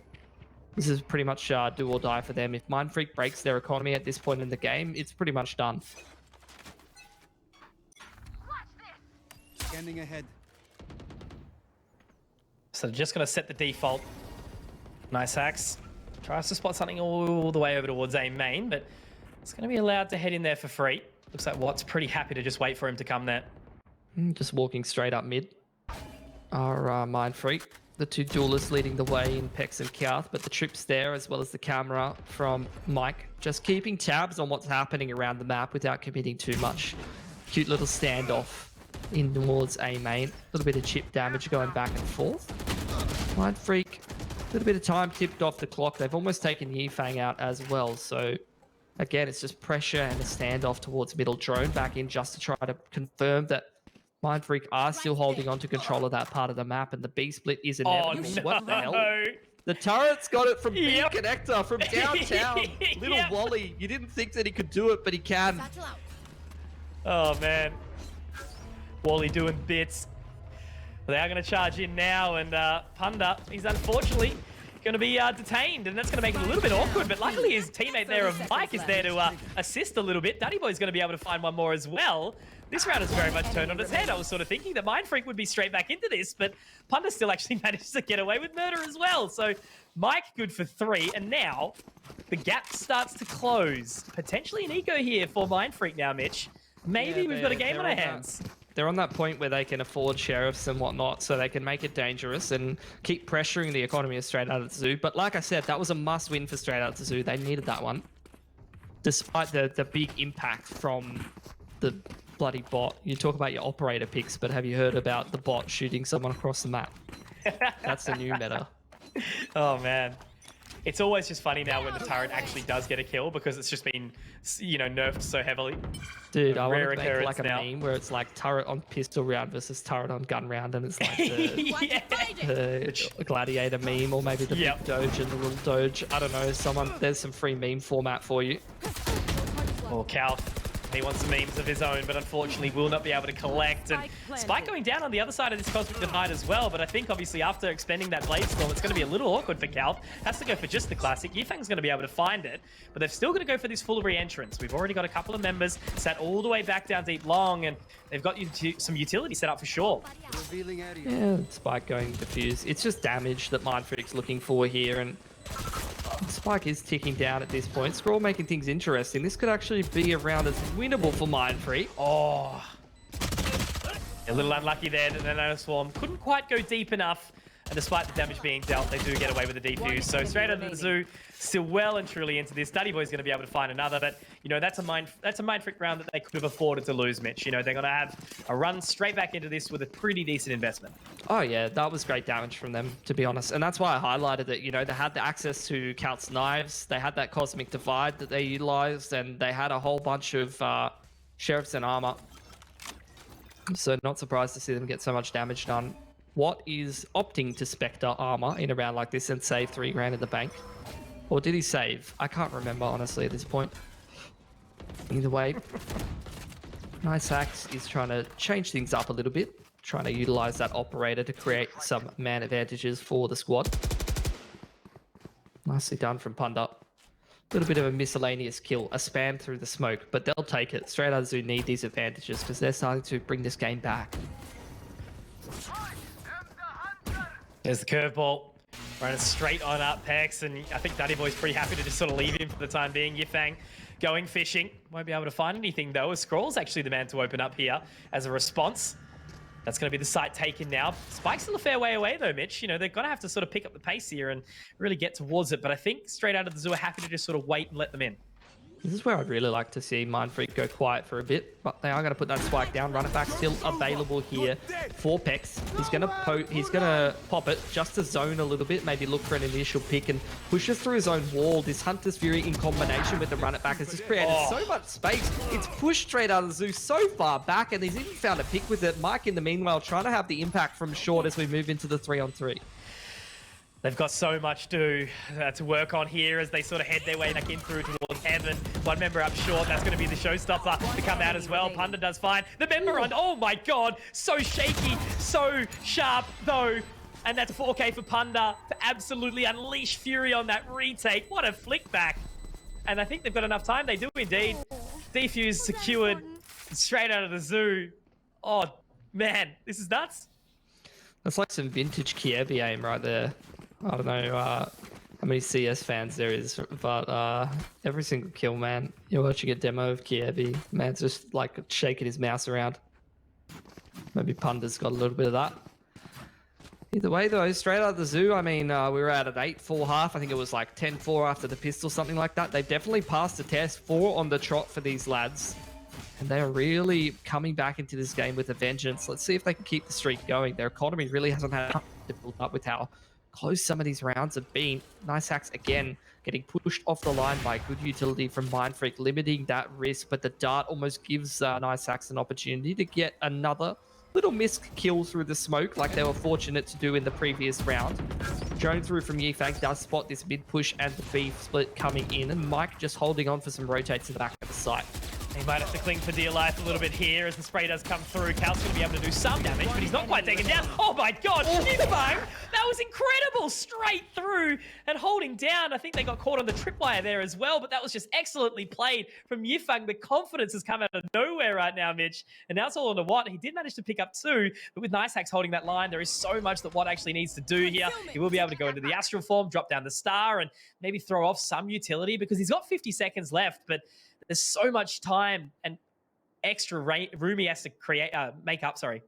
Patience might pay off. You can see Nice Hacks is a little bit antsy. Move it around. He's holding quite a nice angle. Crouch peek could be effective here for Watt. Unfortunately, though, he was not expecting the off angle from Nice Hacks. And there you go. A 5th on the trot for straight out of the zoo. That breaks Mindfreak's economy, which essentially means that bar losing against Sheriff Armor or a bit of a misc buy, they're going to be evening this game up and basically showcasing us what we expected out of this series between these two squads. Absolutely. I think it's nice that we are actually getting to see this now and look at one of the new items that we've actually got brought into the game recently, that cheeky little timeout. Of course, that is going to be on the side of Mindfreak, which I absolutely understand. It's definitely time to sort of start moving there. But Mitch, you know, how happy are we to see this right now? Straight out of the zoo have clearly got the momentum back behind them, and they're not playing like little scaredy cats that they were in Haven. Yeah, I mean, I'm much happy to see this like a little bit more aggressive play style out from them. They haven't full center into 8 mode, but you know, it's little bits of that aggression sprinkled in, which is what you want to see from these guys. Much more playing their game now.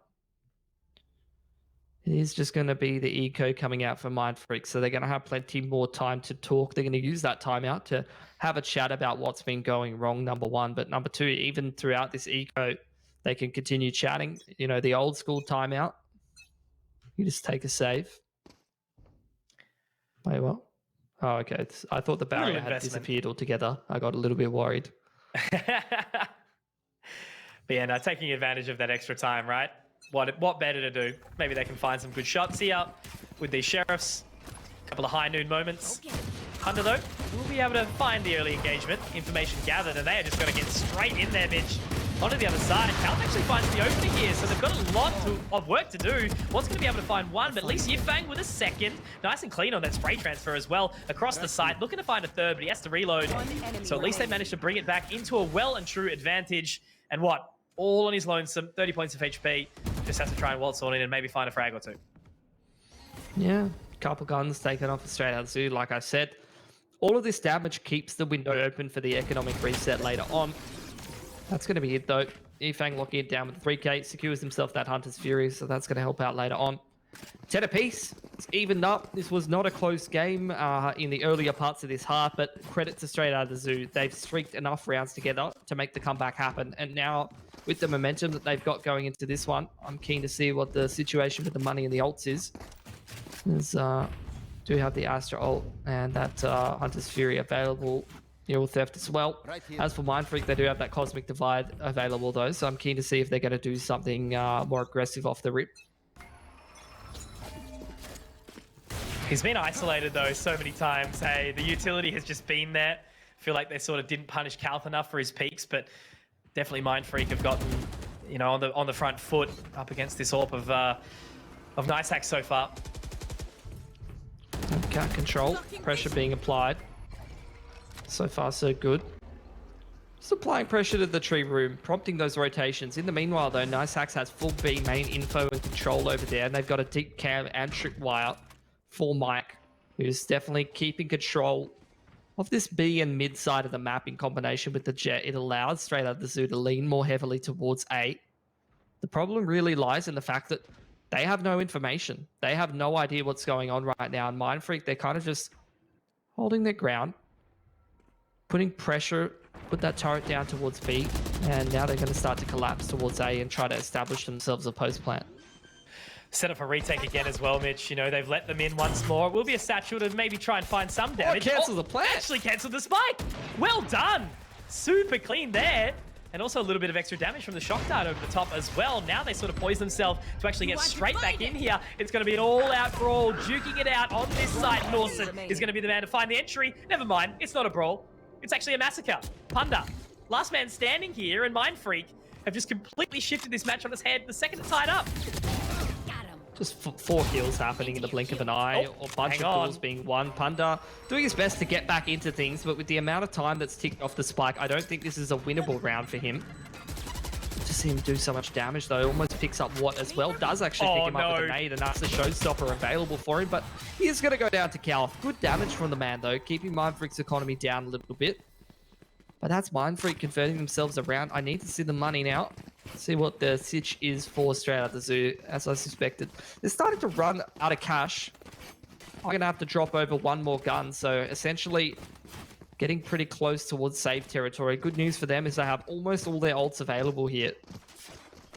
See if Mindfreak is going to trend towards his B main, though. They can secure Pex's run it back, and they can get that Killjoy ulti down and try to just set themselves into a post plant nice and early towards B, and it does seem like what they're keen to do here. It's going to be straight on in. You know, both teams at risk of that economic reset right now, and Mike is actually going to catch off Cal. That was a double up on the tripwire. Very nicely done. And now Yifang will be able to find one on the Pex as well. So it's all onto this rotate. It's already coming on through. Nicehack's already on the flank. Norson is going to be caught into a very awkward situation, and he waits, poised perfectly. Love to see it from Nicehack. Should be able to pick up another as well. Here onto Sprawl. He absolutely will. It's not going to be quite the finale, but it will be the closer in the round for straight out of the zoo. Mindfreak fight back, but straight out of the zoo, they have been practicing their boxing. That's just gorgeous from Mike. There's the double trip, stopping Cal from being able to updraft high enough to get over the roof and actually dash into the site means that he just basically bumps his head on the front of the boat, little boathouse there, and gets killed for free. Then you had that Hunter's Fury as well from Yifang, and it completely got shot down. So really good response from straight out the zoo. That breaks Mindfreak's money and forces them to take a save. So unless straight out the zoo lose this round, then they're going to be potentially putting themselves on 12 and getting us closer towards having a full series here. After a couple of very, very one-sided maps to start the night off, this game of Ascent has really delivered. Perk me up. Feeling good now. A lot of momentum behind this game, and you know, lots of pressure on it as well. If Mindfreak were to lose this series, it could be really unfortunate, but that's going to be the lockdown to go in straight away, and there's so many things happening right now. Nicehack's looking to jump over the top, and it's going to be Yifang again to find this entry point. Norson will get the trade, but luckily Danny Boy's there as well, and they've already tried to reposition themselves onto this site, Mitch. They don't want to give it up for free anymore. Already straight in there. Norson does pick up another. Maybe they've started to overstep their welcome a little bit. Back to the 3-on-3, but Nicehack is going to swing across. And this is the confidence that you absolutely love to see. Nicehack as well, pushing for his position. And straight out of the zoo, they hit map point here, Mitch. Good anti-force. Surprised to see that Killjoy ult being invested in a round like that. Would maybe have preferred to see Norson hold on to that one into this round, but you know, woulda, shoulda, coulda. End of the day, we head into the final round of the half, potentially of the game. Scrawl's got his ult, Pex has got to run it back, so 2 pretty big impact ults, and straight out of the zoo also have some great ults themselves. The Showstopper as well as that Cosmic Divide can really help on some of these retakes. Slow start to the round. Mindfreak just using that drone to take some of this short control. Have had a little bit more success taking mid control than straight out of the zoo did on their opening attacking half. This is going to put pressure and limit the info. It does seem like Mindfreak just wants to keep things simple and just make a push towards A, run it back, as well as the Hunter's Fury being invested very early on to create space for Mindfreak, but Mike's used his trips to get rid of that for the time being. And looking a little bit thrown off right now as well. That's going to be the run it back completely gone. Hunter's Fury not finding anything. Nice hacks, Mike. Nice hacks, Mike. Getting heaps done. Pex has to start to bring this back, and Punter, he's got the showstopper again. He's got to look underneath, surely. And he doesn't narrowly miss the shot out, but it's going to be nice hacks to at least pick up one more. Won't count Pex out. If they run into him, there is the opportunity. He's got to line it up. He's already picked up more, but it's not quite enough. And Mitch, we have just completely had a flip on its head. The turns have tabled, and it is going to be a victory for Straight Outta Zoo, 13-11. Yeah, we get a 3-mapper. It was an excellent turnaround from these lads. I've seen them play a very, very strong Ascent before, so not really surprised to see them bring that level of performance into the map. It was really, really awesome to see, and even showing some resilience there after not having a very, very good streak in towards the middle part of that game. They put on a hell of a comeback. That was awesome to watch. Absolutely. So look, guys, we won't keep you for too long. Let's run straight into the ad. We will have that final map around the corner. So guys, don't go anywhere. Once more, this has been the Valorant Oceania Tour, the regional finals for stage 2. Shouts to Vodafone, shouts to LG, shouts to LPL. See you guys soon.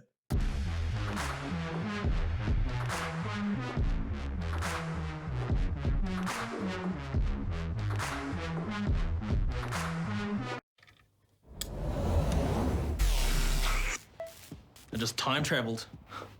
Ah, today's a big day for past me. He just got the latest Vodafone broadband with super Wi-Fi. Wow. Which finally means Wi-Fi in all 4 corners of the house. What? Even there? I've got Wi-Fi in the garage. Yeah, we do. See ya. Oh, it's still in the garage. Yeah. Super Wi-Fi. Wall-to-wall Wi-Fi guaranteed.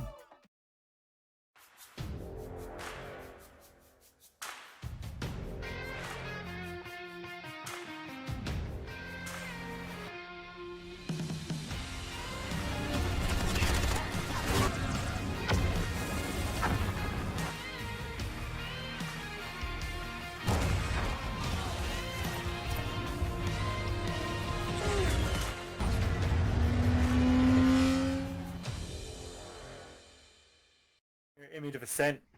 The only thing left of that narrative is, you know, BTS come back with the rest of the rounds and win the map. But I think it's highly unlikely, but I mean, anything can happen once we swap over. You know, if anything, it seems like we are really biased over towards wildcard. But look, perhaps it's destiny, that 4-8 scoreline. Now, the final round of the first half. Clutchy, okay, running back invested, he gets shut down instantly again. He's in a tough spot now. Sicko's gone. He has to sort of peek this.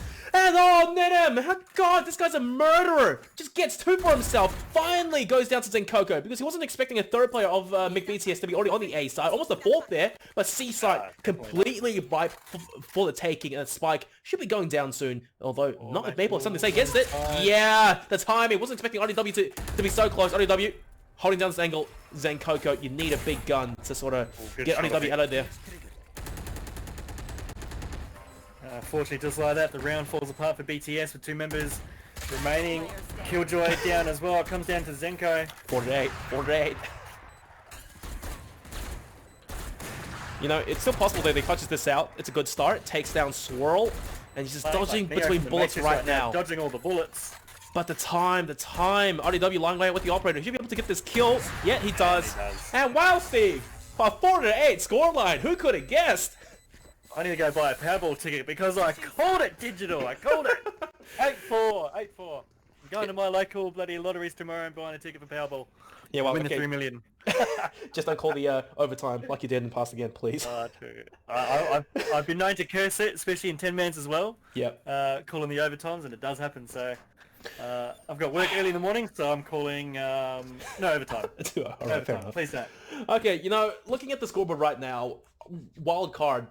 Ninim and RW really stepping up the game. Nas and Swirl as well, not too far from their kills. But it's infrequent. 2 on the board right now. I'm not saying he's having a bad game. I'm still believing that he's the utility backbone, trying to give Wildcard, you know, setting up his duelists and other players for success. But if you just had a few more on the board, perhaps Wildcard, they'll be in a much better spot. Infrequent. Obviously, when we compared to last map, their kills were a lot more spread together. Probably the only one unperformed is probably Infrequent at the moment, but if you switch it over to the other side, BTS are a lot more condensed in where their kill spread is at the moment, so it seems that they're doing better together as a team, but also not being able to win those rounds. But We'll see how they go now. You know, I said wildcard could be in a better spot, but they're already 4 rounds up, so it's not actually that big of a deal. Big BTS Mac, the onus is fully on them now. There's just poking and prodding. I think they got the ultimate out of it towards C Long, and I do think A side is the final place to strike. Wildcard, there's only one player there, and it will be Ninum, who does get taken down quite easily, outnumbered, outgunned. This retake is going to have to be essentially 3.2 versus 5. The Saber in B as well if he can get behind, but I think Asher spotted him, maybe. As the fight continues on at A, Swirl picking up a kill. The lurk as well. This is fantastic. 2v1. Sicko, surely. If you can get a kill here, it's a cherry on top, but Swirl, zero fear, dives right in there. That's not bad though. I mean, he's kept 2 people busy from, you know, trying to stop the punt on A, which has actually worked out for his team to get the bomb down, so... Another curveball as well. This is the time to strike the alarm bot. Sharp movements, but now it's all down to the last wave of the attack. Tensai having to do it all. My god, wild card. They just surround him from all corners. He gets dunked down 6 feet under. 9-4. And this could be the end, perhaps. Well, compared to map 1 with the narrative on that one, defenders go to 9 now. They don't stop on 8. So I think we're safe to say wildcard probably win it from here. Okay, we are pulling things a bit early though. Unless I do commentator's cast, and I've absolutely royally stuffed them up right now. The force by BTS Mac, they aren't letting wildcard get double digits. They are willing to fight for the opportunity. And now, Steve, if this doesn't pay off, then that's surely the nail in the coffin, because it's only 9 on the board for wildcard. They win this, they're pretty much guaranteed to win another 2. I would imagine. So let's see what happens, right? Ninum, somewhat surprised, and gets dinked. So RDW now playing in this angle, in this corner with the sting up. No one expects him there. Still 1-for-1 trade though, as in Coco does take down Ninum somehow at distance with the Spectre, but escapes with a bullet in his thigh. You'd be surprised how good the Spectre can be in some people's hands at long range. That's true. The aggressive mad dash by Maple, and it's just not paying off, man. Swirl lying in wait, protecting his teammate. They weren't expecting him to be there. That is one hell of a toss there. It does land successfully. Shock dart. Right now. Oh, brings him back to 32.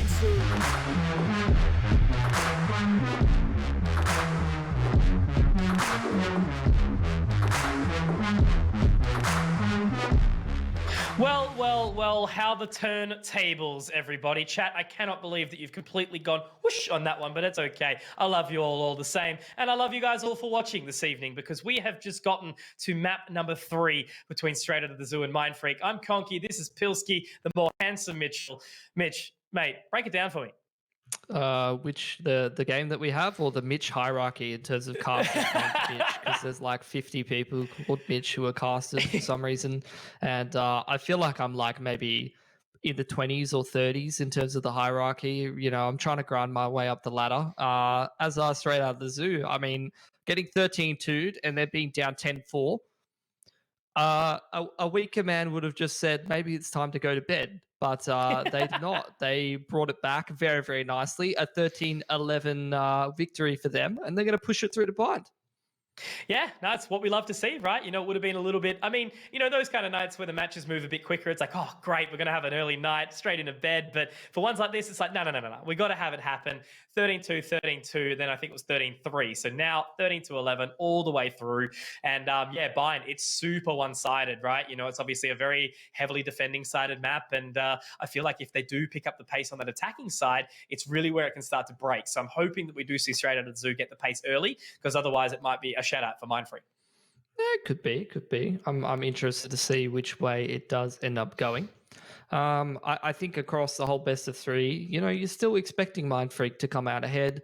I think they had every opportunity to close that last map. I don't know. I should have paid more attention, because I feel like I haven't done my job well enough if I can't explain why Mind Freak lost that last game. Can't really put my finger on what necessarily it was that they were doing wrong. But yeah, Straight Out of the Zoo, they were just coming away with those rounds so consistently and so cleanly. And I felt like a lot of those defensive setups for Straight Out of the Zoo were just so effective at just locking things down. So by the same token, I mean, you see Mike on that Cypher, if he's going to pick that up on Bind, that could be, again, really, really effective for Straight Out of the Zoo, because I feel like even if he wasn't finding as many of the frags, on the defender's side, Mike was like it's like his impact from attack went from like 0 to 100 when he moved over to the defense on that Sentinel.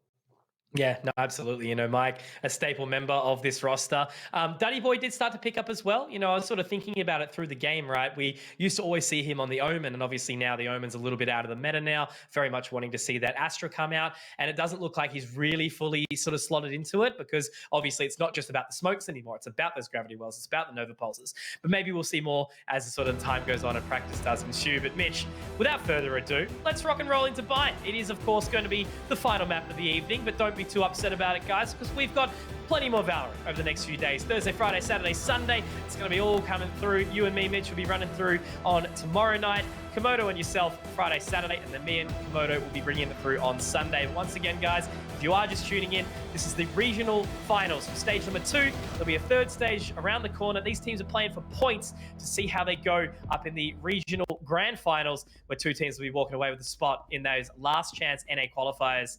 Let's go into the final map, straight out of the zoo and Mind Freak on Bind.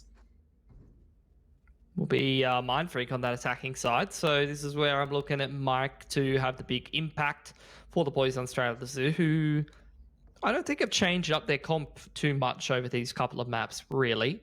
As for Mind Freak, they're rocking the Viper. So you love to see that. Norsen's going to be on that. They're going to forego having a Sentinel in this map.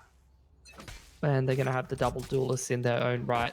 Very, very spread out pistol from Mind Freak on this round. Holding all the angles, seeing if they can punish any potential mistakes for Straight Out of the Zoo. Nice axe. Taking that bathroom control, going on a bit of an expedition here. May get caught out by Watt. It's a very risky play, trying to find all this control early on, but it does look like he might actually get away with it, but he needs to clear his left side. And he will, but will he be spotted? No. Watt's going to find him in the end. Nicely done, nicely held. And the patience pays off for Mind Freak. It's also an upgrade on the pistol for Norsen. He's going to have his hands on a Ghost now up from the Classic, so he's going to be pretty happy with that. Initial pick goes towards A, so Mind Freak are going to group up over in that direction. And it did seem like Straight Out of the Zoo thought about stacking things over towards A, and you did see Mike sort of dawdling around in CT. So with the darts going back and forth, let's see if this U-Haul control is going to be contested by Mind Freak.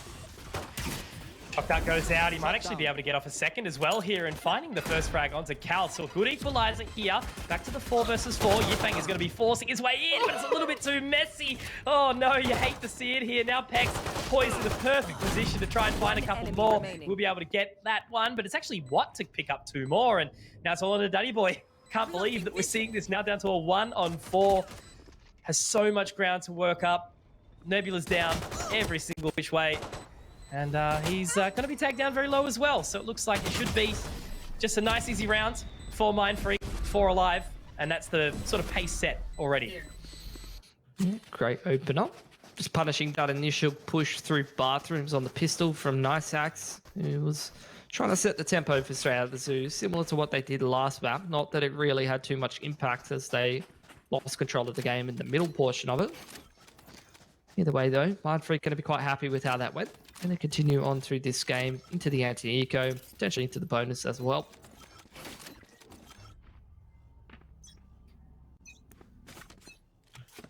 So another round, business as usual. Playing it around with the pistols, see if they can potentially find something on a bit of a cheeky push. 3 members down towards long. It's actually 4. You're going to be getting the orb, so a good farm to start off. Yeah, we want to be picking those up as much as possible. Straight Out of the Zoo going for a cute little stack towards long there, but not going to be contested by a scroll. This is the default anti-eco dance that you see many teams will do. Mind Freak being one of them. Like I've said before, very CS-esque, holding all the angles, trying to limit any opportunity for pushes or any extra info that you might give over to the other team, or potentially punish them for some of the pushes. If nothing happens, just group up and hit the site with the long angles and just use basic utility to limit risk. And it's exactly what Mind Freak's doing. Doesn't need to be anything special. They're just going to make their way in towards A. Straight into U-Haul. Dawson going to be spotted out by that flank. We'll be able to get the snake bite down, so it does give them a little bit of extra space, and they've just hightailed it out of there, straight through the teleporter, straight in towards B, and that's the rotate as well. I mean, the hard thing is, Calth is going to have a lot of distance to try and make up with this judge, but that's a great shot from Yufang. Nicely done with the Sheriff. Spike set. That economy down a little bit. Norson should have been able to double up. What the hell is that from Punda? That's the old school classic right there coming through. The jumping right click into the 3-on-3 now. One enemy remaining. And they're all dropping like flies here, so it's the way the round should have sort of been playing out for a little bit, but, you know, 2 frags is certainly not something to laugh at there from straight out of the zoo. So Mindfreak pick up 2 rounds, nice and easy, and go into the bonus. Alrighty. Well, they drop a couple of those guns heading into the bonus, which is going to be a bit more costly on their economy. Going to drop over some ghosts and pistols, just keep the money as even as possible here for Mindfreak.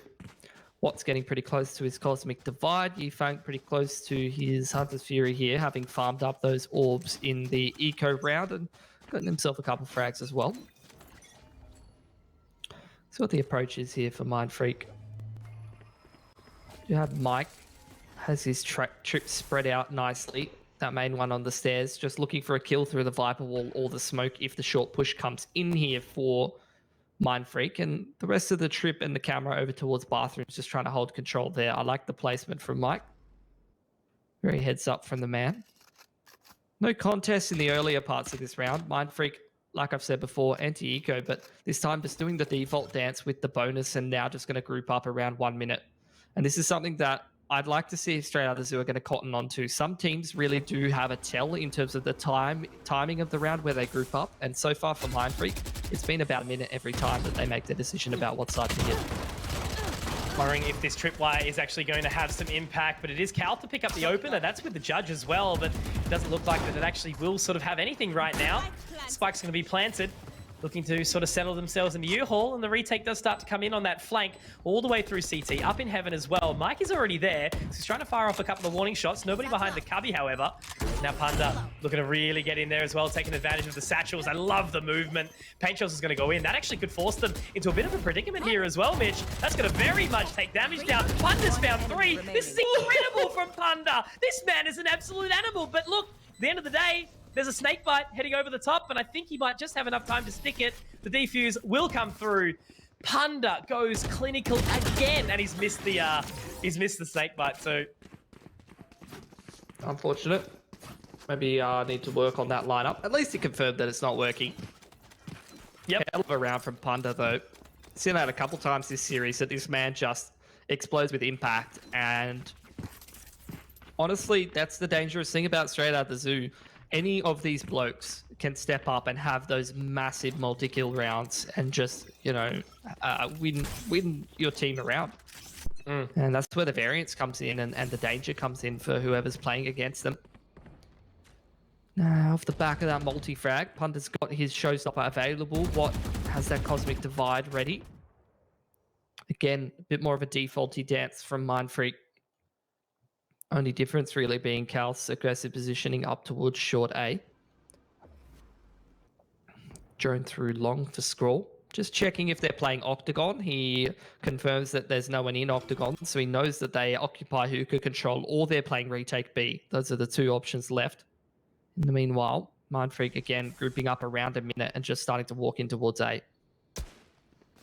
Cal does destroy the trip. Going to be up nice and close and personal. Watt's going to be able to find it here, but it's Mike's positioning again that actually gets him away with a couple of frags. So only 2.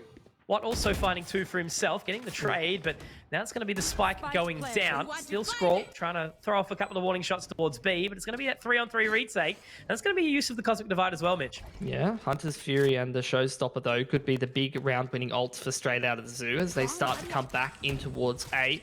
Boombot through the Cosmic Divide, trying to find some information. That's a cute angle from Pex, but once that wall does break, he's going to have to hop off. And exactly right, with the Showstopper available route, that's going to be pulled out. He's going to have to try and hunt with it now. Goes down towards short. We'll actually manage to find Watt, but it's all on a Duddy Boy now. Pex and Scroll have been able to find a couple of frags. And now onto the other side of the shock darts. He knows he's off the spike. He's going to have to go and get onto it here. Time is ticking. It's not going to be enough. He's not even going to be able to find the frag. Pex with an ult of his own. And Mindfreak answer back. 3 rounds now. Yeah, honestly surprised he invested a showstopper there. Felt like that round was done and dusted regardless, but maybe wanting to hold on to extra guns because their money is a little bit on the shaky side. Either way, that's a great round for Mindfreak to be winning. That's going to break straight out of the Zoo's economy and allow Mindfreak to start to build themselves up a bit of a better half, especially if they can survive with the low guns up here. That's the one thing that they need to have going for them. You can see right now they're only around 1 to 2k in the bank, so do need to build up a bigger economy for themselves so that they can, if they do lose a round or two, recover from that. And those are the kind of things that you expect up against a team like Straight Out the Zoo, because you never know when Punter's going to 5k you. Or when one of the boys is just going to decide, you know, this is my world and you guys are just living in it. I am the anime protagonist. Max hacks, go fast. Any of the things. Very good. So they're already up towards this side. Trying to close the gap as usual. But it should be a nice and easy round here for Mindfreak once again. Been able to dismantle whatever sort of minimal defense has been thrown at them by Straight Out of the Zoo. And I guess we can use this time whilst, you know, we do see Straight Out of the Zoo try and bring some damage back in. Looks like we have seen a 13-4 for Wildcard. That means they are going to be taking a 2-0 victory here tonight, Mitch. So they're going to be facing off against Bliss tomorrow in that upper bracket.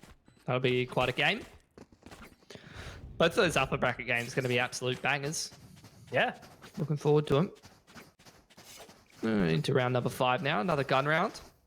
Much more ults available for Straight Out of the Zoo. Nice hacks. Yet to get on the board. He's had a bit of a rough run of things.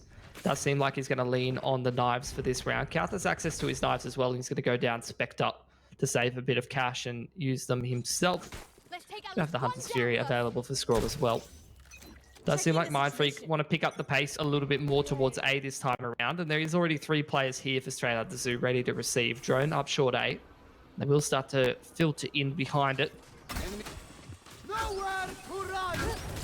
Hunter's Fury straight out. Nice Hack is going to have to actually get out of there now. It's going to make it a little bit awkward, and I think that was a tag onto Calp. Very unfortunate with the old right click there. Now sort of settling. He's done at least enough damage to sort of, you know, put a bit of a stopper on this offense, but the spike's about to be planted. Still in the hands of Scroll, but he's actually spotted out Punda. So sharp again. Mike's going to be able to drop another, and these two have just been so crazily consistent. Danny Boy finds another, but Pex, he might have an answer for this right now. Mitch has actually picked up 2 in the process, lines them up, but it's not quite enough. Yifang holds strong, and Straight Out of the Zoo, they've been released. 2 rounds now. Quite an awkward round for Mindfreak. Still, again, I haven't seen that work for Scroll once, when he drones in and tags the jet and then tries to ult them. I mean, I guess it does displace the jet and makes it really uncomfortable for them. And that did create space for Cal to take U-Haul, but they just didn't do anything with that. And then after that initial U-Haul exchange, essentially there just wasn't enough utility down to cover Mindfreak coming into the site, and they lost 2 picks on the way in. So that A play really didn't give Mindfreak what they were looking for. Again, Mike, even though he's not finding as many frags, his utility is so annoying towards this A side of the map. All these trips and the way that he's placing them down have just been so difficult for Mindfreak to deal with. Again, drone through just to push the jet off the line, but this time it's a bit of a different look for Mindfreak. They're going to walk towards that B side of the map. I don't think they've trended towards B just yet, except when they've hit the rotate through the teleporter. Deploying drone. So Yifeng might be able to spot out something with this owl drone now, as it does creep up onto the other side. Nice hacks. Oh, not clearing his angles. That might be sort of a bit of a start of something there for the whole side of Mindfreak, maybe pulling out and heading A, but it looks like they're going to hold fast here, Mitch. Staying towards that same location, creep on in. Yifeng does actually spot out what, but oh, the Punisher sent straight back. I think Duddy Boy is going to have to try and be the big man here, and he will at least pick up 1, but Norson looking to trade him. Holding it down. Snakebite goes in, and Norson going to make quick work of him as well. Both members still on the site though here. 4 straight out of the Zoo, and Punda with that judge making quick work of it. Should be able to teleport now and actually head on over towards that A site, and that's going to have to be a quick rotate as well. Punda's actually tried to go in behind him as well. He's held the spike. He's dropped the spike. Mitch, how's he got away with that? It's a massive play. The double satchel straight through the teleporter just to be able to create the timing. And there's not enough bloody time for Norson. He's got to get the spike. He's got 10 seconds. The boombot's going to delay him further. This round's just done. Punda, that's another massive play. The man is just winning it for Straight Out of the Zoo right now. It is gorgeous to watch. What's he on? bring up the scoreboard. It's only 10 frags. Like, I mean, look, that's a lot in comparison to the rest of his team, but geez, like, I feel like he's gotten more, you know, the way he's been playing these last few rounds. All of them win rounds. Yeah, the impact frags. 10 impact frags. Gorgeous. You love to see it. He's got another showstopper available to him as well. Daddy boy with that Cosmic Divide. Over on Mind Freak, a similar story. Instead of the Cosmic Divide, you got the Viper Pit, which can be pretty good once they get into some of these retakes. And again, Mind Freak, it's just a slow crawl into A. They've been pretty one-dimensional on this attacking side, I will say. Not too much depth to it. It's very much just default into A or initial hit straight towards A. There hasn't been very much variation from them. And you can see straight out the zoo, they're very much started to adapt to this. Nice little spam straight through from Scroll. I was wondering when it was going to come out. It is pretty common nowadays just to be able to dot your I's and cross your T's.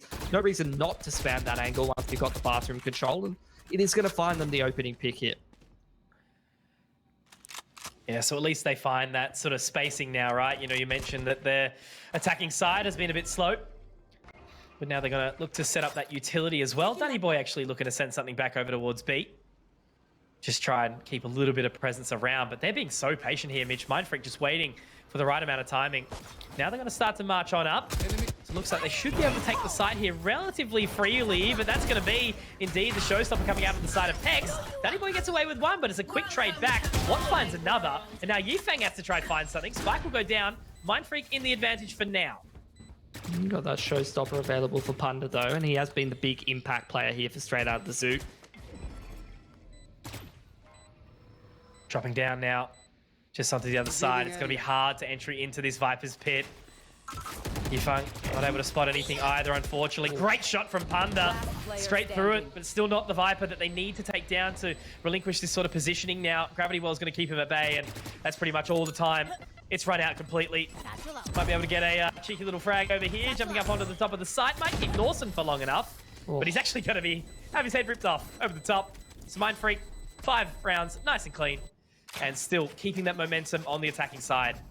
It's going to break the money for straight out of the zoo. Most of them sitting around 3-ish K.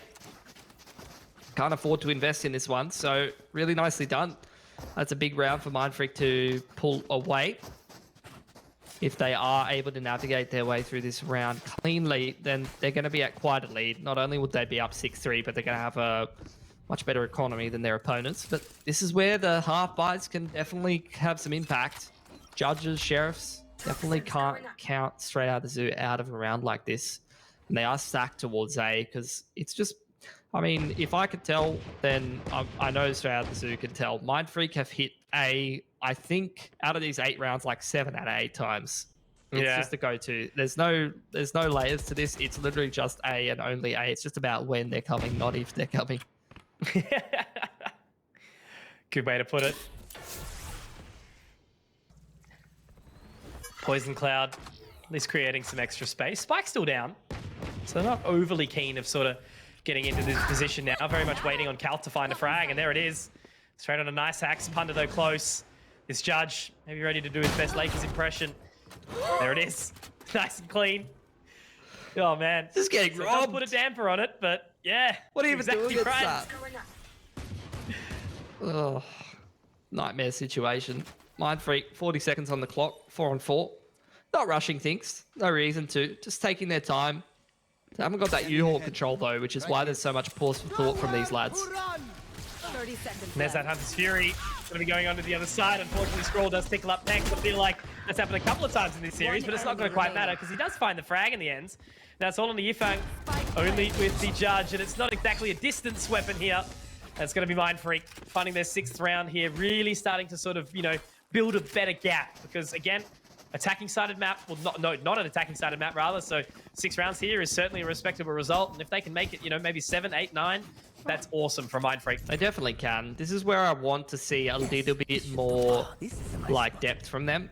Start to mix in like some A pressure in towards like a late B or something.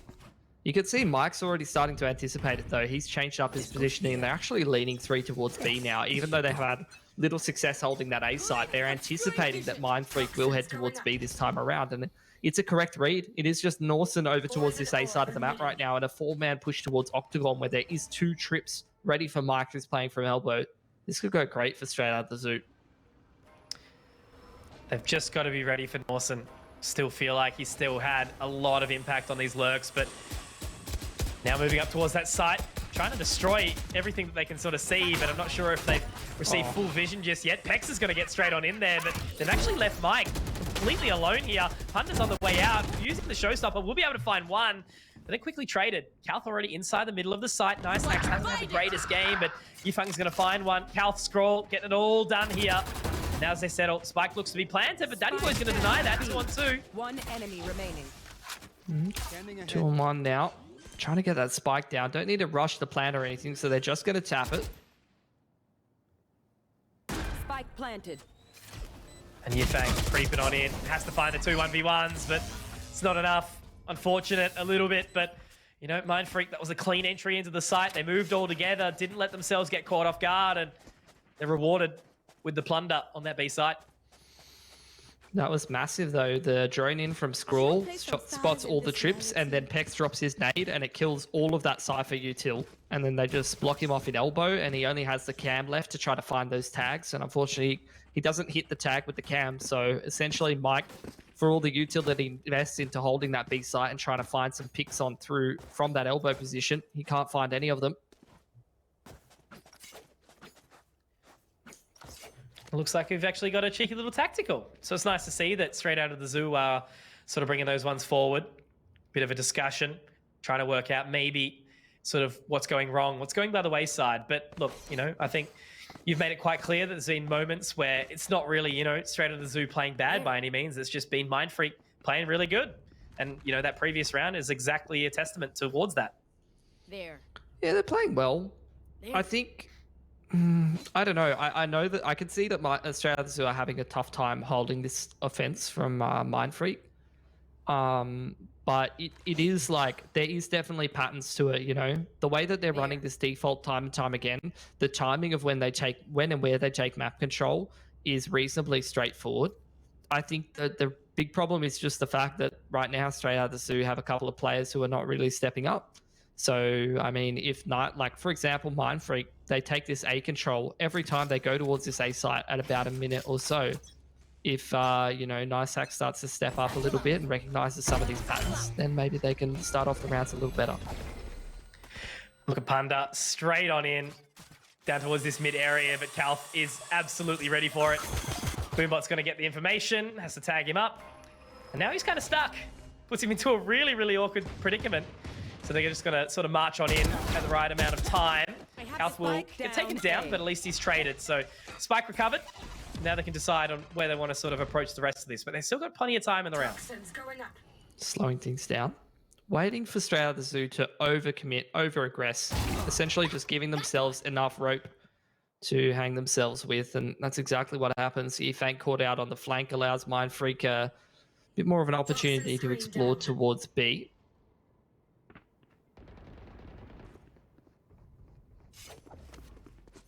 Wants to do it. Toying with the idea. Do I push this? Apparently no. Norson now looking to try and find it, but Duddy, by not pushing, actually does get away with one here. Wants to try and pick up the Phantom that is in front of him, but now it's Pex using the satchel to get up towards the top. Has to fall away. And his Cosmic Divide available as well, so it would have been imperative for him to stay alive, but will go down. Not the final round yet. Still a little bit of time left. Nice hacks. Gonna try and make quick work of this judge, but gonna pick up the old Sheriff instead. And now just sort of hold 3-on-2. One enemy remaining. There. Not really much to say. I think Mind Freak, it's just another great anti- Oh, hold on. That was a nice shot. It's another great anti-eco, really. You know, just grouping up, holding down those flanks, giving straight out the zoo enough opportunities to make mistakes and punishing them, and then just grouping up and going together. It's not flashy, it's not special, it's just good fundamentals and good basics, and that's what I love about Mind Freak. It's just the practice and the experience and the fundamentals that pay off for these guys, and that's why they're getting this dub on the board. This attacking side of Bind has been pretty excellent. For sure. And into the last round of the half, a couple more ults available for a few key players. Knives get pulled for Kalth here. Once again, the bathroom control being picked up by Mindfreak, and that orb picked up by Pex in bathroom does give him access to the showstopper.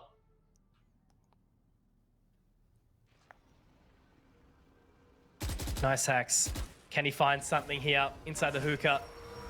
Again, he's had a pretty slow game. He's actually pulled out the blades as well. May as well. Gone for that one. Yeah, why not? Again, it's the same trend from Mindfreak. They apply pressure to the map. About a minute, it's always the group up into the site hit. Almost every single time. Once again, heading towards A. Drone is telling. Trying to move in here. Showstopper pulled. The dash in from Kouth. They're going to try to get control of the site and establish a post plant. If it ain't broke, don't fix it. And that's exactly what this A site is for Mindfreak. And now Yifang trying to make something work with his Hunter's Fury, but it's just not going to quite be enough. Punda is there and available. At least able to break away, stop the plant of the spike on the site using those paint shells. And Kouth already in that position, does have the blades available. Scroll with a swing though, still making it very, very hard. Niceax is in a position where he can do something, but the rotate is there. At least the right click is there too. But there's also a pretty deep rotate as well. Look at this position from Pex. Yifang, he's got 2 HP, mate. Got to drop him down in that situation. Now Niceax already inside the hookah, but they are well and truly aware of it. And just obviously Mike so far away inside CT as well has to create so much extra space, and knowing that this teleport is available, of course, to the lurk as well, is going to make it so hard. There's the sound info. Now they're trapped. Now they're pincered. Mike can find one though. So bringing it back into this 3-on-2, Mitch. Still setting the pace, slowing it down. Oh, and there's the right click miss. That's unfortunate. Mike has now a very, very large task ahead. Gravity Well's going to throw him around, tossing him, turning. And that should be pretty much the round and a half. There you go. Mindfreak with 9. Gorgeous. Another great half from them. That last round was masterclass, really. Couldn't get comfortable enough on the site. You'd see a lot of inexperienced teams try to force the plant and end up losing the round because they're getting utility dumped and they're losing picks right and left and getting caught off guard by timing pushes. Mindfreak didn't force anything there. They realized they couldn't get that plant down on A. They just fell back into U-Haul, took their time, waited for Straight Out the Zoo to make more mistakes. And actually, Pex, he almost dies to the Hunter's Fury and has to TP to save his life, and then just goes, well, I'm on 2 HP and I'm on the other side of the map. What if I just walk through B and see if there's anybody on the B site right now, or whether they've all rotated? And he's able to find the critical info that wins Mindfreak that round. So you'll love to see it. Now we head on to the attacking side for Straight Out of the Zoo. They're pretty spread out around the map themselves. That's a cute little camera angle. Mike has certainly had some pretty cool bits and pieces to throw around this game. It's been very entertaining to watch. Obviously, you know, the Killjoy becoming a bit more meta lately, but still seems that Cypher has a good use in a lot of places. Yeah, some now of these what? Close maps, close quarter maps, still very, very useful character. Not that he's bad. Here's this AE contest. Pex out on an island here. Unfortunately, doesn't win the duel, and that's going to be kind of the straw that broke the camel's back here as Straight Out of the Zoo get a lot of control of this A side of the map if they want it, but they're tentative. They don't know that Pex was alone there. They think that there's potential for players to be in U-Haul, so they're going to take their time moving through here. Camera does come out from Mike, a couple of Cypher cages as well to give himself some extra space, but I think Cal's done really well to get in here, but Mike is certainly aware of it. Second from him in the round now, absolutely farming it up. What? Hard on that flank, certainly putting the pedal to the metal. Mike's still holding that line though, gets swung on in. Recon Bolt does go over the top, but it actually catches him off. It's going to throw him completely, and now Niceax getting the Cloudburst down, trying to create some extra space. Punda though, sharp as ever, hits 2. And now the third one, the final one indeed. Matches to at least get his way out of there. This should very well be around for Straight Out of the Zoo, and a much needed one at that. Time ticking, still slowly away. Can Norson find anything here, Mitch? He finds one. That'll help towards his ult later on, but past that, not too much. And a much needed round for Straight Out of the Zoo. We saw a massive comeback from a similar scoreline from them last map, so we know that it's not out of the realms of possibility. It's going to take them digging deep and showing that same resilience yet again, though. Keen to see if they've got it in them. Now, time for Mindfreak to go back to the drawing board, have a chat about what's going on.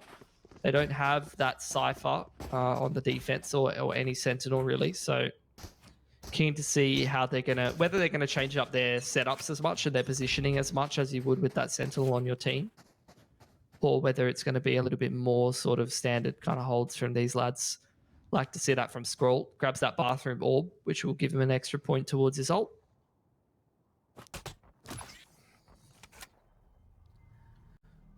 Boombot ready. And they do look like they're going to make their way into B here. Still obviously going to make themselves aware of the two members inside Hookah. They are playing that close line, but again, only with the pistols. Should be a relatively straightforward round for Straight Out of the Zoo, provided that they are moving as a unit. Not sort of throwing themselves away by any means. Mike will get one, but now look at them all start to charge on in. Scroll's going to be the first to find it. 4-on-4 now as it settles. Nice drop dart. A lot of chip damage there for Yifeng. Most of the retake coming in from Hookah side, but Mindfreak going to take their time. They're just trying to play for exits now, trying to contain Straight Out of the Zoo within the site. See if they find any. Yeah, good patience. I like it. You know, they might be able to get away with a few more rifles, make the bonus very awkward into the next round if they are successful. They've already dropped one in the process, and now just on the other side here, I think the good bit of timing, but no, Pex has been spotted. So they're going to sorely try and find him, march their way through CT and at least live on here. Punda's also going to get the cheeky little satchel hop on the way out as well. Scroll won't be able to find anything either. So a pretty decent round at the end from Straight Out of the Zoo, all things considered. You know, only losing the one member. I think that's a good result. Norson just wanted his money, right? Is that what I was seeing? Or Yeah, sorry. Yeah, I don't know why I'm freaking out about that. Yeah, just wanted to die so he could get his Phantom online. Still a very moment though. Understandable. Yeah, I like internally cringe. Like it was a chain of cringe, Mitch. It was like I cringed at him doing it, and then I cringed at myself for not realizing what was going on. Sometimes it hits you like that, and that's how you know it's getting later into the night. Either way, though, nice little opener to the half. This is what you love to see from Punda. Always entertaining. Oh my lord. That is a classic round of AU Valorant right there. Everything happening in about 5 seconds. And why not jump through a smoke to boot? Who cares? Whatever. Just send it, mate. Just give it a go. Why not? Might work, might not. Who cares? It's just that easy. It's round 3, though. So at least a opportunity to equalize. And it's only Scroll now. Look at the rotate, Mitch. Things settling down a little bit more. Straight Out of the Zoo. All chilling out in the Hookah. Having a bit of a chat with the boys, sitting around on a few plastic stools. That's a cute little angle up on top of the box there from Nice Axe. He's going to find that open, or it's a Scroll, and that's the B site wide open. They can get themselves into a post plant, forget about it. Spike. Dawson's already on the TP, drops the spike, drops the poison. He's going to hold on to that for the time being. Snakebite's going to keep him at bay for a fair while as well. Now, the stars will go down. Gravity well, it's going to force him sort of back in, but the double peek. It's not going to matter though. Dawson clean with it. Oh, what a play. That's gorgeous. You love to see it. Oh, I love you, Lewis Watson. Teamwork makes the dream work. Well, mate. The gravity well into the sound cue, knowing that there was a player on top of the box that just got pulled off. That's a chef kiss moment. That's gorgeous. There's been a couple tonight, albeit, you know, a little bit of a one-sided evening, but there certainly has still been some moments where it's like, okay, that was cool. That's Mindfreak, though. They're very greasy. Couple ults ready for Straight Out the Zoo now. Punda, one off his showstopper. If he gets himself an opening pick. Knives getting pulled from Nice Axe. Drone up short. Pressure on short here for Straight Out the Zoo. That is gorgeous. Where has that come from? He just sent him. Oh, he almost hits the other as well, yeah. Very close. You know, Nice Axe has been a little quiet, but it seems like he sort of unleashed in that last round there. Shocked Out's going to make Cal... never mind. He's going to do nothing, apparently. Still the 4 versus 4 on the other side of the smoke. Things slowing down. Straight Out the Zoo. They want to force things in, but it might not be advisable. This is where the patience of Mindfreak showed in that last half might pay off. Just waiting for Mindfreak to make mistakes. They do seem to have slowed things down a little bit. See how it works for him. Yeah, Punter's in a good spot here. Hopefully being able to deny a couple of members walking out of the U-Haul position. There's no one on the flank either. So they do have the setups that is quite apparent. But that's going to be the Hunter's Fury. Come out from Scroll, trying to clear out U-Haul. Nobody really there, though, and that's what I mean, right? In this position, Cal's going to try and make his way out. Daddy Boy will make quick work of him. Pex does find one, but Yifeng on the trade. Scroll getting the job done a little bit, but it's Yifeng with 3. happy with that one. Obviously, they do make their way through that round. And despite Mindfreak sort of finding 10 on the back of their bonus, that's actually another economic reset, Mitch. And similar that we saw in the previous map, straight into the happening. zoo. Climb the ladder slowly. It's happening again. Nice hacks. He was having a shocker earlier on, starting to get warmed up, starting to see some of those beautiful, crisp little shots. The updraft with the knives, that was gorgeous to watch. It's happening. Could be the turnaround, mate. Could be sending Mindfreak into the lower bracket. I would love to see it. That's the kind of juice that I'm here for, mate. What is your favorite kind of juice, if you could pick anything? I had a watermelon and lychee shake today. Does that count? God, you're attractive. It was fresh fruit, so that's kind of a juice. Beautiful. Good answer. Good response. And same from Nice Hacks. I think that's 2 for him. Already in the round. Straight on charge and through. Taking control of the site once more, you know, relatively sort of free reign. And I like this. They're ignoring the hookah position. You know, they don't feel the need to sort of force their way in there, and that's actually been quite a reward for them here. Yeah. That's a cute phantom. Something like... Oh, gorgeous. It's going to put it to good use as well. Anti-Eco's, or anti-Art-Fly rather, is going excellent for straight out of the zoo, not even losing a single pick. This is going to build their economy excellently. Mike didn't even get it. Just plays the cage gorgeously. That's going to be 5 alive for straight out of the zoo. Look at their money. Beautiful. Look at that. Buys on buys on buys heading through the later parts of this half, and that's exactly what they need, because these blokes, they're on the comeback train, and this is where you'll see a timeout nice and early, I'm assuming, from Mindfreak, because they need to have a chat. They don't want to let this get to 10-10 before they start to adapt and start to change up what they're doing. They need to stop this this momentum right here, right now. Going to take the time to shout out Crash Man. Also, I saw Digital in the chat as well. All the other extras that are making this event awesome for us. 5 days of some Tier 1 Oceanic Valorant action. Obviously, it's awesome to be a part of the Valorant main channel as well. Seeing you all in here, you know, 6,500 viewers at this time of night, it's pretty handsome to us, so thank you. But yeah, obviously, Crash on the obs, doing those smooths, all the guys over in the studio as well. For context to everyone, I'm in WA, Mitch is in Sydney, the studio's in New Zealand, and we're making it work 4 hours across the board. Love it. I used to have a couple Counter-Strike teams where we had someone from New Zealand and someone from WA. It's a nightmare. Who is the WA Someone player? has to have no life. And tonight, that's probably the production team, unfortunately. They've had a few late ones where they're calling each other, oh, get Macca's on the way home, yeah? It's the only thing that's open. 2 a.m. finish is not bad, yeah. Early night for the boys. Might have a beer. Oh, this is a bit of a different round. Punda sending it straight into bathroom. He's going to be rewarded for an opening pick onto what? And that's going to be the A side open for the taking. Norsa doesn't even know what hit him. He's just trying to hold on for the boys on the rotate. Maybe you could throw up that Viper's pit and create a bit of space for that retake. But the spike down so early on with the rotate still not in position. Straight out is in an excellent spot to play for that host plant. Use that Hunter's Fury.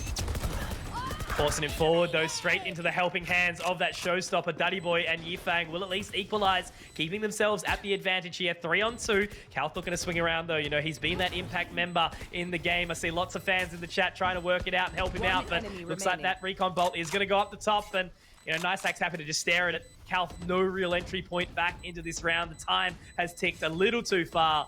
And, oh, no, he's going to have to limp away from the site as well, untaken.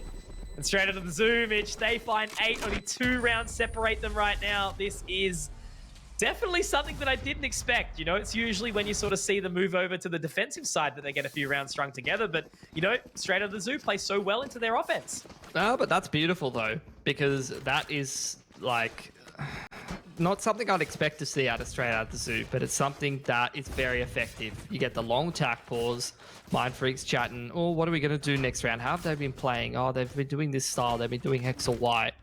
You throw it in the bin because straight out of the zoo just sends it into A, and all of the things that you just discussed are irrelevant, and you're suddenly thrown into a situation that you never planned for. And that round was super, super effective. Just changing up the pace, changing up the momentum is great to see from straight out the zoo. 8-10 now. Mindfreak, a reasonable amount of investment into this round. A few judges. Viper's pit up short A there from Norson. trying to hold control. Will be droned out. The Zoo actually challenging this ult. Info gathered. Once again, they're able to find that sort of entry point, and once more, straight out of the Zoo, for some reason, have just seemed to have an answer of every single step of the way against the defensive Mind Freak. And with that spike going down once more, I guess the main potential factor could be Pex on that flank, but we'll have to wait and see. Yeah, it is only the half buy for Mind Freak, so not the biggest deal in the world. That's an angle from Yifang. That's a confident man right there. Just holding the heaven line. I guess when you know you're going up against judges and sheriffs and whatnot, those kind of angles are the ones where you're totally fine taking those duels. Either way, straight out the Zoo, getting very close to evening this game up. Mind Freak, they've taken the tack. They've had a chat about what's been happening. Garth is finding some exits. What's the adaptation? Because, look, like I said, last gun round, they didn't get to play their game. They were thrown into a completely different situation than what they discussed. But here they've had another chance, thanks to the scoreline advantage that they found for themselves, to have extra time to adapt, have extra time to chat about what's happening. But with the space they've given to straight out of the Zoo, that's where the difficulty lies. Look at their economy. The comeback, or rather closing the game here for Mind Freak, is going to have to be gun rounds on gun rounds on gun rounds, and they have not been winning very many of those. Yeah, do or die, really, as it starts to, sort of fall together. We did get to see that little spark of brilliance for Mind Freak in the last attempts on the previous map of Ascent, where they did, kind of find one or two that maybe, maybe they'll bring this back, but then falling by the wayside again. Difference here, straight out of the Zoo, very quick towards B. Calth aggressive on short A with the operator is the big change up for Mind Freak. He's gotten a lot of info over here. This waits much longer than maybe they go for a bit of an info push, perhaps. Straight out of the Zoo, showing a lot of presence towards B. Again, it's a 1-4, 4 through Octagon, and it's just Mike towards Hookah controlling those rotations and punishing anybody who is locked into Hookah. But it's a retake setup for Mind Freak. They're playing back of elbow right now. Couple of warning shots. Nice axe. He has been so good slotting his way through these cheeky little smokes as well. It's almost like he doesn't see purple. Spike now being planted. 4 versus 4. Hunter's Fury gonna head all the way over, but unfortunately doesn't quite connect here. But they will now go for this replant. And the Cosmic Divide's in, Mitch. It's a retake. Cosmic Divide from Mind Freak. They want to kick things off nice and early. There's the U2 coming in from Watt. Let's see if straight out the Zoo can hold on to this post plant. Moving on through now. Dirty Boy in the peak position. Finds one, makes that a second. Can he find a third? Not quite. So this is the opportunity where Punda needs to really clutch it out. Has to go solid. He's had so many big moments in this match. Mitch, will the narrative play out? He won't. Norson, right in the moment, taking control of his own fate. And they were locked in an 11th round for Mind Freak. They are finally back into this game, but man, oh man, I still feel like straight out of the Zoo still has some more in the back pocket. Yeah, perhaps. Tide's starting to turn a little bit. You're seeing some adaptation out of Mind Freak. They're very cognizant that what's been happening has not been working for them, and they're definitely trying to change things up. You can see they put Calth so aggressive up short A. They're trying to change up the setup. Here's another tactical timeout, I'm assuming, for straight out of the Zoo. They're going to have a chat about what's been happening because they do not have too much room to work with moving forward. What they do have is plenty of money and plenty of ults. So options wide open for them. Let's see if they can make some adaptations. Not that they necessarily need to. Sometimes you can overcomplicate things. You can try to change things up too much when in reality, this has been a very successful half for them.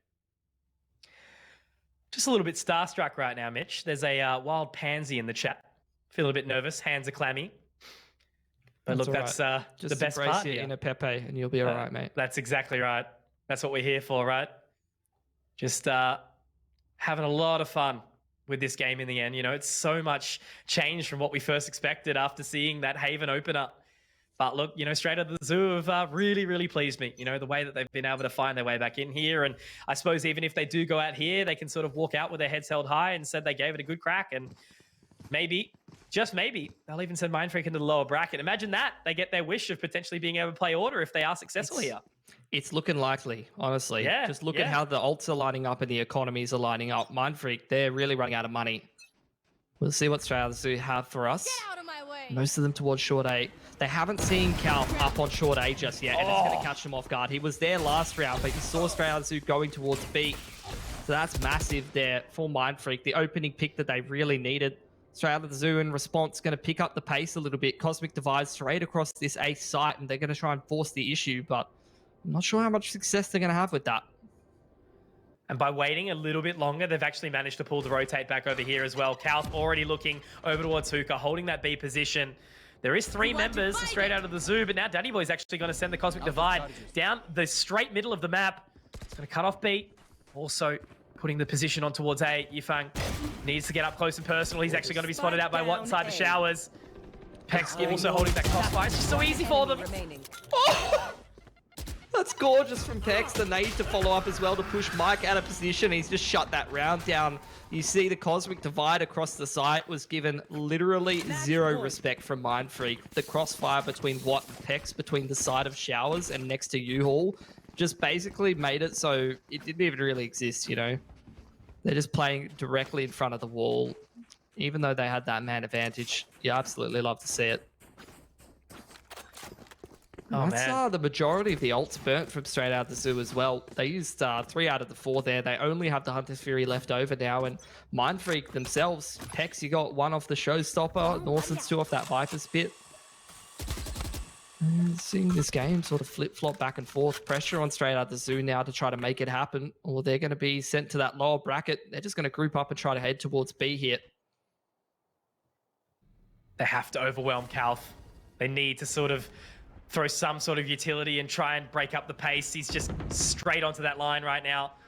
Spike obviously heading its way up long and still poised, just waiting. He does get spotted. So the Recon Bolt is actually the thing that's going to take him out of that location now. Gets the Cloudburst up to try and sort of, you know, separate, but it's Panda making his way in. Panda, the man, the myth, the legend, who's had so much impact in this map, Mitch. Norson will be able to at least find one, but that Spike is looking to be planted. Warning shots on either side. It's Nice Axe over the top. And now they are split in their positions. Watt has to get moving. Gets onto the other side, but no! The shots are whiffed. They don't quite connect. And now it is all left on Norson and Mitch. I think we've got another round in us here. Norson, 19 points of HP. Yifang on the swing. And straight out of the zoo with 10. This game still proceeds. They're fighting for it. But this is what I was saying. We're starting to see the ults swing back in the favor of Mind Freak. Norson and Pex have got those ults ready now. The Viper's Pit and that Showstopper. These are round-defining ults that can essentially just win Mind Freak the game. So, it's a difficult situation. Looks like Norson just going to chuck that Viper's Pit down on short A and straight away, or maybe in towards the bathrooms. And these are the kind of questions that you get asked when it's map point on the line. And you can sometimes be a little bit timid to challenge those really, really strong zoning ults. See what does end up happening, though. Viper's Pit in towards short A will be spotted by Mike. Cout's going to find the opener for Mind Freak, and that's a lot of pressure on straight out the zoo in the 4-on-5 now with a massive ult disadvantage. I would probably expect them to just pick up the pace straight into B, keep things simple and hit the small site, but we'll see what happens. Cout's certainly back, you know, to his form that we were seeing in that previous map, just opening pick time and time again, really sort of helping his team forward in these defending-sided rounds. Now the utility does start to go down, a couple of stars. Watt's going to reposition inside the middle of the site. Gravity Well's going to hold him off for a little while longer as well. Couple of nades in, make their way in here. Challenge towards elbow. That's the spike drop. Even more pressure on towards straight out the zoo here, and I think they're going to be sent into the lower bracket here, Mitch. I think that could be all she wrote. Mike has to go huge here, and look at Panda. Already trying to make his way all the way around, but with the spike being so far away, Cal's going to drop in. Panda, wrong site, mate. Spike's over towards the B. But I think Norson, he's hunting. Not going to be able to quite find it, but Panda's rotating around as well. So, yeah, I think he just has to sort of get onto it, mate. Make it happen, buddy. Even if you wait for this flank, it's not going to be much. He's doing the theater death. He's trying to make as much noise as possible before he finally dies on the way out, you know, make as much of a ruckus as possible. But unfortunately, he will end up in the lower bracket. Look, it was a good effort from straight out of the zoo. It was a great game from them. But unfortunately, it's pretty much what I expected. You know, Mind Freak a little bit more consistent and a little bit, you know, better tonight. But at the same time, it's not like they looked immortal.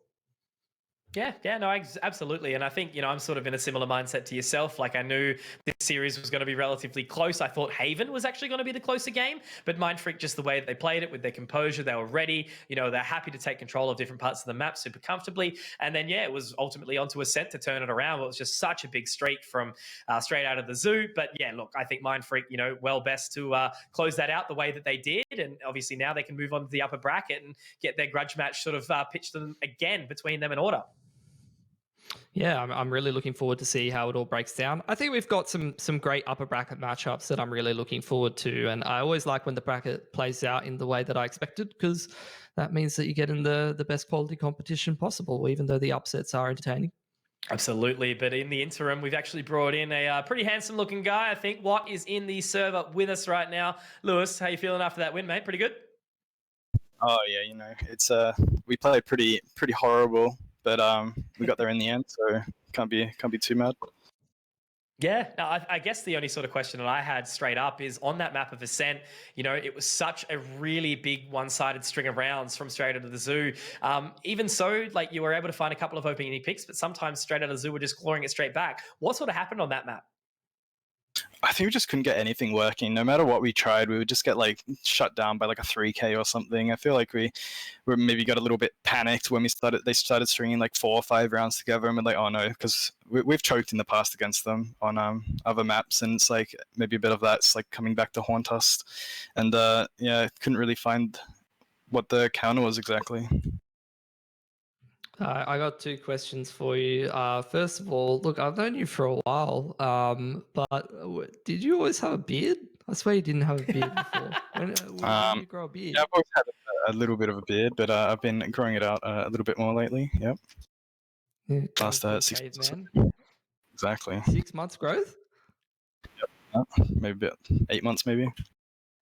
Jesus, that's pretty good. He's got the full beard. I'm not sure I could pull that off. My second question is, how's the practice been going? Because you guys have been up in the top couple of Oceania for a little while, but I noticed, especially on the first map and the start of the second map, you guys are looking clean and very composed and organized. Do you feel like the team's improving now that you've added Calth and you've gotten your roster together and you're able to sort of all get on the same page again and hit that high level of form? And do you think as we're heading closer towards this NA qualifiers that you're feeling more confident and more comfortable, or what's the feeling in the Mind Freak camp? Yeah, I think we're definitely improving. That we're definitely better than we ever have been. But I feel like as the year goes on, surely we'll just get better and better. Our biggest weakness right now is playing against the more puggy teams like straight out of the zoo that don't necessarily have like hard strategies, and they just rely heavily on aim, and they're a bit unpredictable. I feel like we actually do better against like more structured teams because I'd say they're more readable. But hopefully by the end of the year we can sort out this and start stomping the more puggy teams that are super sharp. Yeah, cool. And look, I think, leading into that, right, we're now having the chat about you going up against Order, which will be tomorrow night in that upper bracket final. They kind of have been your kryptonite, and you're sort of that gatekeeping team, right? You'll be able to knock a few teams back, but Order sort of has remained on top for that time being. Do you think you can take it? I know that you guys have been practicing hard towards that. Well, I feel like the last 3 times we've versed them, the best of 3 last week, and then the 2 BI5s, we could have won any of those. They could have gone our way. We just lost a few key rounds, so I think we're getting there. I think we're super close, and we definitely can pull out a win if we're sharp on the day and everyone's keeps calm, and we can close out the matches. Yeah, absolutely. Well, it's awesome to hear from you, man. As always, go get some rest, and we'll see you back tomorrow. Yep, too easy. See ya. Well, there we go. Have heard from the man himself, and obviously formerly Kenny on your old teams, right, Mitch? Used to sort of play along that man. But yeah, look, always good to hear from the players. So let's give a little bit of a recap on what we've actually seen over the course of tonight. There's been excellent bunches of games. Of course, we did have a little bit of a one-sided affair. Order Nebula 2-0, straight out of the zoo. Certainly took the test of Mind Freak. And on the B stream, where we did have Digital rolling it along, we did see some actual good games, but still relatively one-sided in the fact that they were both 2-0s. I think all of these games are excellent to be honest. I think in the upper bracket, we've got the matches that we wanted and that we expected that are very, very exciting, just in terms of the quality. In terms of Direwolves and McBTS Mac, I actually think that that's quite an interesting game as well, and will be, despite the fact that it's the lower bracket, will be quite a high level of play. And then over there on Nebula and Straight Outta Zoo, that's an interesting one because the players are very familiar with each other. Like they all know each other very well. They've all played with each other quite a lot, so they know their ins and outs and their tendencies. So that's going to be one of those games where it's like you see a little bit of bounce, a little bit of those weird rounds where someone goes pretty big and has a read on the opponent. So that could be a pretty fun one as well. Yeah, no, I think you're absolutely right. It should be 4 explosive series all the way along. This is the top 8, right? You know, it's relatively sort of settled right now. Sure, there's some shakes and stirs around the sort of bend, but, you know, I think these are the teams that we're really going to be looking forward to. One of these two of these teams in the 8 are going to be crowned, obviously, to head their way over to North America to play in that last chance qualifier. So it's now crunch time. You've got to show what you're up to. And if you do have a few quiet moments, you know, how you're going to sort of recoup those losses. So, yeah, Mitch, I guess before we do send off for the rest of the evening, you know, how's the night been? What have you, any sort of further thoughts or anything like that? Not particularly. I just think it's exciting that, you know, I whenever I'm breaking down the bracket, you know, we're going through this part of the show. I'm always pretty honest. If there's a game that's better than another one, if there's a game that you should give a miss, I genuinely think that all of those games should be very, very good. So, you know, it's not often that I get to say that. And I think that speaks to the level that we've got in this regional finals too. I'm really, really looking forward to those upper bracket games that we're covering tomorrow. So make sure that you come back and tune in because, you know, today there's been some very, very one-sided games. There's been some, you know, series that are a bit how you going, as we would say here down under. But tomorrow is the day you should tune in if you actually want to see like top-level Oceanic Valorant and what the region really has to offer. Exactly right, my friend. You know, these teams, they're playing for the guts, the glory, the cash, and of course, that strike at the opportunity internationally. So 6:30 p.m. Australian Eastern Standard Time. That's 8 p.m., 8:30 for New Zealand, 4:30 for WA. All around the world, thank you for watching. Again, it's always been a pleasure. Quick shout out to, of course, our lovely sponsors in Vodafone and LG, and of course, Crashman on the Observer and all the guys over in the studio allowing us to do our job. Thank you all for watching. Again, make sure you do tune in tomorrow and have a fantastic evening, guys. Take care.